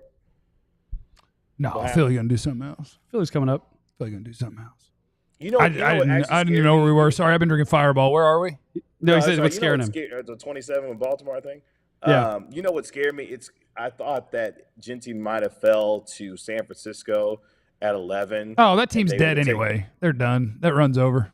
Well, the point being, like, you got Christian McCaffrey on his last, leg or two. Maybe you get to replace him with a guy like Genty to, take over and be the running back there. But, yeah, I would love to see them go for a running back there. I know you guys had Todd Archer on a little bit earlier and, discussing the idea that they may not take a running back in round 2, which is like, okay, we're going to roll with what's Javonte Williams, an old Miles Sanders. No, we're not doing that. No, we're not doing that. So where are you getting your running back from then? I mean, look, people don't want to hear this. I know people don't want to hear this in the chat. You will 100%, even if you didn't take one in the first 3 rounds, you could take one guy in the 5th and one guy in the 7th, and at least one of them would be better than one of the 2 guys that currently are going to run the ball for the Cowboys. So are you calling us the Rams? Are we the Rams then with Kyron Williams? Is that who we are? Not that you're going to find a guy that it's like, oh, holy crap, they've got a really good NFL running back. But like a guy that doesn't stick out like Zeke Elliott or like I think Miles Sanders would if he carries the ball. No, I think there will be day 3 running backs that are part of backfield committees in the NFL next year, and I don't think it'll just be 1 or 2 of them. I think there will be a few of them. And I get it. There is a point where it's like, okay, but you're playing a real dangerous game here. Yeah. That's why I picked 2 of them. Extremely. That's why I picked 2 of them. They signed Miles Sanders for what? Like, bring Zeke back. No, let's not. We don't need to go all the way back. We don't need to do all the way back. The whiskey does have me sitting straight. The Tyler Booker pick was aggressively fine. Like, most of the time, the Cowboys have been on offensive linemen, whether it be Tyron Smith, Travis Frederick, Zach Martin, the list goes on and on. So they've earned the benefit of the doubt in that way. I'm just bored. Like, it's a really boring pick. And if you're going to – and they went safe, which is, again, that's fine. But who in the world – Jesse, I'm looking at you like, hey, man, who's number 2 next to CeeDee Lamb?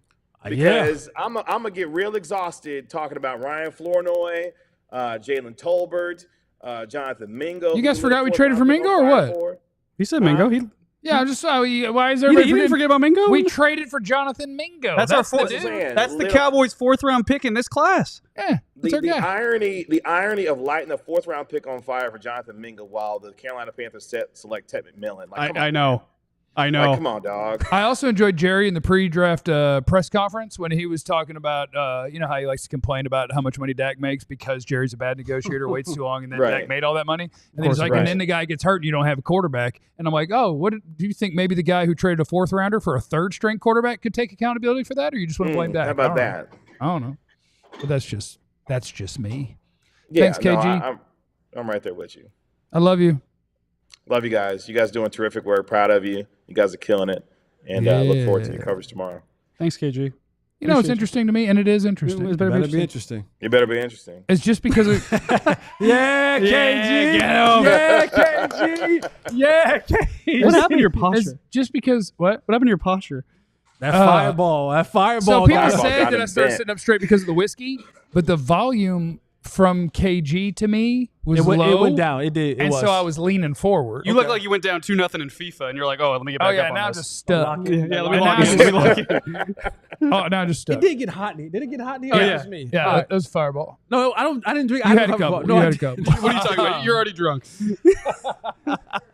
Like Love you, folks. people Love you guys. who don't like the Tyler Booker pick are like, why would you do that? They signed a bunch of guys in the offseason. And I'm like, then why are you talking about wide receiver? We traded for Jonathan Mingo and signed Paris Campbell. Like, why are you pretending the jobbers they signed at offensive line should have stopped you from picking Tyler Booker, but you desperately need a receiver when you sign jobbers there too? It's just weird. Why I It's asked just him weird that. to me. That's why I asked him that. Malachi Starks. Malachi goes Starks to of the Ravens. That's a That feels Him Ravens. and Kyle Hamilton. That feels very. That feels very Ravens. Him and Kyle Hamilton. Doesn't it? The Ravens are my least favorite team. They draft so well. They Wow. they just Marlon pick, Humphrey? They pick the best player. Yeah. And yeah, they pick the best player. And They do. Malachi Starks He is a Raven. He's you can't throw feels- around. You shouldn't throw around first ballot Hall of Famers all the time. What? But on tape, watching Malachi Starks, like there is an Ed Reed vibe to it. Wow. Like that's the sort of dude that he is. That's high praise.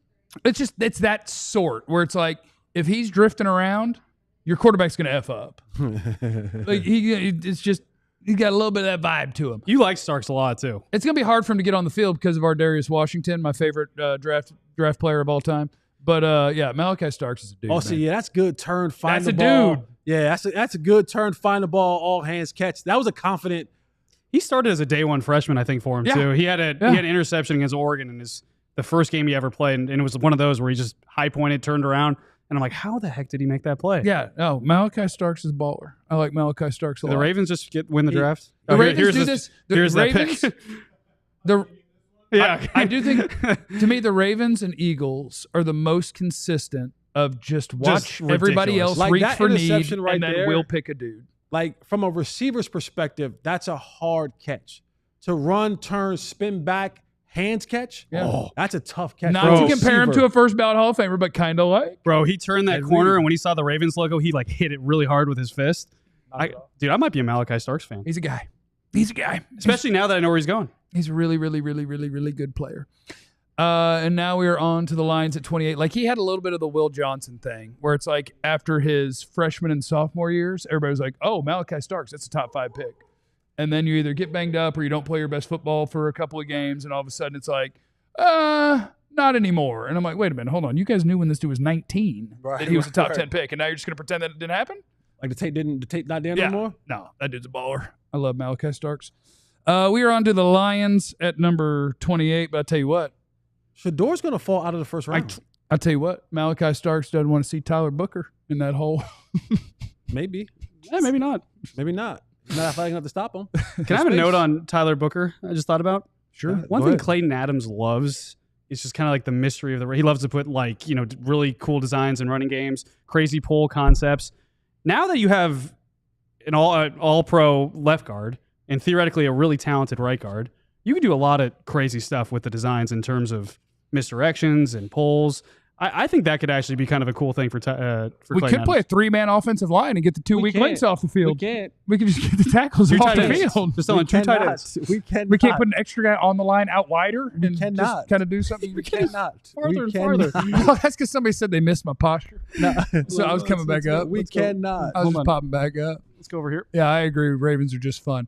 Super chats, I'm sure I'd have more I got to get through. We lost our TV right here. I don't know what happened. I probably unplugged it by pulling on my laptop or something. That's 100%. Yeah. Did you? I've been drinking.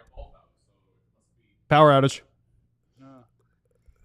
My laptop's charging. Super chats. Beat you up. No, we already did that one. I acknowledged it without actually pulling it up, I bet, though. I don't know what drives Cowboy fans crazy more, the Booker pick or Jeff's skinny pants. The only thing tighter than Jeff's pants is Dak's available time to throw behind that line last year. I just got big, strong calves. The pants are standard. You ain't no video vixen. Bought them at the suit place. You ain't no video vixen. You ain't no video vixen. You ain't no video vixen. Oh, no, I don't have Joe's thighs. I'm a calf man. Knights in the super chat. McClay and Shoddy don't seem on the same page. Isolated positions, outside in, blah, blah, blah. Weird draft. Will McClay's overrated from below the heavens. Jason, I'm good with the pick. Booker was another solid player like Ibuka. Not the position we thought they'd address in the first, but they still went with solid. Not him. Running out of super chat money. Wife upset. But I've spent now 50 plus, even though none have been read. The only thing that has more pressure on it than me right now is Jeff's skinny pants and the Booker pick. Hey, that was good. That was good. Not him. Booker. I barely know her. Bobby Belt, Belt, probably. Just don't make him take off his belt. Shout out to Bradley. Bradley's in the super chat. Will be friend. Ask Todd who's his most underrated Uh-oh. character from Lord of the Rings. Not Todd- him. Todd Archer slings arrows like Booker slings D lineman, and Jeff Skinny Pants dominates his blood flow. We're coming for you here in a second, Mac. Will ask the Bama reporter who's their most underrated character from Lord of the Rings. Bradley, why isn't anyone talking about Cam Scatabo? We don't care about him. I told you we like our run. Never mind. I won't say. Thank you. You're just the Arizona guy. On day 3. I'm with Saul. We don't Fork care about up. Scared Chattaboo. Fork 'em. Yes. Thighs of steel. Yes. I will be happy to talk about an unathletic running back whose play style won't translate to the NFL when we get to day 3. Mac Flores. I told you. Put him $50. Club Papa. Hey. Legends drop. Oh, wow. Clarence Hill just can't stop. Breaking news, you gotta Hey. I had the hop. He had Fireball. More Fireballs, Jeff, is the $50 super chat. Now, that came in before we had the second one, so I shouldn't have to have a third one. But no, they said I shouldn't have to have, right? Well, it was your fault. You didn't read it earlier. I didn't. That's true. It is my fault. I'm I just didn't read worried it earlier. how much further you can go, like forward in your posture. Like you will fall. It'll be on the floor. He's going to be on the floor. All four. He's going to be on that Empire floor All really right. quick. I appreciate your super chat, I Mac. can't let him go And in alone. honor of you. Oh, I can't let him go alone. Oh, I can't let him Joe, go. for Joe Joe. looked up. One for Joe. Your boy's going to have to Uber home, and we'll be back here tomorrow night. It'll be great. I'm not leaving. We're Yeah. not leaving. We're staying. And we're staying on the I air. can take both of y'all home. I can spin the block on both of y'all. Caleb's is a super chat. New DLLS diehard here. Okay. Yeah. Welcome. Booker equals BPA question mark. They'll tell us he was, whether he was or not. JC equals GOAT and Tolo. We do appreciate when you turn on and leave on the DLLS Cowboys podcast. Of course, turn it on, leave it on, a phrase coined by Ben Rogers of 97.1. Cruise control. Don't Jesse, read this one. Don't read this one. you look like a bowl of just right porridge, and I'm popping. Don't read that one. I did a spit take. Yeah, this is pleasure. WFAA plus, we got to protect ourselves here. Papa Bear. That's crazy. Crazy. Greg's in the super chat. I love the pick. Protect my quarterback. It's Go still get up. Pickens or Williams. Deal with character stuff later, and let's go rootin' tootin'. Wife's gonna unalive me. Not him. Oh, Don't no. sleep on Mingo. Go back and watch the tap and see how open he was with separation. But when you don't have a QB, Dak hurt. Well, still Dak. Captain Thunder, is that you? Not him. Sanders can be good for sure, but if it wasn't for his last name, keep everything else the same, people wouldn't even consider him in the top 2 or 3 rounds. Take emotion out of it and be honest. I don't think that's true. I think he belongs pick 20 to 50. I think. Gabraham. That's like it might be Abraham, but with a G. You know? Yeah, the other way. Do Rainbow. you think all this boring talk might light a fire under Booker? It sounds like you're not going to light more of a fire. I was going to say, I don't think he needs more of a light. You know? From Caleb Newst, I heard here, Jeff's board not being displayed on this platform is criminal, and why the hate for Booker when we want them to pick BPA. If you want tomorrow, we can flash mine up there. Look, Fran's a badass, you know? And he's part of our company. We like to throw his work up there. But we can put my board up there tomorrow a little bit if you want to. Lots of picks left. Calm down, people. Calmer than you are. Tiger guy wants to fire Nico. We agree. Which it froze. What froze? Oh, there it we is. got them all. All right, we knocked out all the super chats. All right, let's check back in with the NFL draft, shall we? Where are we? When do the Cowboys pick? 44. They pick soon? Are we up? Not yet. No? That's tomorrow. All right. Yeah, we're done for the day unless they decide to trade back in the first. Well, they're going to trade back in the first No, round. they're not. Nobody leaves. Shadur. They're coming back into the first round to draft Shadur. Oh, how did you made fun of me the way I say his name? Yeah, Huh? you do. Shadur. It's Shadur Sanders. It's not Shadur. Shadur Sanders. It's not Shadur. All right, Shadur. let me see what we got here. Okay. I think it's more like Shador. Shadur. No. James Pierce went to the Falcons. So they at gave a 26. future first round pick to trade back up to get him. Really? Yeah. That's a guy that 26 is fine, but not a Jeff guy. James Pierce. What did you like about him? What didn't I like? Because it's not that I didn't like him. I mean, he went 26, and I had him as a second round guy. It's just like he's 6'5", under 250. Like the name I use is Randy Gregory. Like if you want to picture kind of his body type, He's Randy Gregory. and he is very Randy Gregory. Except I feel like Randy Gregory had more. I'd have to see the measurements, but I feel like he played a longer game. Randy Gregory made himself a longer player, and James Pierce is like 6'5", thin, great first step, and that's kind of it. Okay. Which that plays. Yeah. Having an incredible get off and being a 6'5", 245, 250 pound guy. You're on it. Like it plays, but it's kind of his only trick. Yeah, I mean, James Pierce has 2 inches shorter arm length than Randy Gregory. You were on it. I scout him. That was good. I scout him. No, Both of them New two Jersey. diehard son from New Jersey. Jersey. Let's go. Jersey, stand up. And if Born to you're run. from Union County, stand up even more. We do have the the the Jersey. 26th pick. Jackson Dart went 25 to the Giants. Shadur is still available if anybody's interested. James Pierce at 26 to the Falcons. 27 is the Ravens picking Malachi Starks. I love the Ravens. They just pick the best player a lot of times. Tyleek Williams 28 to the Detroit Lions. And it's like for a guy that I had graded in like the same place as James Pierce, I'd talk more positively about Tyleek Williams. He just plays a less valuable position. Yeah. He was Ohio State's nose tackle, and his nose tackle tape is like teach tape. Like I talked about Derek Harmon at Oregon earlier. Unconventional in trying to project him because they just do a bunch of slant fronts and he just beats people to a spot, and you're like, that's good. He's getting into the backfield and he's making plays. It's just harder to project. That was Mozzie Smith's best thing last year. Tyleek Williams at Ohio State is the ball was snapped, 2 hands in your chest, extended, pull. I have filled my responsibility. Right. It's teach tape. Like he was a guy that at 44 I would have loved. Would have been Tyleek Williams to play nose tackle for the Cowboys. So that was 28. Oh, there you go. Oh wait, hold on. We have it in the super chat from a good source, and I'm not going to question the source here. It's from the Flowers family. Jalen Ramsey to the Cowboys. Go Cowboys. 2 pop. Peace pop. Peace pop. Peace pop. Peace pop. Yeah, you heard it here first from the Flowers family. Jalen Ramsey to the Cowboys. Yeah. You guys break down the trade. It's good. He's good. We traded Mozzie. Mozzie straight up for Jalen. We got Jalen Ramsey. We won. Mozzie and Cash for Jalen Ramsey. Yeah. That's what we did. Josh Connerly to Washington right there. Another one of your guys, right? Yeah. Go Ducks. What does Washington's current offensive line look like? Because Josh Connerly I really, really like too. So Washington, I thought they might go running back there. Instead, they're kind of doing the Cowboys thing. Well, yeah, you're not picking a third going running in the back first over. round. They like running back. Buffalo, Kansas City, and Philadelphia left, and neither one of them won a quarterback. Kansas City, Philadelphia. Someone Well, has to trade Philadelphia up. might want one.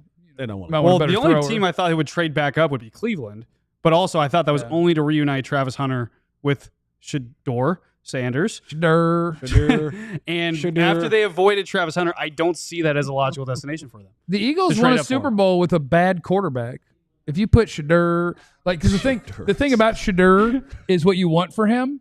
If he had good surroundings and you're just telling him process this, read a defense, deliver the football incredibly accurately, he's got that all day. Yeah. They should get rid of Jalen Hurts, take $700 million in dead money, and draft Shador. Someone said I sound like I'm having a stroke every time I say his name. Shador. And honestly, you're not wrong. Shador. What is this super chat? Did I get this guy in trouble? Yeah. Did I lead to a divorce for some guy? Wife wants a divorce at this point. Oh, I don't know, but you made it real big. Wife wants a divorce at this point. Worth it. You only. Oh my God. Katya, this is on you. We're gonna work through it. We're gonna Katya, work through it. Bobby, could you please get the keyboard? The fireball got to her. Got her. John?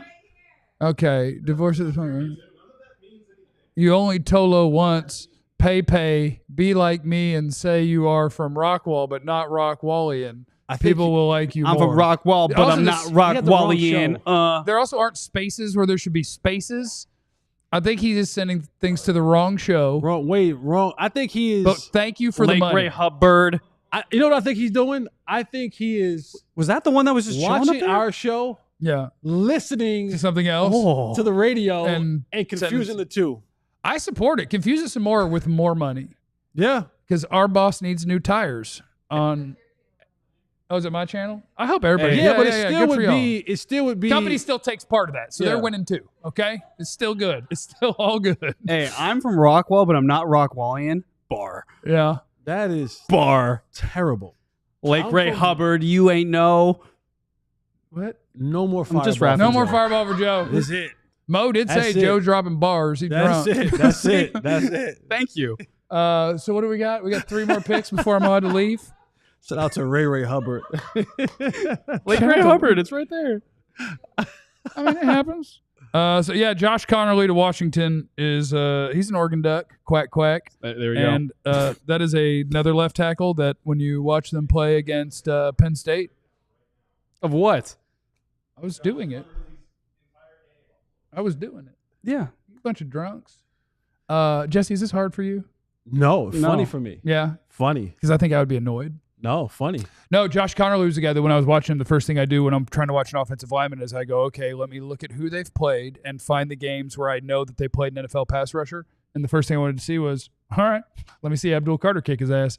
And when I tell you, like Abdul Carter had some wins, but he had no chance at just beating him around the corner. Connerly is one of those left tackles where it's just like, that's an athlete. Yeah. Like what you're not going to do is just run around me. You might go straight through my chest occasionally. Like if I had a criticism, it would be like, get a little stronger. But as far as the fluidity of movement and you are not beating me around this corner, Josh Connerly plays I think I football. would take that. We're talking about left tackle. If you can dance with those He can fast dance. dudes, He can those dance. guys who, you know, He can dance if he you wants think to. you think about Von Miller and, you know, the ghost technique, right? It's Yeah. like I get there and all of a sudden, boom, Not here no more. I'm out. If you could dance with those dudes, we can work on the strength. It's the speed that really, really, really kills you. Yeah, we can eat some Reese's peanut butter Yeah. cups and lift weights. Yeah, we can press. Yeah. We can Honestly, press. that's the situation with Austin Richards. I mean, like, they like the athleticism. They just had to get him bulkier. And I don't know, when Todd was talking about, I don't know who left tackle is, the backup left tackle is, or the insurance plan for Tyler Guyton. Right. I think it's Austin Richards. Go Heels. Well, like that's the guy that's on the roster, and that's what I was wondering was like he giving us insight into how the Cowboys feel. Like they don't think that they could actually put him in. I think And Austin then- Richards wants to be a guard. He wants to be a guard.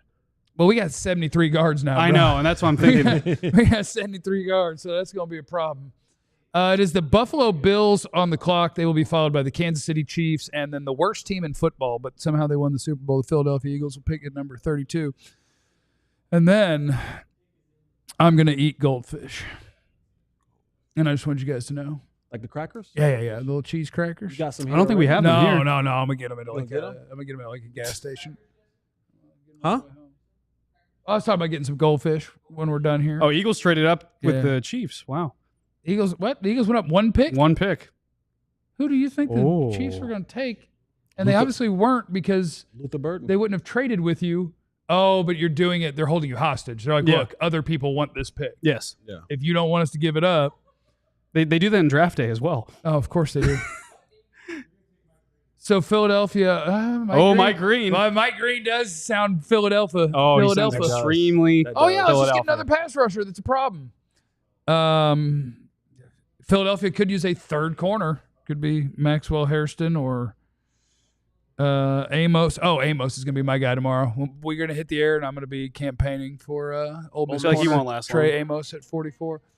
The Buffalo pick is Maxwell Hairston, who is a Kentucky cornerback that Was the probably the three fastest, right? fireballs talking, I believe, is overrated. What? Was he the fastest Yeah, I corner? think he's overrated. He's a big play guy. He made some big plays. Yeah. I watched 3 games of him, and I was like, oh, he didn't cover very well in 80% of the plays, but he will make some big plays. They need a corner. He's also incredibly thin and is going to have a real problem hitting adults, I think. But he's fast. But yeah. Harrison's skinny. He's not consistently good in coverage. He's overrated. Ran a Wow. great 40. Looked really good at the combine. You hate him. Knew he was going to go in the first round. I had him ranked in the third. He's your Brock Hoffman. Yeah. Like I thought, yeah, he would be fun to have compete as your fourth corner. Boss Man Fat 2.0? I don't know if he can rap. Well, it's Kentucky. Wait, what'd you say? I don't know No, if I he know. can rap. Oh. Boss Man with the Kentucky, right? Oh, yeah, that's what I'm saying. Yeah. You know the vibes. No, I know the vibes. God, I can't believe that's what got him caught. Y'all remember that?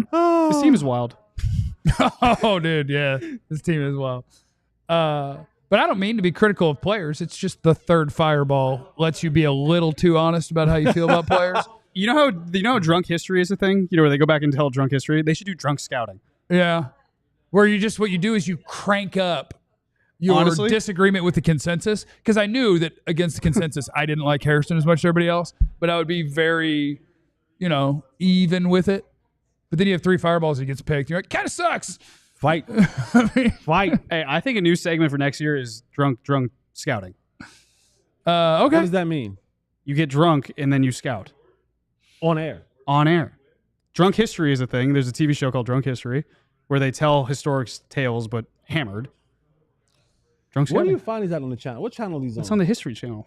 Yeah, dude. On the History Channel. They Yeah. get drunk and tell history. Yes. Never seen that before. I think it's actually Spike TV. Yeah, I don't think it'd be on the History I was Channel. like, I don't think drunk history is on the History Channel. Austin Blount or Blunt wants to know what wide receiver 2 can you trade for with a late round pick? Pickens? Yeah, I mean, if they're shopping Pickens and it's I don't time for him want- to I get don't- paid, but I don't think you're going to trade for Pickens and pay Pickens. I don't think they'd Is he want- already paid? no. No, You're not going to trade for and pay And I don't think he fits with Pickens. and That part. I don't think he fits with their culture. The culture. Yeah. That part. I don't think he fits with Dak either because, like, He'll swing on somebody. I really liked George Pickens at Georgia, and I like him as an NFL player. But I don't know that Dak wants I will never be open, but if Just you throw just me. believe in me, like, I'll go get it. Like, I feel like Dak's going to look at them like, you're not open. And he's like, right, that's the thing. I don't get open. Just throw Just it. throw it. That's when I get open. right. That was Comedy Central, Like, by the way. I bet I'll take it from him. Yeah. Okay. That's funny, though, isn't it? Kind of does-ish, Funny honestly. concept. So the Philadelphia pick is in at 31, and then we will have Kansas City at 32, and then I will have Goldfish. And if I can track down a Cherry Coke or a Cherry Pepsi, I'd like about 32 ounces of that as well, and some Mott sticks. So, well, I don't want 44. That's too many, but 20 is not enough. 44, the Cowboys pick tomorrow. Yeah, but I don't want 44 ounces of any beverage other than Fireball. You have to pee in the middle of the night? And Bud Light, the presenting sponsor of our Stars stuff. I was going to say Stars specifically. But our happiest hour is a sponsor of our. We're going to have some of their happy snacks. Appetizers. Yep. They should have brought you some Mott Appetizers sticks. tomorrow. They should have brought you some Mott sticks. They are. I bet they're going to get us. Dave so really named his squared away. dog Mozzarella Sticks? What? Dave named his dog Mozzarella Yeah, they Sticks? call him Mozzie. I love Mozzie is awesome. Yeah. That's iconic. Yeah. Jesus or our Jesus. Savior is in the chat. He's risen. Great definitely things risen. happen on day 3. From Makes me Jesus. think it might be the Savior. from Jesus. Ah. I said, you know what? Hey. Okay. Yeah. He is not here. He is not here. That's good. Raise That's me good. up. That's good. He is That's risen, good. and I mean R-I-Z-Z. That is good. That's good. That's solid. That's solid right there. That's Greg solid. Perkins is in the super chat. Okay, wife's definitely going to be mad. Y'all got to see Booker's exchange to Micah about what he meant by making players' love for football leave their eyes. Whoa. I love that I quote. love that. I love a good lineman quote. Well, Tyler Smith is the best quote of the team. There's nothing better than watching the want to leave an opponent. Yeah. Over the course of a game. Yeah, no, that's when the quit sets in. Yeah. Just don't say you want to fight people more than you want to do football. No. I want to beat him at football so I know. bad. I'm just saying, don't. the Mozzie don't, thing. yeah, don't say that one. Also, Jeff Chat's telling you, spoiling it already, but I was going to tell you. The Eagles are picking Jahad Campbell.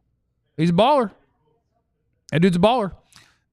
He's Alabama's. He was leader for them. He's a linebacker that is just a taller, less thick with 2 C's version of like Jalen Walker at Georgia. Mm-hmm. He plays linebacker, but he'll line up and rush off the edge sometimes. I don't think he's as good at rushing off the edge as Jalen Walker at Georgia was, but he's a really nice linebacker.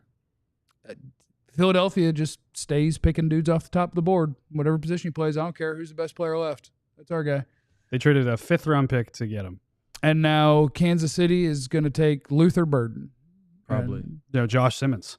Yeah, they need an offensive line. They do. They need a whole offensive line. They need offensive line. They couldn't block Philadelphia to save it, but they need receivers too. I don't know. Has Rasheed Rice been on 75 lately? Like, is he going to be? Is he going to be back?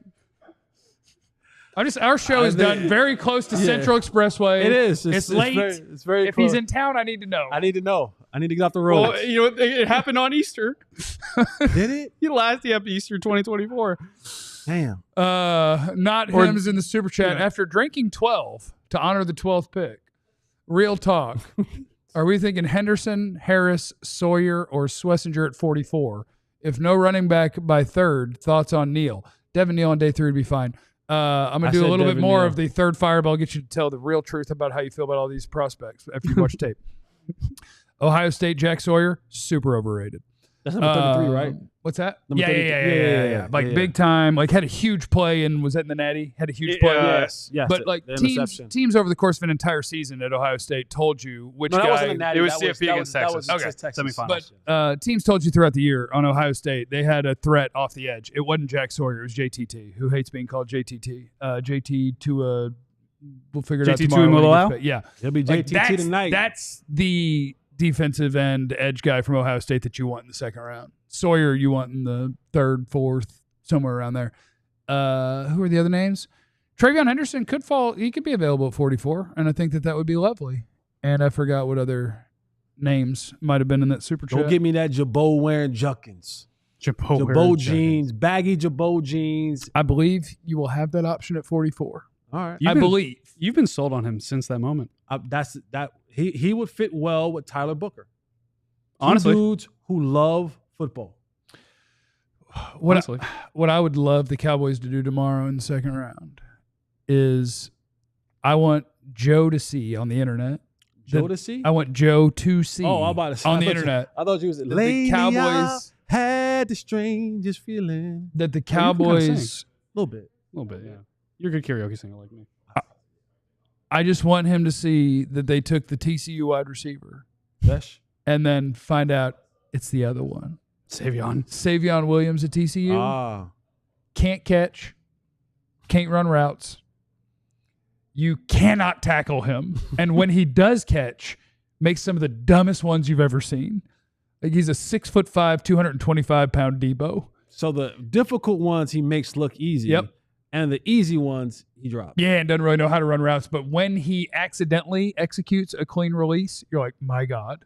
And then TCU decided all their running backs were terrible. Put him at right back. Like 2/3 of the way through the year. And they're like, you want to try it? And he was like, sure. And he was awesome. I think he has Harold Fannin energy. They're gonna his feet face force feed the ball. His feet face No, forward. like a play style. They're gonna force feed the ball. Fanning got the duck. thing. Hey, as a duck. I dropped him around because his feet faced the You wrong did not way. drop him around after that. I did. I was like, he might be a third round tight end. A whole round? I was like, he might be a third round tight end, but his feet are right here when he runs. That's the fourth round. Feet prejudice. He got facial feature prejudice for coaches. It's just you don't want a white running back. I don't. Neither does the NFL. I'm in line Christian with them. McCaffrey's not bad. I mean, McCaffrey's not all right. bad. Bloodline, though. You get one. You get one. They're like, hey, yeah, well. We are very proud.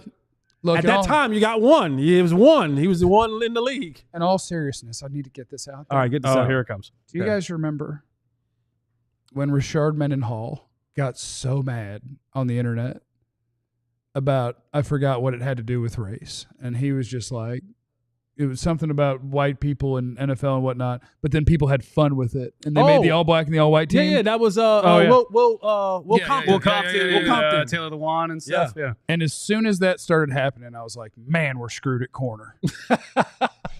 But shout out to the progress we've made. Cooper DeJean. I know Riley Moss had some hiccups last year. Oh, yeah.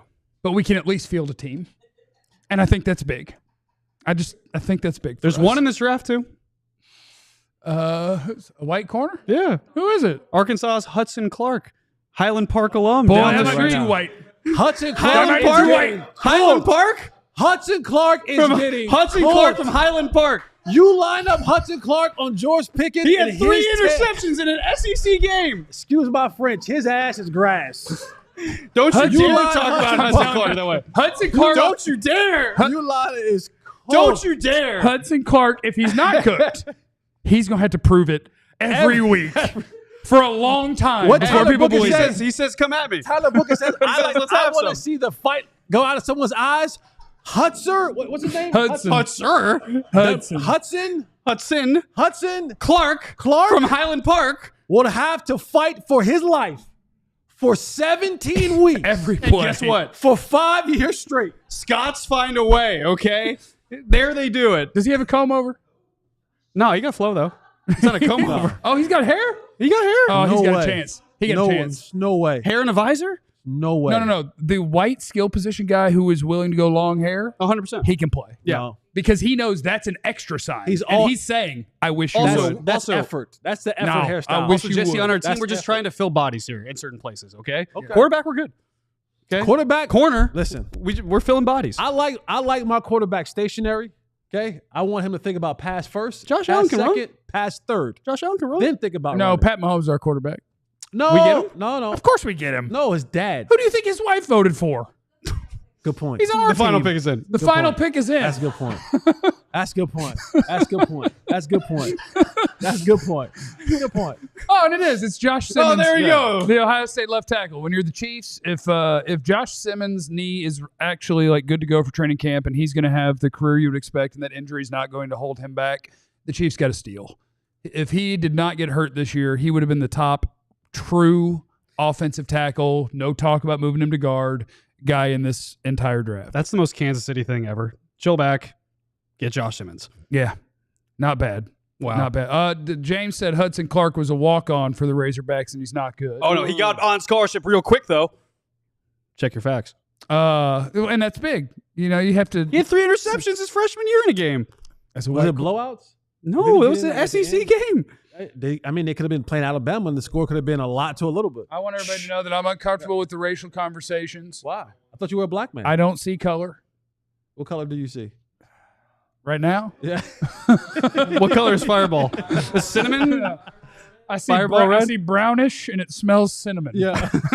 That's what I got. Are we quitting? Final thoughts?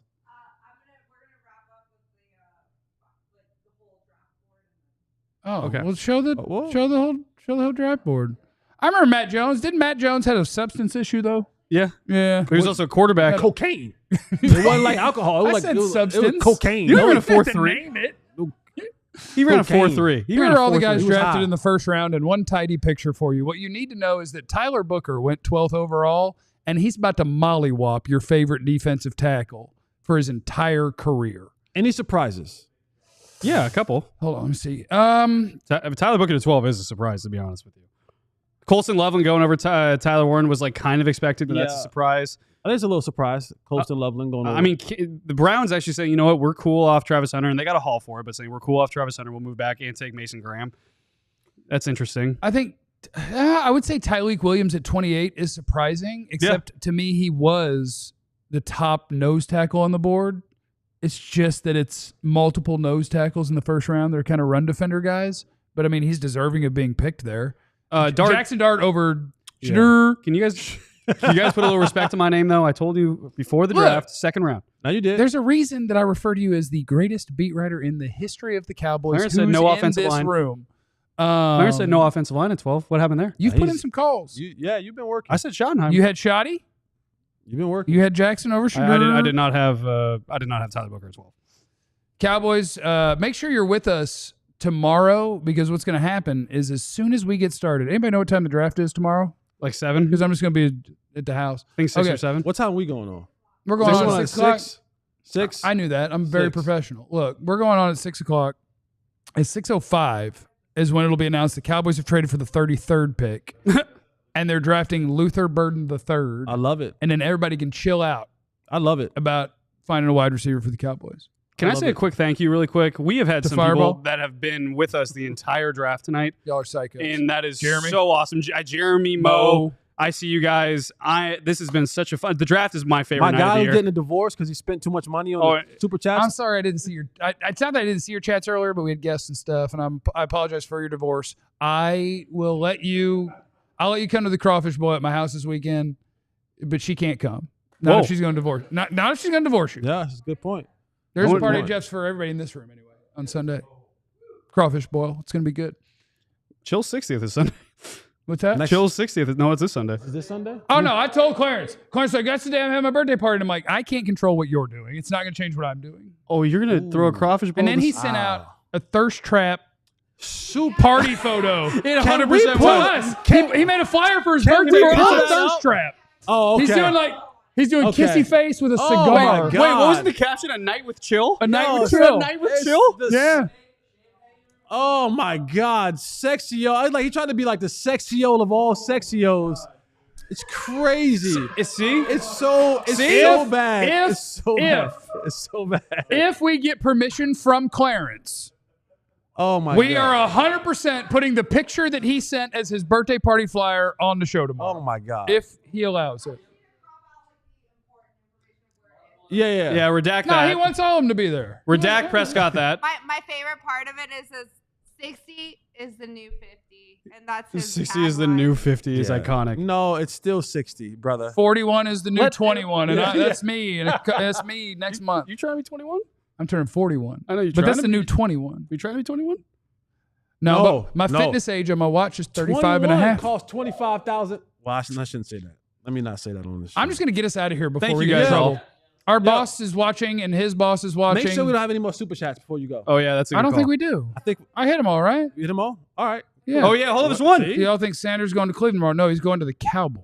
Jeez. Yeah. All right. Let's go, man. Yes. See, Steelers in round two. I told you get tired of it. Steelers in round Let's two. get out of here, man. If you guys don't know this, if you are a sober person and you hang around people who drink, it's so annoying.